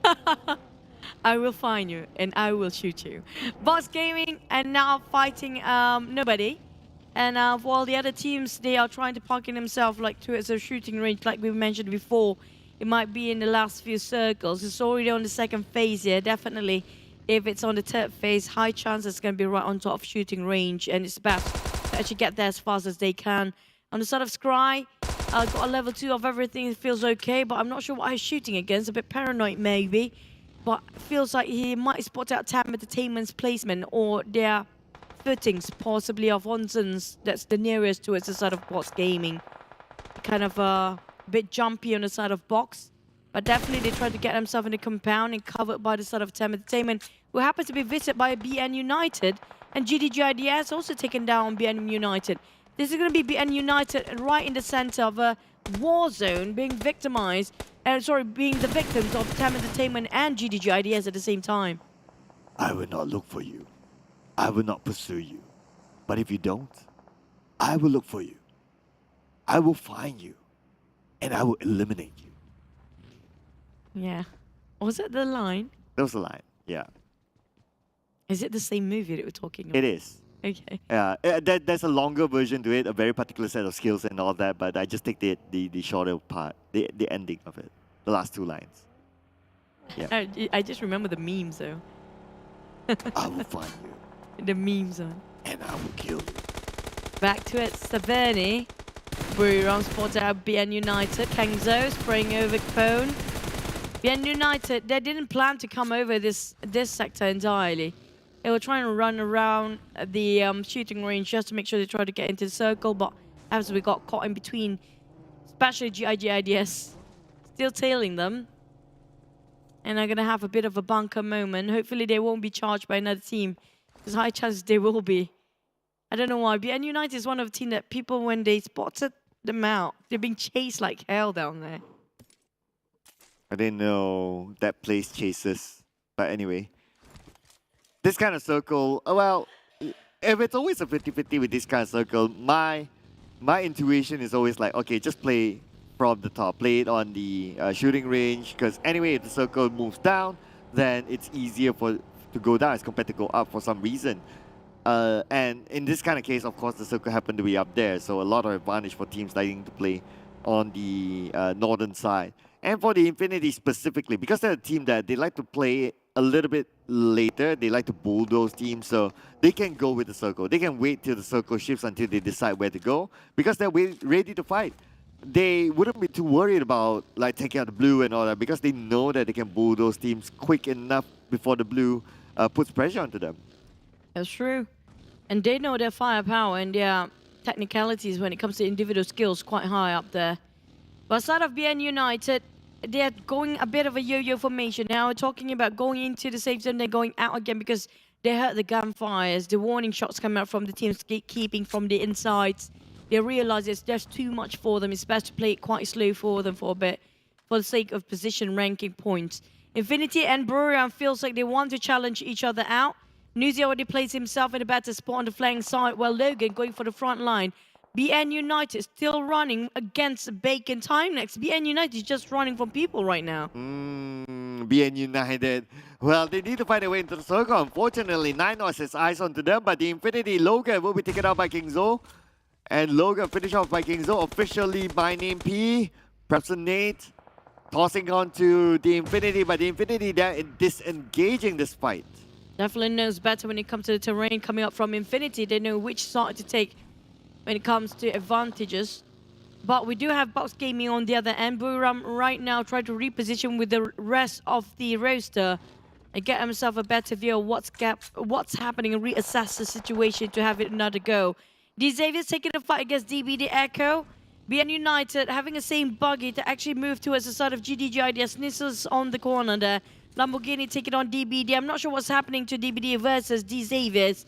Apparently both teams are changing players, but Xavier's feels like winning, and both teams are playing and committed to the fight into the blue zone. Oh no, Capone shot at, immediately retreats back to his teammates, playing by the slopes. A little bit of an open area here. Hopefully they'll be able to find a spot where there's minimal blind spot at least. But another team still on the outside of the circle. Xavier trying to find their way through. SLD passes by. Oh, actually, okay, SLD is the one that shoot first. And then they got counterfire upon. And Gosu gets a knockdown later on. So now it's going to be Rabis versus Gosu 1v1. Xavier's close by the blue zone. Oh no. Raby is the last player, nowhere to run nor hide. I'm not really the last. There's another two players. I'm not sure where they're at. Gosu with a DBS. Shot down on the side of Rabies. But Gosu, almost did it, but Bacon Time. What a party pooper coming out from Bacon Time. Just have to be nosy this time as well. Oh, it was Bacon Time from the high ground. They saw everything. They took advantage of it. Naughty, naughty Bacon Time, man. But Bacon Time, they're not done yet though. They still want to put pressure onto the Xavier. Water got knocked down. And look at the circle. It moved towards the bridge where Geek Fam is at. Feels like a perfect site for the Geek Fam. They can actually just bridge camp to a side of Alter Ego, who's coming in very late here. Singers for Boom, who's just going to swim over. And Yoodo Alliance just making into the entry point of the right side. 4 rivals might coming in the same time. TEM Entertainment Infinity feels like they're going to have a bit of a clash with Bacon Time. Still guarding towards DBD, who's too busy fighting Buriram at the moment. The circle. Geek Fam right now is not only in the middle of the circle, but they do have that mushroom house as well as part of their current compound, so that's pretty nice.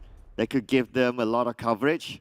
But putting focus on the GIDS against the Infinity, looks like Nusa will be gunned down for Alan, the last man standing. Alan, will he be able to pick up his teammates? The answer will be not really. Newsy feels like a perfect angle there. Will it be a Kobe? Here comes another. Alan's really being pressured left, right, and center by so many nades from all the teams out there. GIDS as the last member remains, where Buriram also have only a couple. The last player there is Tiger X this time, with only one elimination. Today, Buriram's not their day at all. Yeah, Buriram haven't had a fun day. GIDS, I'm just going to reserve my comment right now. At least they got 1 point. As compared to, well, SLD has 3 points. So. 1 point away from 100. GIDS have to stay there. I know, right? Oh, my goodness. Man. They've been eliminated where they can't get any rank point as well. Bacon Time put out Vampires. It's going to be quite far off Ravenclaw on the other side of the angle. We're off angle there. Wow, Bacon Time is just on top of another team right now. BN United is there. We have teams now really, really close by with each other. The Infinity as well, they are in the middle of the circle, but then again, they are only playing as a duo. Nusa as well as Mela, the top 2 players for the Infinity. At the same time, we can see that Ali Luke has a knockdown to break from Box Gaming. Most of the teams currently in the circle. We will anticipate the next circle really, really soon. Well, Mela just going to boost up. Most of the players who want to gun down and get elimination points right now is the best time to boost up their HP here. All the others still struggling to get themselves into the safe zone, including Box Gaming and Yoodo Alliance. Right on the ground, Trismo start to move forward with his vehicles, but 4 rivals waiting on the other end. They will gatekeep this one with a lot of barricade done by their UAZs here. Happy the rest of 4 rivals spotted on Box Gaming. Now Box Gaming, the moment they climb up the hill, it's going to be Bacon Time and TEM Entertainment waiting. Well, Voki spraying Voki? over. They got on one Whoa! straight. Finish off, double down. Bots Gaming, next one to be out. It's actually Yoodo Alliance stealing it away from 4 rivals. Now the Infinity going up against DVD. The Infinity has Nusa playing by the edge.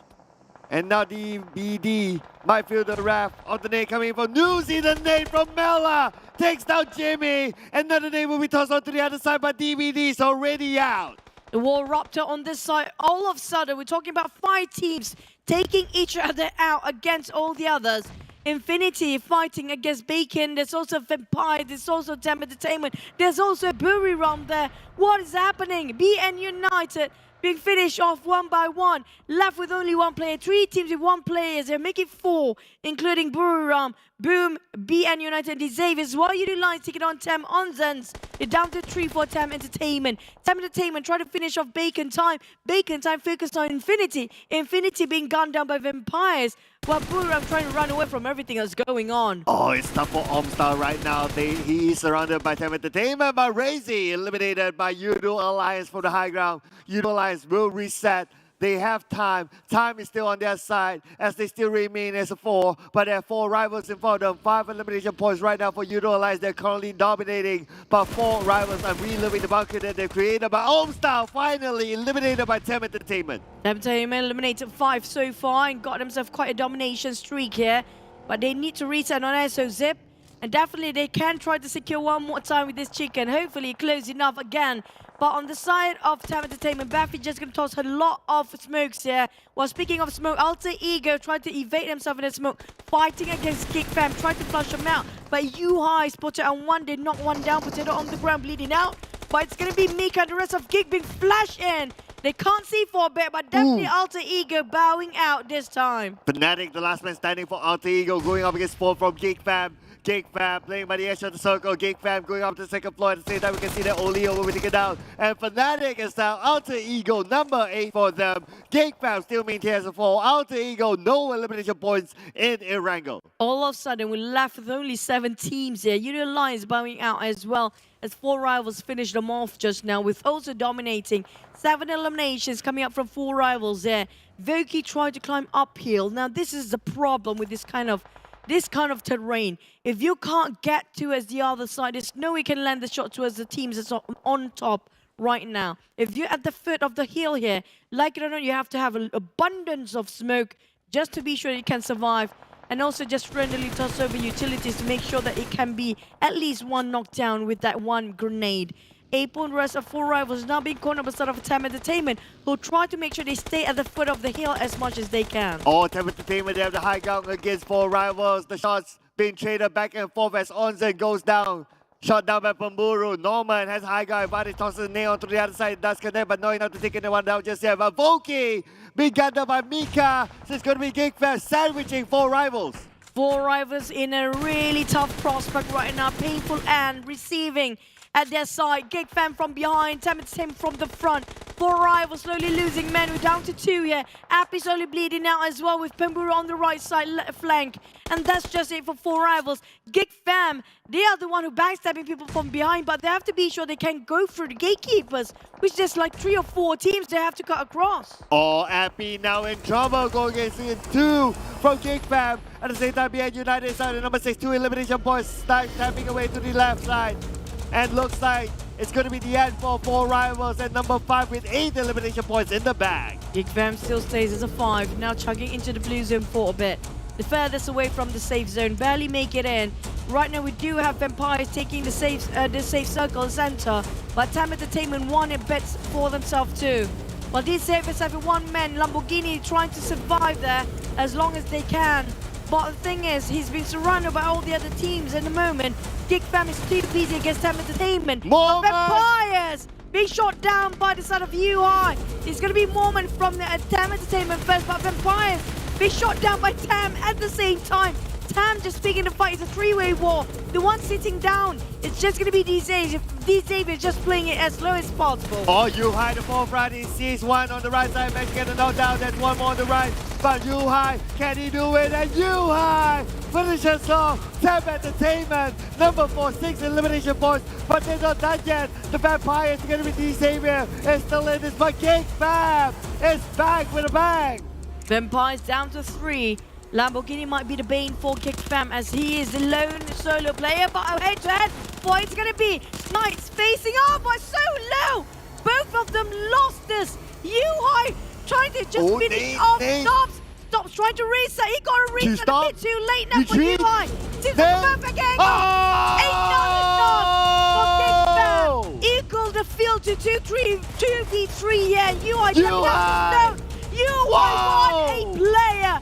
Making such a big win for Geek Fam. Oh, but they're not done yet though. Vampires, the last man standing, but we have Lamborghini still active.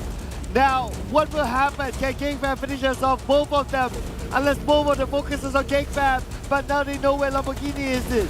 Damn road with the nade on to the other side where Lamborghini is currently proning, but it does not connect. Lamborghini with his own nade onto the side of Geek Fam. He can't connect it as well. He's not in a good angle, but Lamborghini starts to move as Mika closes in. Lamborghini is out.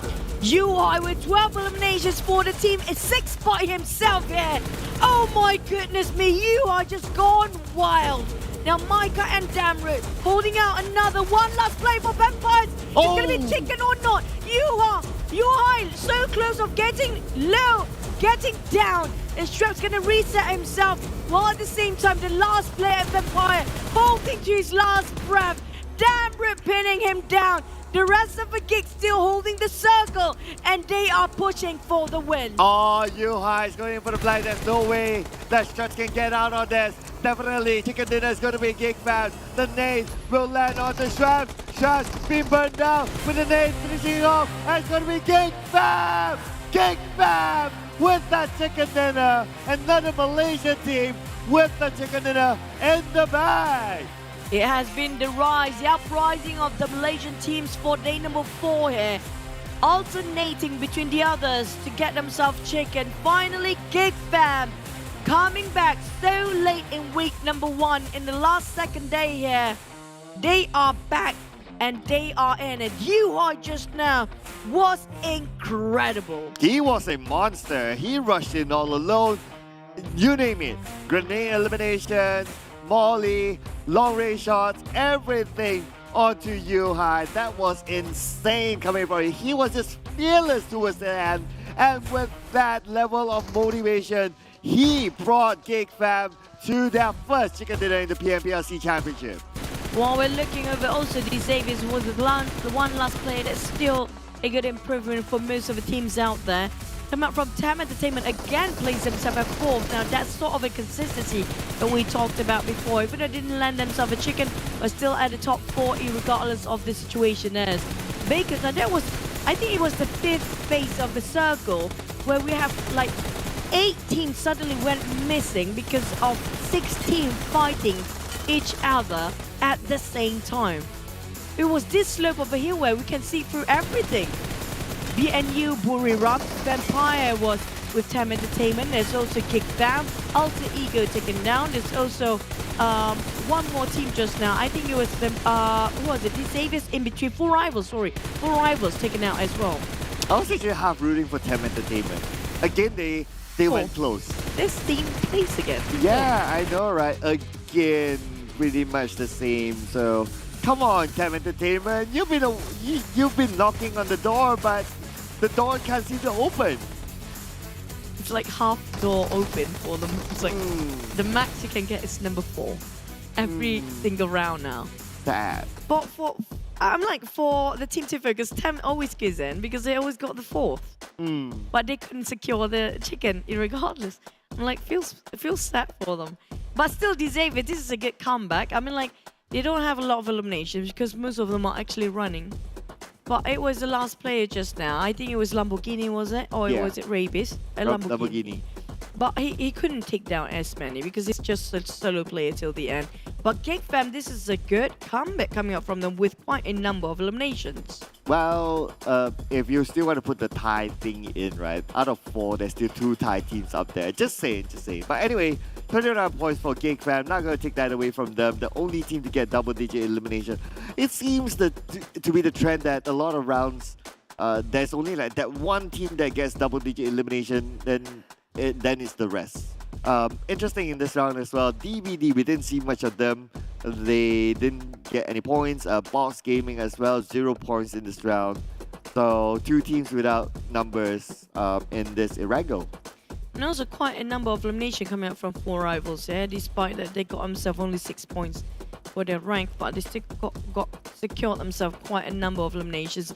It's going to be quite and not really a bit above average than the usual, coming up from our MVP with 1000 over damage, which is going to be Yuhai with 7 eliminations, 6.4 for MVP points. Now that's not the longest distance of it, but he definitely plays a big part just now. He opened up so much space. Out of 14 or 15 eliminations, half of it done just by UI. That might not be the highest for individual, but on an average, based on that data, it seems to be the highest. But anyway, well-deserved MVP, no doubt. That final rush from Yuhai was amazing. That was that was much needed. But now let's look at the overall chart. So FaZe Clan didn't play, but anyway, as we all know, there's no way they're going to drop that #1 spot. But the Vampires back on that 2nd place. Yoodo Alliance on 3rd place as well with 150 points. Same goes with the Eagles. But for Geek Fam, despite their chicken dinner, they're still on page 2. But at least the good news is that they got themselves triple-digit points. And also pushed themselves quite high up there. Before this, they were down in the bottom. And this is just a big push coming out from a sort of Geek. And definitely they need to, you know, have this consistency, like it or not, especially the teams coming out from the 13th place, which really close off cracking the triple digits. Same goes up to 15 here. But the gap in between 16 and 17 is just too obvious. Back towards the side of Ego Esports, they didn't play just now, so Yoodo Alliance managed to cut across them with a tight 150. But next one, they will be playing. There's only one team will not be playing here, which is going to be Group A. We mentioned about if Group A not playing, there's only going to be 4 Thai teams down there. Yeah, so Group A is going to be the Xavier, 4 rivals, Buriram United, and TEM Entertainment. So that's it for TEM Entertainment actually today. Oh, it's too bad again for them. They got #4 many times. I know, right? Yeah, Too it's like the #4 curse today for them. So sad for TEM Entertainment. You know, I'm so sad. So close yet so far, but it's just not that day yet. I mean, like, next one they will not be playing. I forgot who I voted for again. But this circle, if only Ego Esports is actually here, it's going to be perfect for them because they love Severny. Happens to be their circle. And also FaZe Clan not playing. If not, they'll be definitely on top of the Gakka Mountain already, just farming out eliminations there. Yeah, they would definitely be one of those teams out there making the most out of it. So the good news is that they're not playing, so that's why a lot of teams have better entry towards the northern side of the circle. But what's interesting also is that Geek Fam, when they went up there, they went to the compound that's just by the bridge, and that bridge is kind of like a choke point. So if teams do pass by, they could still shoot. If they don't, they can still chill there because it's one of the compounds, right? So you always like, if you have a compound, it can be a fortress, that kind of circles, so that's kind of okay. But what I really like about after that is that Geek Fam, they timed themselves well. Just look at the smoke bridge that they create to get themselves into the circle. It was to perfection. It was a really hard hike for them actually. They are the closest to the blue zone, being pressured by the blue zone that shrinks, and the furthest away from the circle at first, before the circle shifted towards them in the last minute after they got into the last few minutes as well. So that was a really tough one because they were the furthest. That's also one of the many points why they're not being tunneled down by the other teams down there when they were trying to just finish things off, because they're a bit too far. But also because of them a bit too far, they're not being under the attention or the radar. But it's also they are the furthest away from the circle, the hardest to get in. But also we want to thank our sponsors here. It's been amazing for the entire journey of PMPL South Asia. This time it's going to be the Realme GT Neo 2 Neo Speed Awakens with the latest chipset of MediaTek Dimensity 8100 5G. So I think you use this phone. We all use this phone. Look at how incredible it is. Now, What if I say I haven't used it? Will they send it to us? Yes, please. Okay, there you heard it from us. But one thing that we have all used is definitely our official live stream partner, that is TikTok. #BeTheOne. Don't forget to follow our official PUBG Mobile pages, PUBG Mobile My Official, PUBG Mobile Esports.my, as well as PUBG Mobile Esports.sg and PUBG Mobile Official PH. But this is also another app I think a lot of us has used. Our official food delivery partner, GrabFood, 50% off GrabFood order, promo code PUBGM only for new users. Terms and conditions apply. Make me wonder what they use if it's not in South Asia. They have a different thing, right? They call it loft, I think. Yeah. Maybe something else, but maybe Grab. Maybe you can use Grab entire world. Yeah, maybe you can use it entire world. So you sign up today if you're new, and if you're not new, just make a new ID and sign up and get a 50% code again. Because I would do that for PUBG. I mean, like, you know how much it actually kind of give discounts to that 50%. A lot of stuff, especially if you can eat Wagyu steak with that. But you know what, speaking of Wagyu steak, we're gonna have to hit the break for a bit just to have a bit of a munchy moment. And see you guys for our final match after this.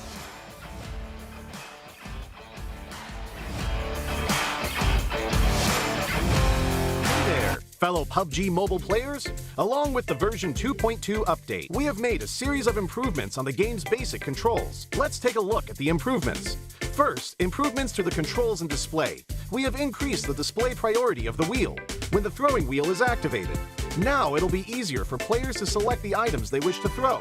In this update, a countdown will be displayed whenever the play zone is going to shrink. This way, it will be made more aware of the next play zone, and players can plan their routes more effectively. We've improved the feedback effect of marked items. Whenever you tap and hold to mark an item successfully, the feedback will be more obvious when the player is aiming down sights. The markings within the scope have been optimized, so the sight is less obscured.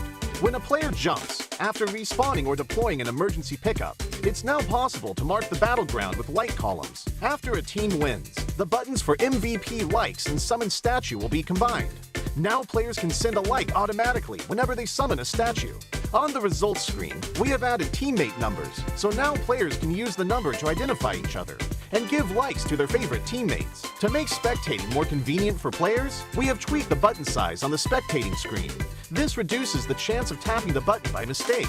I'm sure firearm balancing is a concerning issue for many players. In this update, we have significantly improved the burst shot of both the SKS and Mini 14 by greatly improving their handling.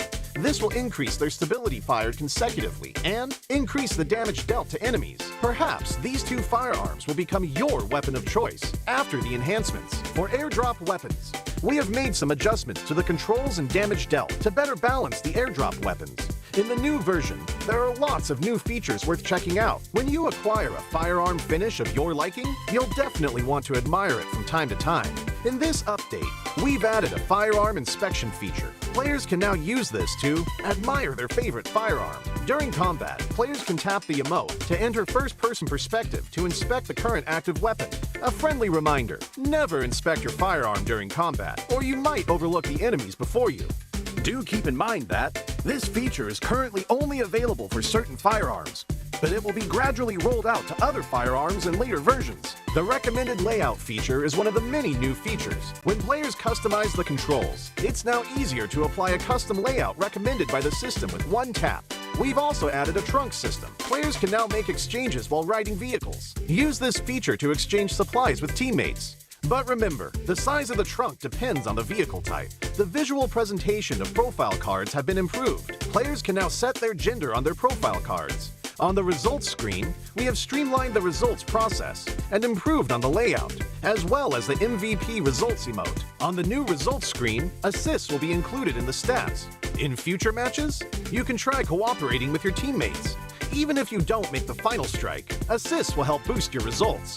We have added stationary targets to the training grounds. After firing, the damage dealt and bullet trajectory will be displayed. This helps to more closely recreate situations that players may face in matches. To make it easier for players to practice shooting, the most recently used firearms configuration will be applied by default when entering the training grounds the next time. These are the major improvements for the basic experience in version 2.2. If you want to learn more about this update's content, don't forget to follow the official PUBG mobile community. Winner, winner, chicken dinner. See you next time.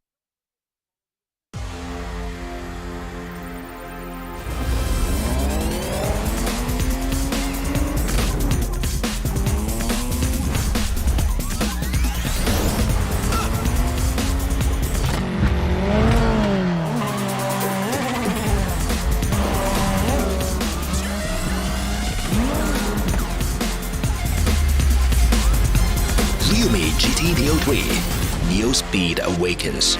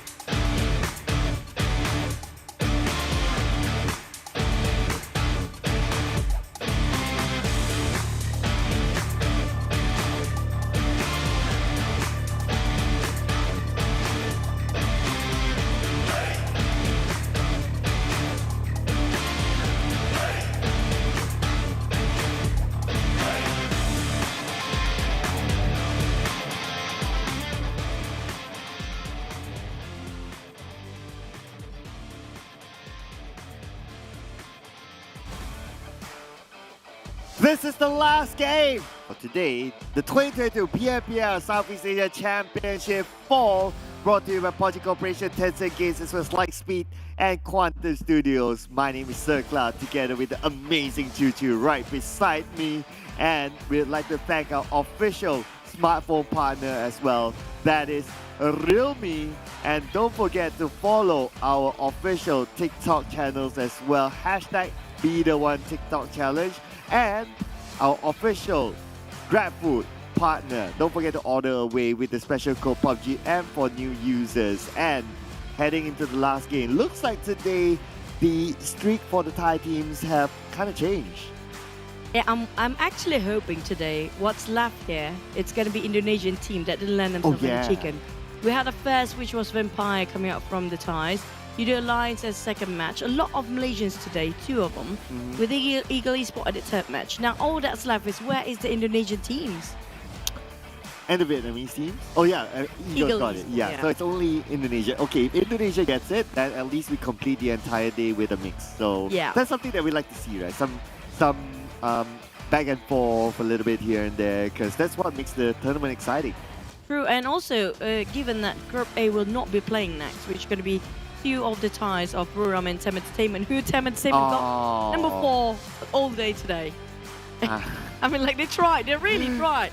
You can see they're really trying. Yeah, you can see that they're like, I don't want to end the day. Maybe they really had that group conversation yesterday, and all the other Thai teams were like, you haven't got a chicken dinner. Because we saw how much they tried to evade all the fights, unnecessary ones, and try to get themselves the last circle. It just didn't work out for them. But for Group B, C, D, and E, it's gonna be a last match of Erangel. Definitely, I'm hoping for that. I'm waiting for one Indonesian team to actually make sort of a comeback after their day 1, and then they're just gone. Okay, if it was one Indonesian team, which team would it be? It's gonna be NFT, definitely. NFT, yeah. Okay. Just for the sake of content, I'll probably pick another one. I'll pick. I'm still thinking hard though. It's like NFT in my head, but I'll probably put Alter Ego. I thought you were gonna go for Boom Octa. Like, we saw Octa before. That 1v3 of Infinity. Oh yeah. the Infinity Slayer, right? Yeah. But here comes our elimination based on the last match. Well, we did mention Yuhai. Out of 14 or 15 eliminations, he got half of it. Same goes for Mika. So these 2 has been incredibly powerful. And this time we got all Malaysian with Pemburu coming up in the 3rd place. Wow. Now, you know what? Yesterday we were saying that, are we watching PMPL Thailand? Now it's like, are we watching PMPL NYSCPH? Because back then, this was exactly how it would look like. It would have been, Geek Fam would have dominated all the charts. And now we're seeing this again. Yuhai, the forefront, Snipes, and Mika. But it used to be like damn good there. But it's Don't praise them too early. Okay. Yeah, well, I mean, just stating the facts. Because the problem with the other teams right now, they're one time they're hot and next one they're cold, because that's what happened to Yoodo Alliance. They got 2nd game chicken. The 3rd game they lost first. Yeah. So that's sort of a trend right now. Hopefully it's not the case for Geek Fam, because there's quite a number of damage they dished out for the entirety of team. Like the most damage all three of them giving all the best they can, especially when it comes to Snipes. They're giving so much support for the team not having the eliminations, by the way. I know, right? That's like the, we used to call it like the stat award. Like you got a lot of damage, but you don't really get the elimination points in. But anyway, what's going to be sadder is that TEM Entertainment isn't playing this round. Oh, I would have wanted them to play. Like give them Maybe that one more tomorrow. round. Tomorrow Yeah. to finish off the week one. Yeah, they have to, right? While we're still here tomorrow. Well, we're still alive. Because the early of next week we're not here. Someone else Yeah. will be taking over the casting seat here. So hopefully they will happen. It will happen when we're around. Then we can like It celebrate should happen because this happens in the first week. The Titans, the Ties getting a second and third day was in week number 1. They should finish off the job here. It's Yeah. sort of a thing that a mission for them. Yes. But on the side of the others now, it has been like a lot of Malaysian teams that butting into the Thai business, trying to finish off their streak here since day 2. You know what? Now it's like the Malaysian teams. It's their turn to feel like, hey, I want a chicken dinner. Which is the team that hasn't got it yet? Sem9 and 4 Rivals. Sem9 got it? Sem9 no. No. So Sem9 and 4 Rivals. Yeah. Yeah, there you go. But what's in it for you guys is, of course, the new map, the Nusa map, whereby you can experience the new tactical crossbow inside of Nusa itself. You can use it to create this zip line that you can use as a fly force to go to certain places. Go check it out. You had 5 minutes earlier on during the break time. You should have checked it out. If not, after this game, go and try it out. Trust me, you don't want to miss out on this new map that also features a lot of other new stuff beside this, but I'll let you explore that. And also when it comes to the sets, so you guys know the sequence now by now. It's going to be Clairvoyant Fox and Midas Fortune set for RPM 15, which are already available for you guys to get it. And after this, definitely is going to be the double ultimate set, which is going to be the Spectra Swan set and also the new set of the Cosmic Inquisitor. So I'm already giving out the formalities there because we want to have to get back to our conversation just now. Yeah, this is going to be the ultimate, the double set. Yeah, there you go. Thank you so much. But the graphic will still be there. So we need to keep on talking now. Yeah. 4 Rivals, Okay. it's Sem9. Okay. All right. I talked about this. Week 1, day 2. Okay. Straight Thai teams getting chicken. And suddenly Yoodo Alliance squeezing into the 5th game. Week 1, day 3, 4th game, DBD, Malaysian again. Cut off the streak of the Thais. Today's been a mix of everyone. Yep. But more towards the side of the Malaysian. But so far, only Sem9 and 4 Rivals couldn't secure it. Do you think they really have a shot here? Sem9 is a bit of a tough spot there. Yeah, I think Sem9 is a bit tough. If you were to ask me, I would give 4 Rivals the better chance. Yeah. Yeah. But you know what? The funny thing, we've been predicting or put our prediction for 4 Rivals since day 1, but none of them actually land any chicken yet. But they got quite a number of eliminations. At least that. They're being really aggressive. But here it comes. What's our prediction for the last one? Yeah, you forgot, right? NFT. I actually it's an go Indonesian for. team. Yeah, I actually go for. I do want NFT to win. Wow. Wow. So it's like genuine, right? Yeah, It's genuine. Like It feels like it falls into place now. Yeah, I know. Right? It's like it's all part of the plan, you know. SLD, huh? Yeah, well, frankly speaking, it's all like before, right? If I knew like we were to predict right now, I would even put in like maybe it's either 4 Rivals or Ego or any of the Indonesian teams in general. I do want the Indonesian to get one chicken because at least for Malaysia they got like, you know, yesterday, the day before, and for the Eagles they got themselves already once today. I wanted to carry your logo to my side, but yeah, it went if only we can do that, Yeah. right? But for the nations, it's been a while since they got themselves that double chicken in a day. Like they got 3 chicken in a day for different teams. That's gonna be Boom, NFT, and Alter Ego for week number 1, day 1. That's it. Yeah.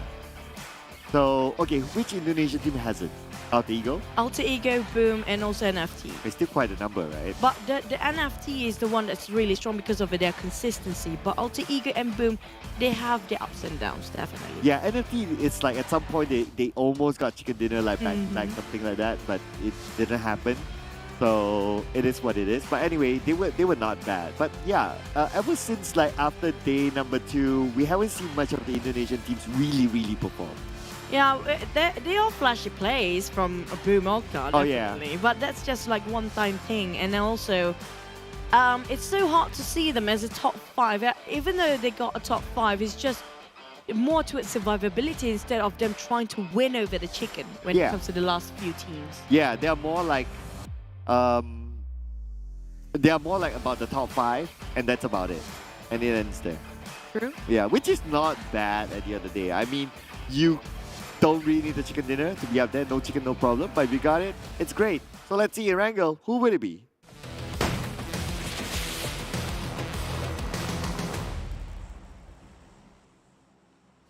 Who's gonna be it when it comes to our last Erangel of last match of day number 4 here? Gonna rack things up later, which gonna end up with only 1 day left for week 1, which is gonna be tomorrow. And that's it. We're gonna secure our positions when it comes to our league bonus point later today or later tomorrow. But back to it, the flight path. This definitely gonna be up on the northern side. I have a feeling it's up from Zaki, never mind shooting range, down to Nova Rabnoye. So is it gonna be car circle? Feels like it. Well, finally, it's not a bottom flight path. So Sonov's coming to base. Yeah, that's a start. So, I don't know. Yeah, the only flight path on the north. Today. Yeah, it is. So maybe it'll be a different. Maybe that's a sign. It's like, okay, we're gonna give you a southern circle. We're gonna give you a military base circle now. It's a sign, you know. It's a sign. Having too much expectation for this last match today. Well, we are. Too much pressure for the side of the Indonesian teams and the Sonovska military base. I think Alter Ego will have a lot of fun there. They definitely will be their game here if they actually happen. Oh, if they do, then it's my prediction. They are playing, aren't they? They are. They are playing. They are flying into military base right now. Just look at that. And being United as well. So we get. Oh, Primos. My God, look at this. It's like 40% of water in there. Yeah, pretty sure that it's going to be 100% land. I don't know. I mentioned Gatka early on. I was wishing Sonovska. I mean, like, it ended up on the right side. If it goes far left, it's okay. If it goes far right, it's okay as well. Oh, but look, what's not okay for SLD and DBD? Okay, let's go. 2 teams at page 2. Ooh, let's see who gets it first. But SLD got a better fair view compared with DBD right now. Where Yan with a Vector. Oh, really close off getting that one out. DBS on Jimmy. Wait, what is happening? Jimmy, hello, Jimmy, Oh, he paused there for a bit. Yeah. A bit of a late reaction from DBD. Wait, how many seconds is... Oh, okay, this is 2 minutes, 24 seconds. So this is not... Not the new record. Yeah, you can't beat that. It's 1 minute, 12 seconds, okay? Yeah, there you go.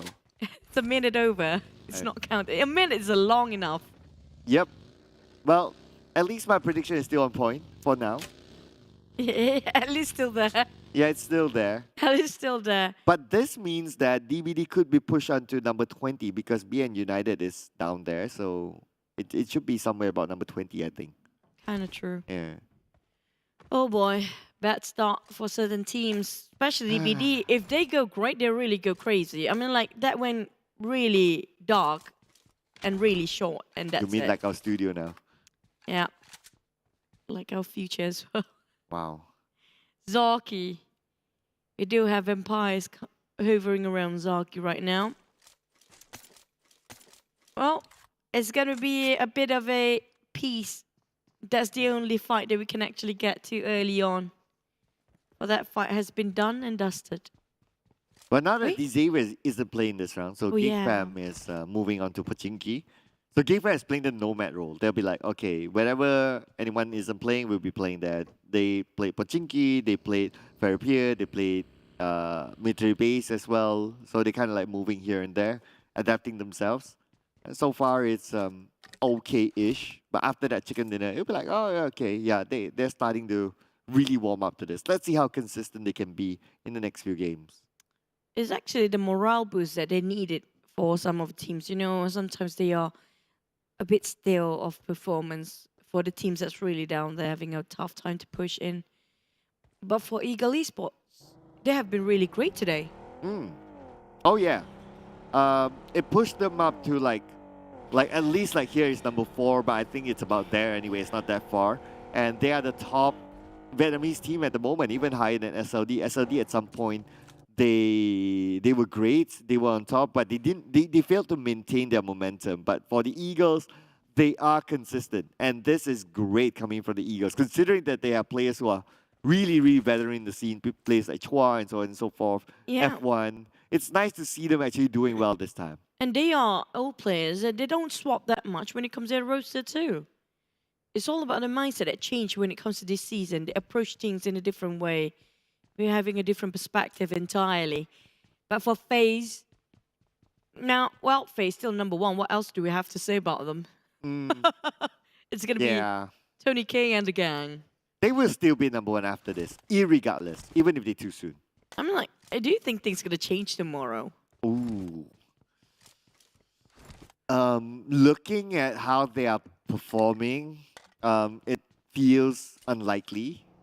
So my short answer is that probably not, based on my gut feeling. Depends on how much they finish off the day, I guess. If they are a bit too soon here, maybe, I mean, like, it will be overtaken by the side of Yoodo Alliance of Empires. But by tomorrow, I mean, like, maybe after third or fourth match. But for the first 3 games, FaZe still going to be number one, no matter what. So that's kind of certain for now. But the teams that going to be a bit quiet is going to be Ego Esports having F1 around the corner, just going to scout things out. The rest of them start to move and migrate towards the circle, which we have no clue where the second circle will actually be in, because it's still on the... It's kind of on top of Garkar, but if it happens to be on the right side, there's still a lot of Sonovska still in there somewhere. It's as far as Ferry Pier, and that's about it.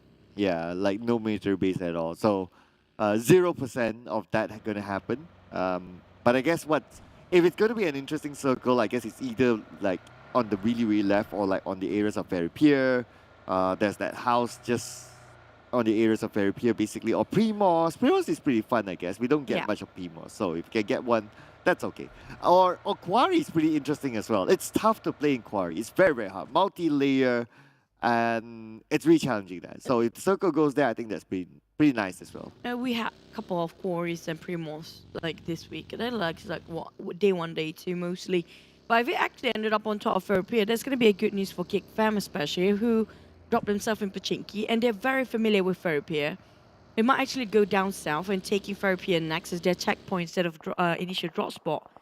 Because right now it's still on top of Pachinki on the side of Gatka field. Spot out GIDS. Now, GIDS is always the first one to actually start engaging early fights, aren't they? Always got caught in the process of transitioning to it somewhere. Kind of. Well, at least this time they're kind of okay. I guess because like you still have a lot of room to play. We are still in the first bit of the circle, so it's just to get information where Geek Fam is at. A couple of shots out there just to give a warning, and that's about it. But so far, we can see them covering like the high grounds, going towards the compound. So they're pretty balanced right now. So it's still a fairly good start for them. Hopefully it's going to be a good start and a good day for our last match here. Kind of starting a bit quiet for now. Boom. Vampires have really started to move because they do know they have only 40 seconds around the clock. And they don't want to be too late into the center. And we see a bit of a glimpse of Mount Gatkar from the side of Vampires, who's coming up from Jogopur down towards the side of a mountain and just going to climb it up back for a bit.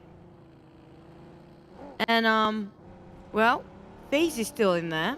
I'm not sure if FaZe can actually be on top of it, or they're just not going to take this mountain entirely. Well, considering that this kind of circle, I don't think it's going to be worth for any team to like really, really want to go for the Gatka Mountain. Unless the second phase of circle, but we'll see. But based on the first phase of circle, the Gatka Mountain isn't really that lucrative. Where I would say is really lucrative is, of course, the areas of Quarry. I think the elevation there is amazing. Now, okay, if this kind of circle, chopstick at areas of Gatka, the trench, that is great as well. Geek Fam is in the middle of it, so you don't really want to butt into there. So I think the trench where Vampire is heading to, that is a good spot. And also, the bridge in between is still in there, so no community base taken by Alter Ego can be safe for a bit now. They don't have to cross the bridge just yet. If it happens, a hard shift right side again, there's going to be a really topsy-turvy for most of these teams because they didn't expect that much on the right side since the start. Now imagine if that really happens, things gonna go really bizarre with the teams here. With not much teams that actually happen to clash just yet. You mentioned about the trenches, Cloud, definitely one of the hot spot down there. And already a couple of teams already moving towards that direction. Quarry will be taken by FaZe for now. They're very comfortable here, not much of a contenders, and quite calm before the storm. And the next couple of seconds, when the blue shrinks even further, definitely a lot of teams start to force themselves to push forward. Yeah, if you're already at Quarry like FaZe Clan, you're kind of fine. From Quarry, I would say the best rotation route will be from there to the right, where there's still the high ground to play with, because you have elevation, you can see teams on the open field, and you can get more information. There'll be a house just right below them if they choose to do so as their next checkpoint after that. So there can be sort of few checkpoints with this kind of circle for now, until the next circle shifts, then they can decide later on. Bacon time, Shirty. Might actually spot a SLD from afar.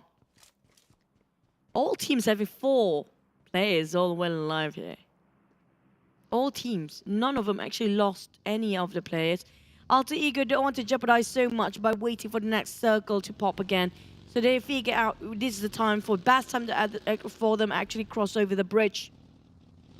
Because Might ended up on top of Ferry Pier just now, even though it still comprises of a bridge for the second circle. But less than a minute later, definitely a lot of teams start to park themselves where they want to defend. In this case, FaZe start to fight against Box Gaming, found out their lair here. I'm not sure if Tony can figure this one out, actually one of his plans, but definitely not how it turned out to be. Ooh, it's interesting that FaZe Clan sent their entry fragger at the forefront to do scouting work, and their most valuable player as well. That was a big risk that they played. The good news is that Tony K managed to get away, and now he managed to reset, but FaZe Clan could have lost Tony K. That was so scary. Really close with that sort of a corners. Almost got stuck in the process when trying to get away from that. Infinity Logan just gonna give a go against Boom. A bit of a pressure with that with their hand grenades. Just giving off his presence to a side of Boom Esports. Well, somebody shot him from afar. I'm not sure who. Definitely not outside of Boom, because there's no way they can land the shots from here. It's gonna be somebody else entirely from behind. Yeah, it looks off screen, so we can't know for sure until the camera pans over. But for now, the camera pans over to the Eagles coming in from Primos, and looking at the edge of the circle, it seems that the circle moved down south. Interesting. If it's down south, then first is the high ground next to Quarry or at Quarry. It's good. If not, the houses at Ferry Pier, on the right side of Ferry Pier, that is amazing. So those are going to be hot spots after this. You will see teams going towards that direction. Oh, even it might ended up on right on top of Gotka here right now. Never mind, it's gonna be Ferry Pier and it's gonna be Quarry. FaZe definitely gonna be happy, but Bacon time getting in the center. Semna coming up from the north. Geek Fam, Yoodo Alliance having a clash. Boom, taking it as long as they can. SBN United have a clash against visitors of Infinity. Came in straight into their lair here. FaZe taken inside with Bacon and Alter Ego. When we have airdrop in the sea. Yeah, that's you know, didn't you notice that there's a new update? If you go and grab that airdrop, it has a harpoon in there. Oh yeah, the harpoon. Yeah, the harpoon. Yeah, that you can use to go fishing, or you will get one of those fishing rods, because it's meant for the sea. Yeah, Amy would love that. He's into fishing now. Yeah, but I don't think that's gonna work this tournament. Well, in case they get bored trying to camp out, right? They can go grab that airdrop. It's like, oh, wait a second. Hang on there, buddy. Yuhai went down.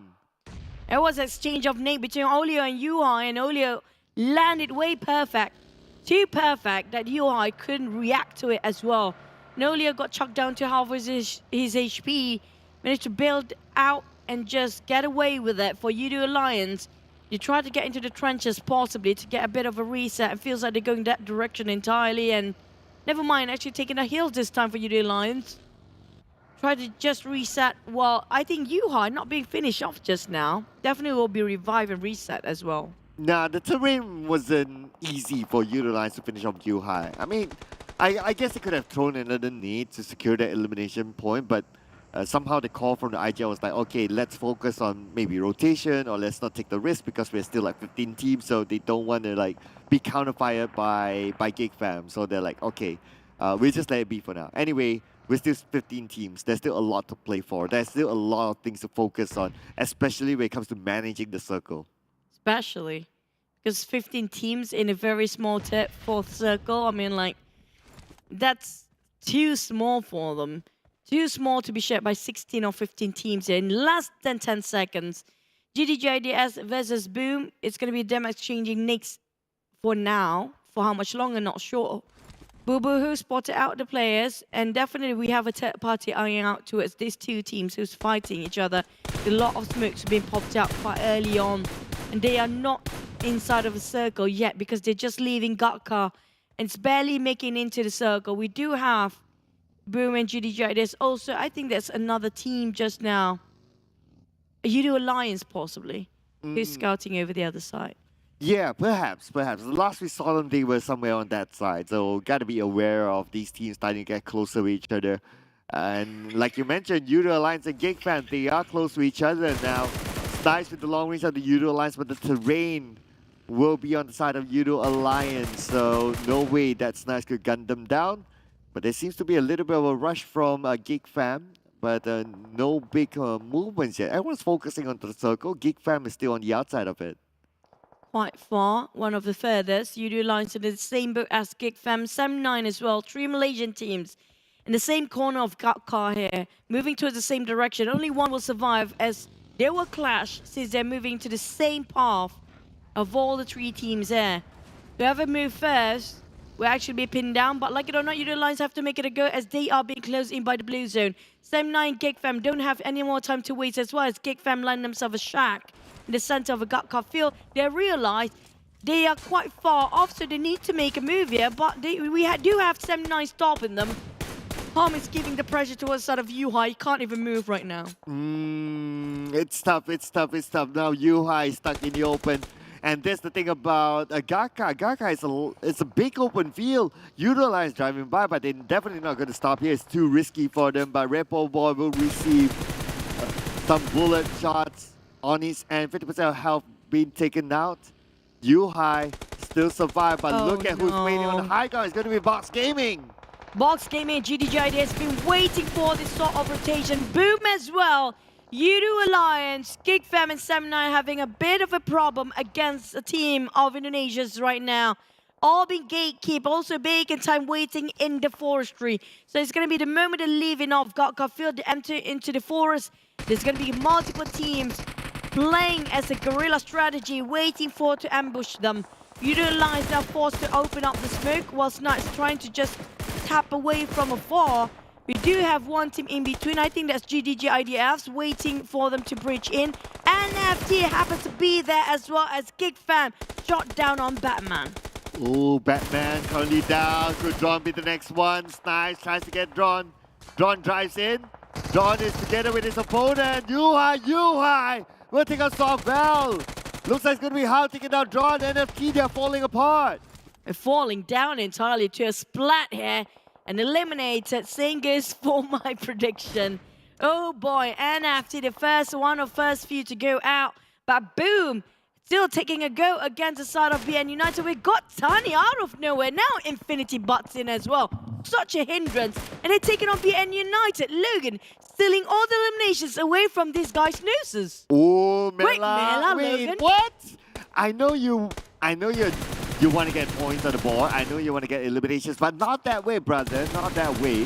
The Infinity, they're kind of busy with BN United on the right, but look at the circle. Wow. Goes towards SL. Thank you. I'll take my bow. But okay, no chicken dinner yet. I'm remaining chill. Calm down, people. Calm down. If you want autographs on the left, autographs on the right. Okay, calm down, people. Okay, feels like filling it for Clouds. SLD prediction right now is on the run and on the ball. But back to the side of Boom. Razy kind of not being safe at all because of the condition he's in open area. Infinity, a bit of a problem, a bit of an accident just now. Feels like not turning out how they want to be, but Tony being revived. Yeah, Mela definitely feels bad about Nusi maybe, but he couldn't save him at the time being because Nusi being cornered by the rest of Alter Ego. The horde of Alter Ego is in here to flush out Infinity. Yeah, Nusi's like the bait right now. And now they need to fight to save his friend. And now Mela, what are they going to do? Ventores takes down Snow and Nusi. Looks like a denial point happened there. And Nusi will be taken out by his own teammate because they want to deny the point. But now Logan needs to move. The blue is going to put pressure onto him. At the same time, he can move over to Boom. Hexas survives. And Hexas takes out his opponent at this from 7-9. And now Hexas can pick up his teammates. Well, Alter Ego finish off Infinity. That's going to be a good run coming up from Alter Ego from the Indonesian side. But Boom being cornered by the side of 7-9. There's no way out from this shack for the side of those trapped in. We're talking about Boom and also possibly GDG. Oh! Yes! But 7-9, what a nade just now. Oh, what a beautiful nade by SLD. They're busy as well, going up against the Eagles. One of them goes down, but now we have Chua. Tries to get one over Alter Ego, but fails to do so. Chua, big counter fireball, down to 60% of health. At the same time, we can see that SLD 5 elimination points dominating. Same goes for Alter Ego. Final bit finished off by the play zone. Alter Ego have to back out quite early. We're down to only 11 teams here. With FaZe trying to pin down an Alter Ego last member, Potato, hoping to just breathe out, tossing the last nade to the side of FaZe Clan. The entirety of FaZe Clan is still there. 3 first aids left on Potato. He needs to survive this. Still got 3 members of Alter Ego, sorry for that, but where are the rest of them? Potato seems like holding this compound, holding this stone structure just by himself. He couldn't make it. Too bad. Still being knocked down.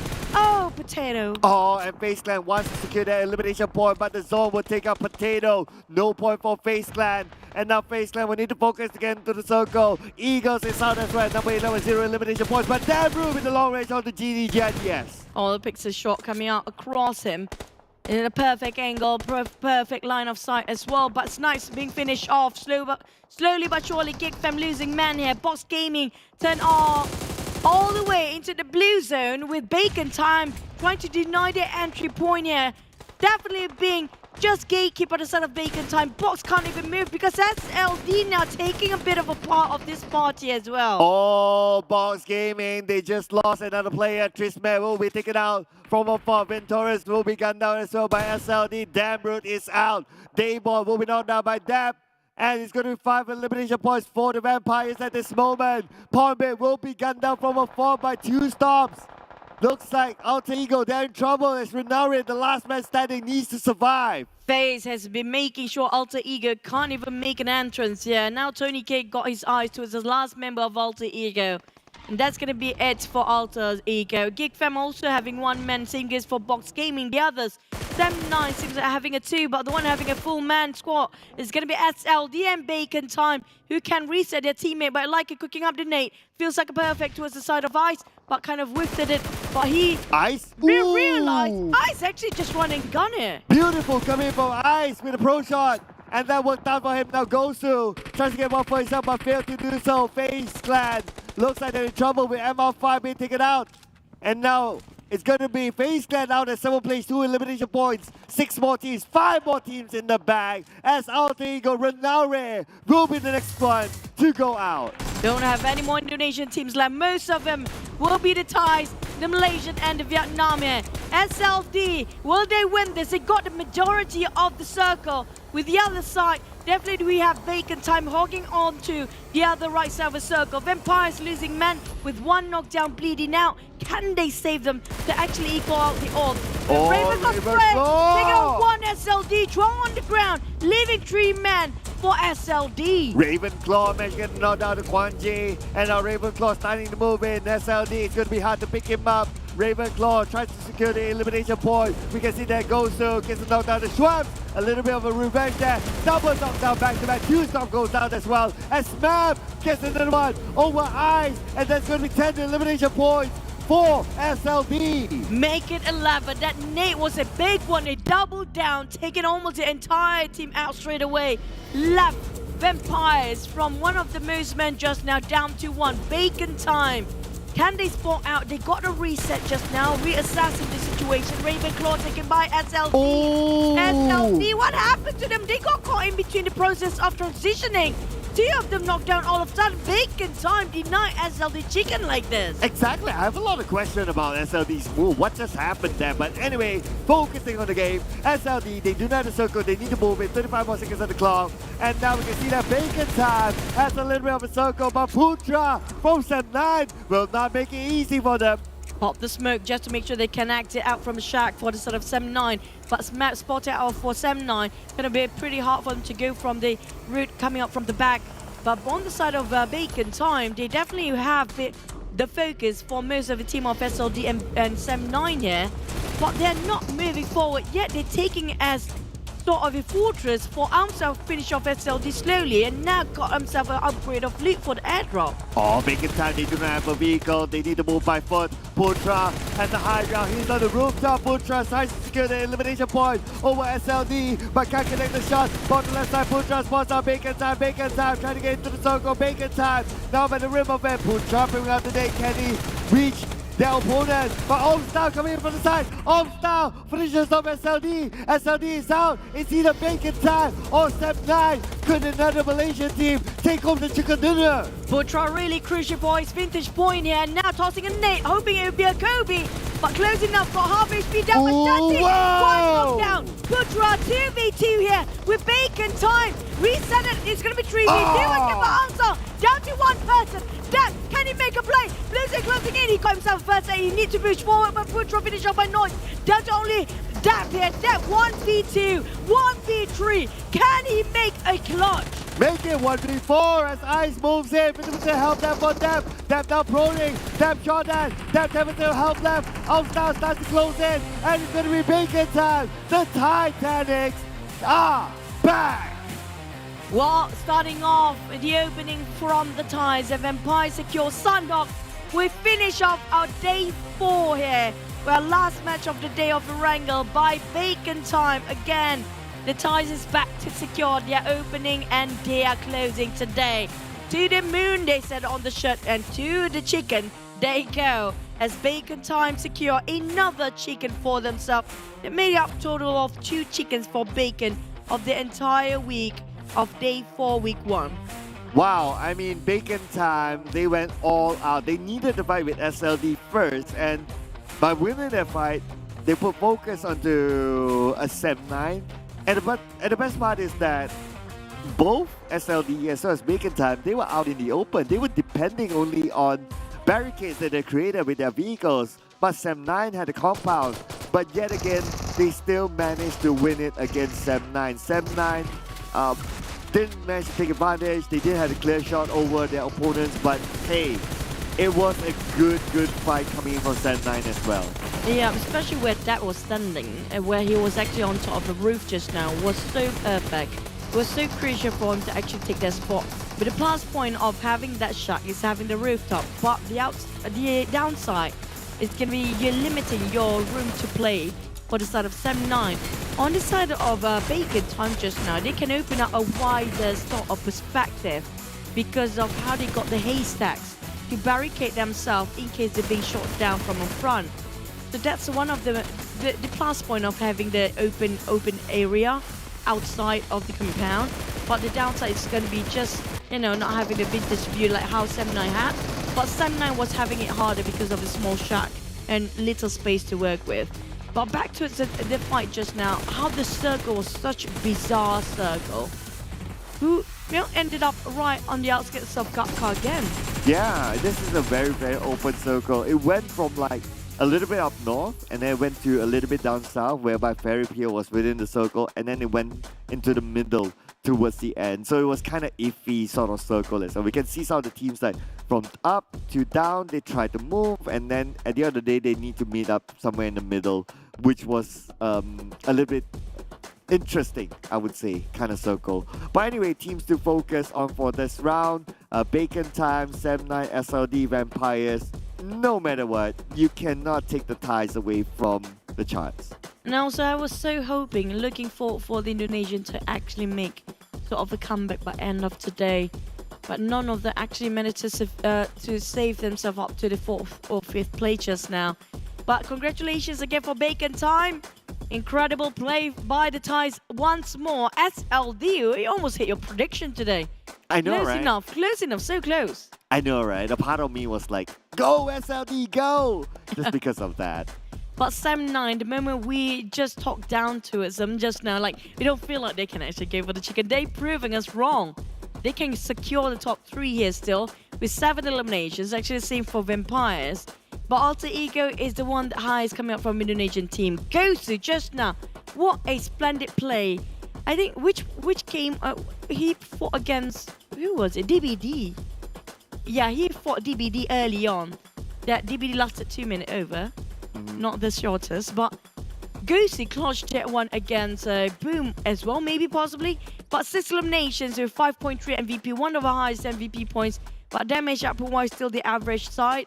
But this definitely goes to SLD, one of their most important assets when it comes to the lineup. Well, top 3 eliminators still the ties. Tony K, Newsy, Straps. I mean, but the numbers are getting closer though. So Newsy and Tony K now only has like 4 difference. Straps with Newsy 6 difference, so it's less than 10.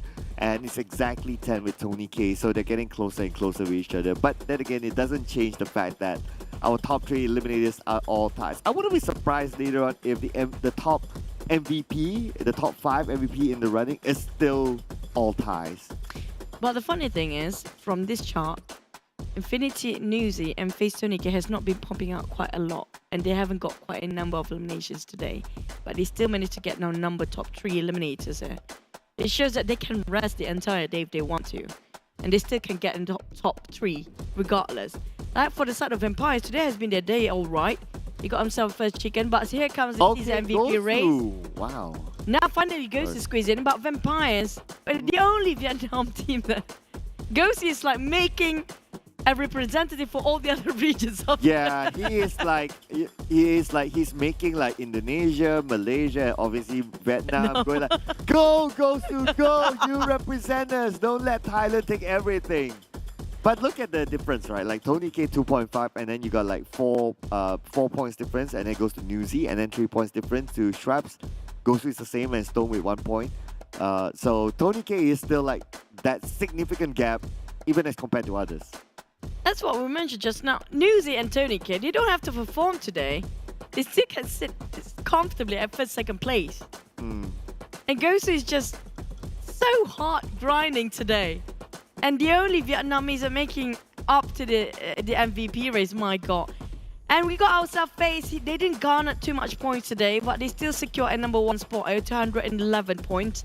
Vampires, Bacon Time, first 3 again. The ties taking it with Vampires and Bacon at 2nd and 3rd, but the gap is quite even wider than before. Yoodo Alliance 3 points shy from the side of Bacon. Ego Esports now. We got a different teams at 1-5-1, but back to the ties later. It's 3 ties in a row and 2 different countries, and 3 ties in a row in 2 different countries. I noticed a pattern, right, on like starting from Alter Ego, it's like Indonesia, Malaysia, Indonesia, Malaysia, Indonesia, Malaysia, Indonesia. Yeah, I noticed that. I just had to. But that was a like kind of fun fact. But anyway, what's interesting as well is that Xavier is finally not at number 20. Unfortunately, it went down to BN United. DBD only 1 point different, but at least the defending champions, they are no longer like rooted down there. Oh, they definitely have a lot of work to do coming up for 17, 18, 19 and 20th place here. And we saw them today. At least they have a bit of a presence, but it's just not going to be enough if they, you know, it's all about the timing we mentioned before. Mostly coming up from Xavier, especially BN United. And BN United is still okay. We compare with Xavier, it's always got caught in between of the process of all the other teams moving together. Maybe they are not comfortable with the circle. It's also one more of the many reasons, because the circle today has been really, I'm like, for all PMPL South Asia this week, has been really incredible. But you know what else is incredible? Yeah. Our interview is going to be incredible. Stay tuned.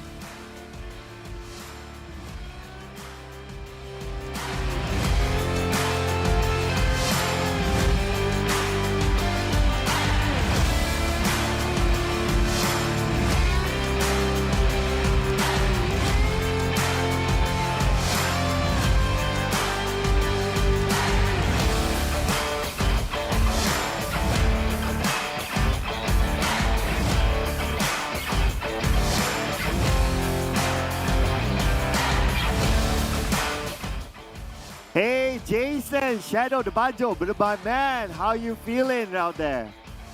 Good, I'm good. The weather's a little bit cold, but yeah, we're doing good. All right, gonna start with the golden question, right? What took you guys so long? Okay. I could say, I mean, this is technically like the boys' first Southeast Asian League experience, you know, because like previously I think only Manparang had that privilege and experience, you know, to play against all the sea levels and eventually won champion. But this time it would be an experience because we were trying to adapt. Even though like previously from PMRC we were playing a lot of against the best of Southeast Asian regions and with China as well. I mean, coming into this stage, I think it's all about adaptation. You try to adapt as fast as you could, but in the end, every team right now in here that's playing PMPL SEA are super strong. So we actually took our time to like study a little bit more, see how they play, and you know, I think we're finally slowly trying to catch up on the pace of all these Southeast Asian teams. Okay, Jason, now you talked about you guys being revising quite a lot. Now, who's the biggest foe for SEM9, or who do you think the hardest to take a fight against for SEM9 at this state right now? But I could say almost every team is, you know, like it's hard to take a fight against them, especially because like, you know, these teams are not, you know, they're not here to like, you know, play, you know, they're here to really play. So all these teams, especially I think Thailand teams in general, TEM, TEM, Buriram, FaZe Clan, you know, they are in terms of gunfighting skills, firepower, they are absolutely the strongest right now, I could say. And yeah, I think Thailand is one of the regions that we kind of want to fight them, but at the same time, we're trying to respect them. Okay, I want to hear a little bit of an insight before we wrap up this interview, right? So, how do you guys determine when Manparang plays and when Manparang doesn't play? It depends on the plan that we want to go for. I mean, sometimes if we do, like there's some certain plays that we want to go through, let's say, you know, with this map we want to play a little bit more split up, or this map we will play a little bit more aggressive, or this map we'll play a little bit more centric, you know, try to get for circle as fast as we can and stuff. You know, it's all based on like you know, what does our coach want the players to do, you know, because in certain angles sometimes Manparang is better on these angles and sometimes other players are better on these angles, so it's kind of a switch, you know. It's like putting the pieces together like a puzzle. So I think we are slowly figuring out that puzzle piece, and you know, that's how we decide like who comes in and who goes out in the middle of the games. That's quite a thorough and very insightful coming up from Jason. Thank you so much, Jason. We wish you all the best. SEM9, keep it going. Tomorrow's going to be the last day of week 1. We wish you all the best, and the Malaysian teams and all the teams in PMPL South Asia as well. Thank you so much, Jason. Good luck, all the best for SEM9.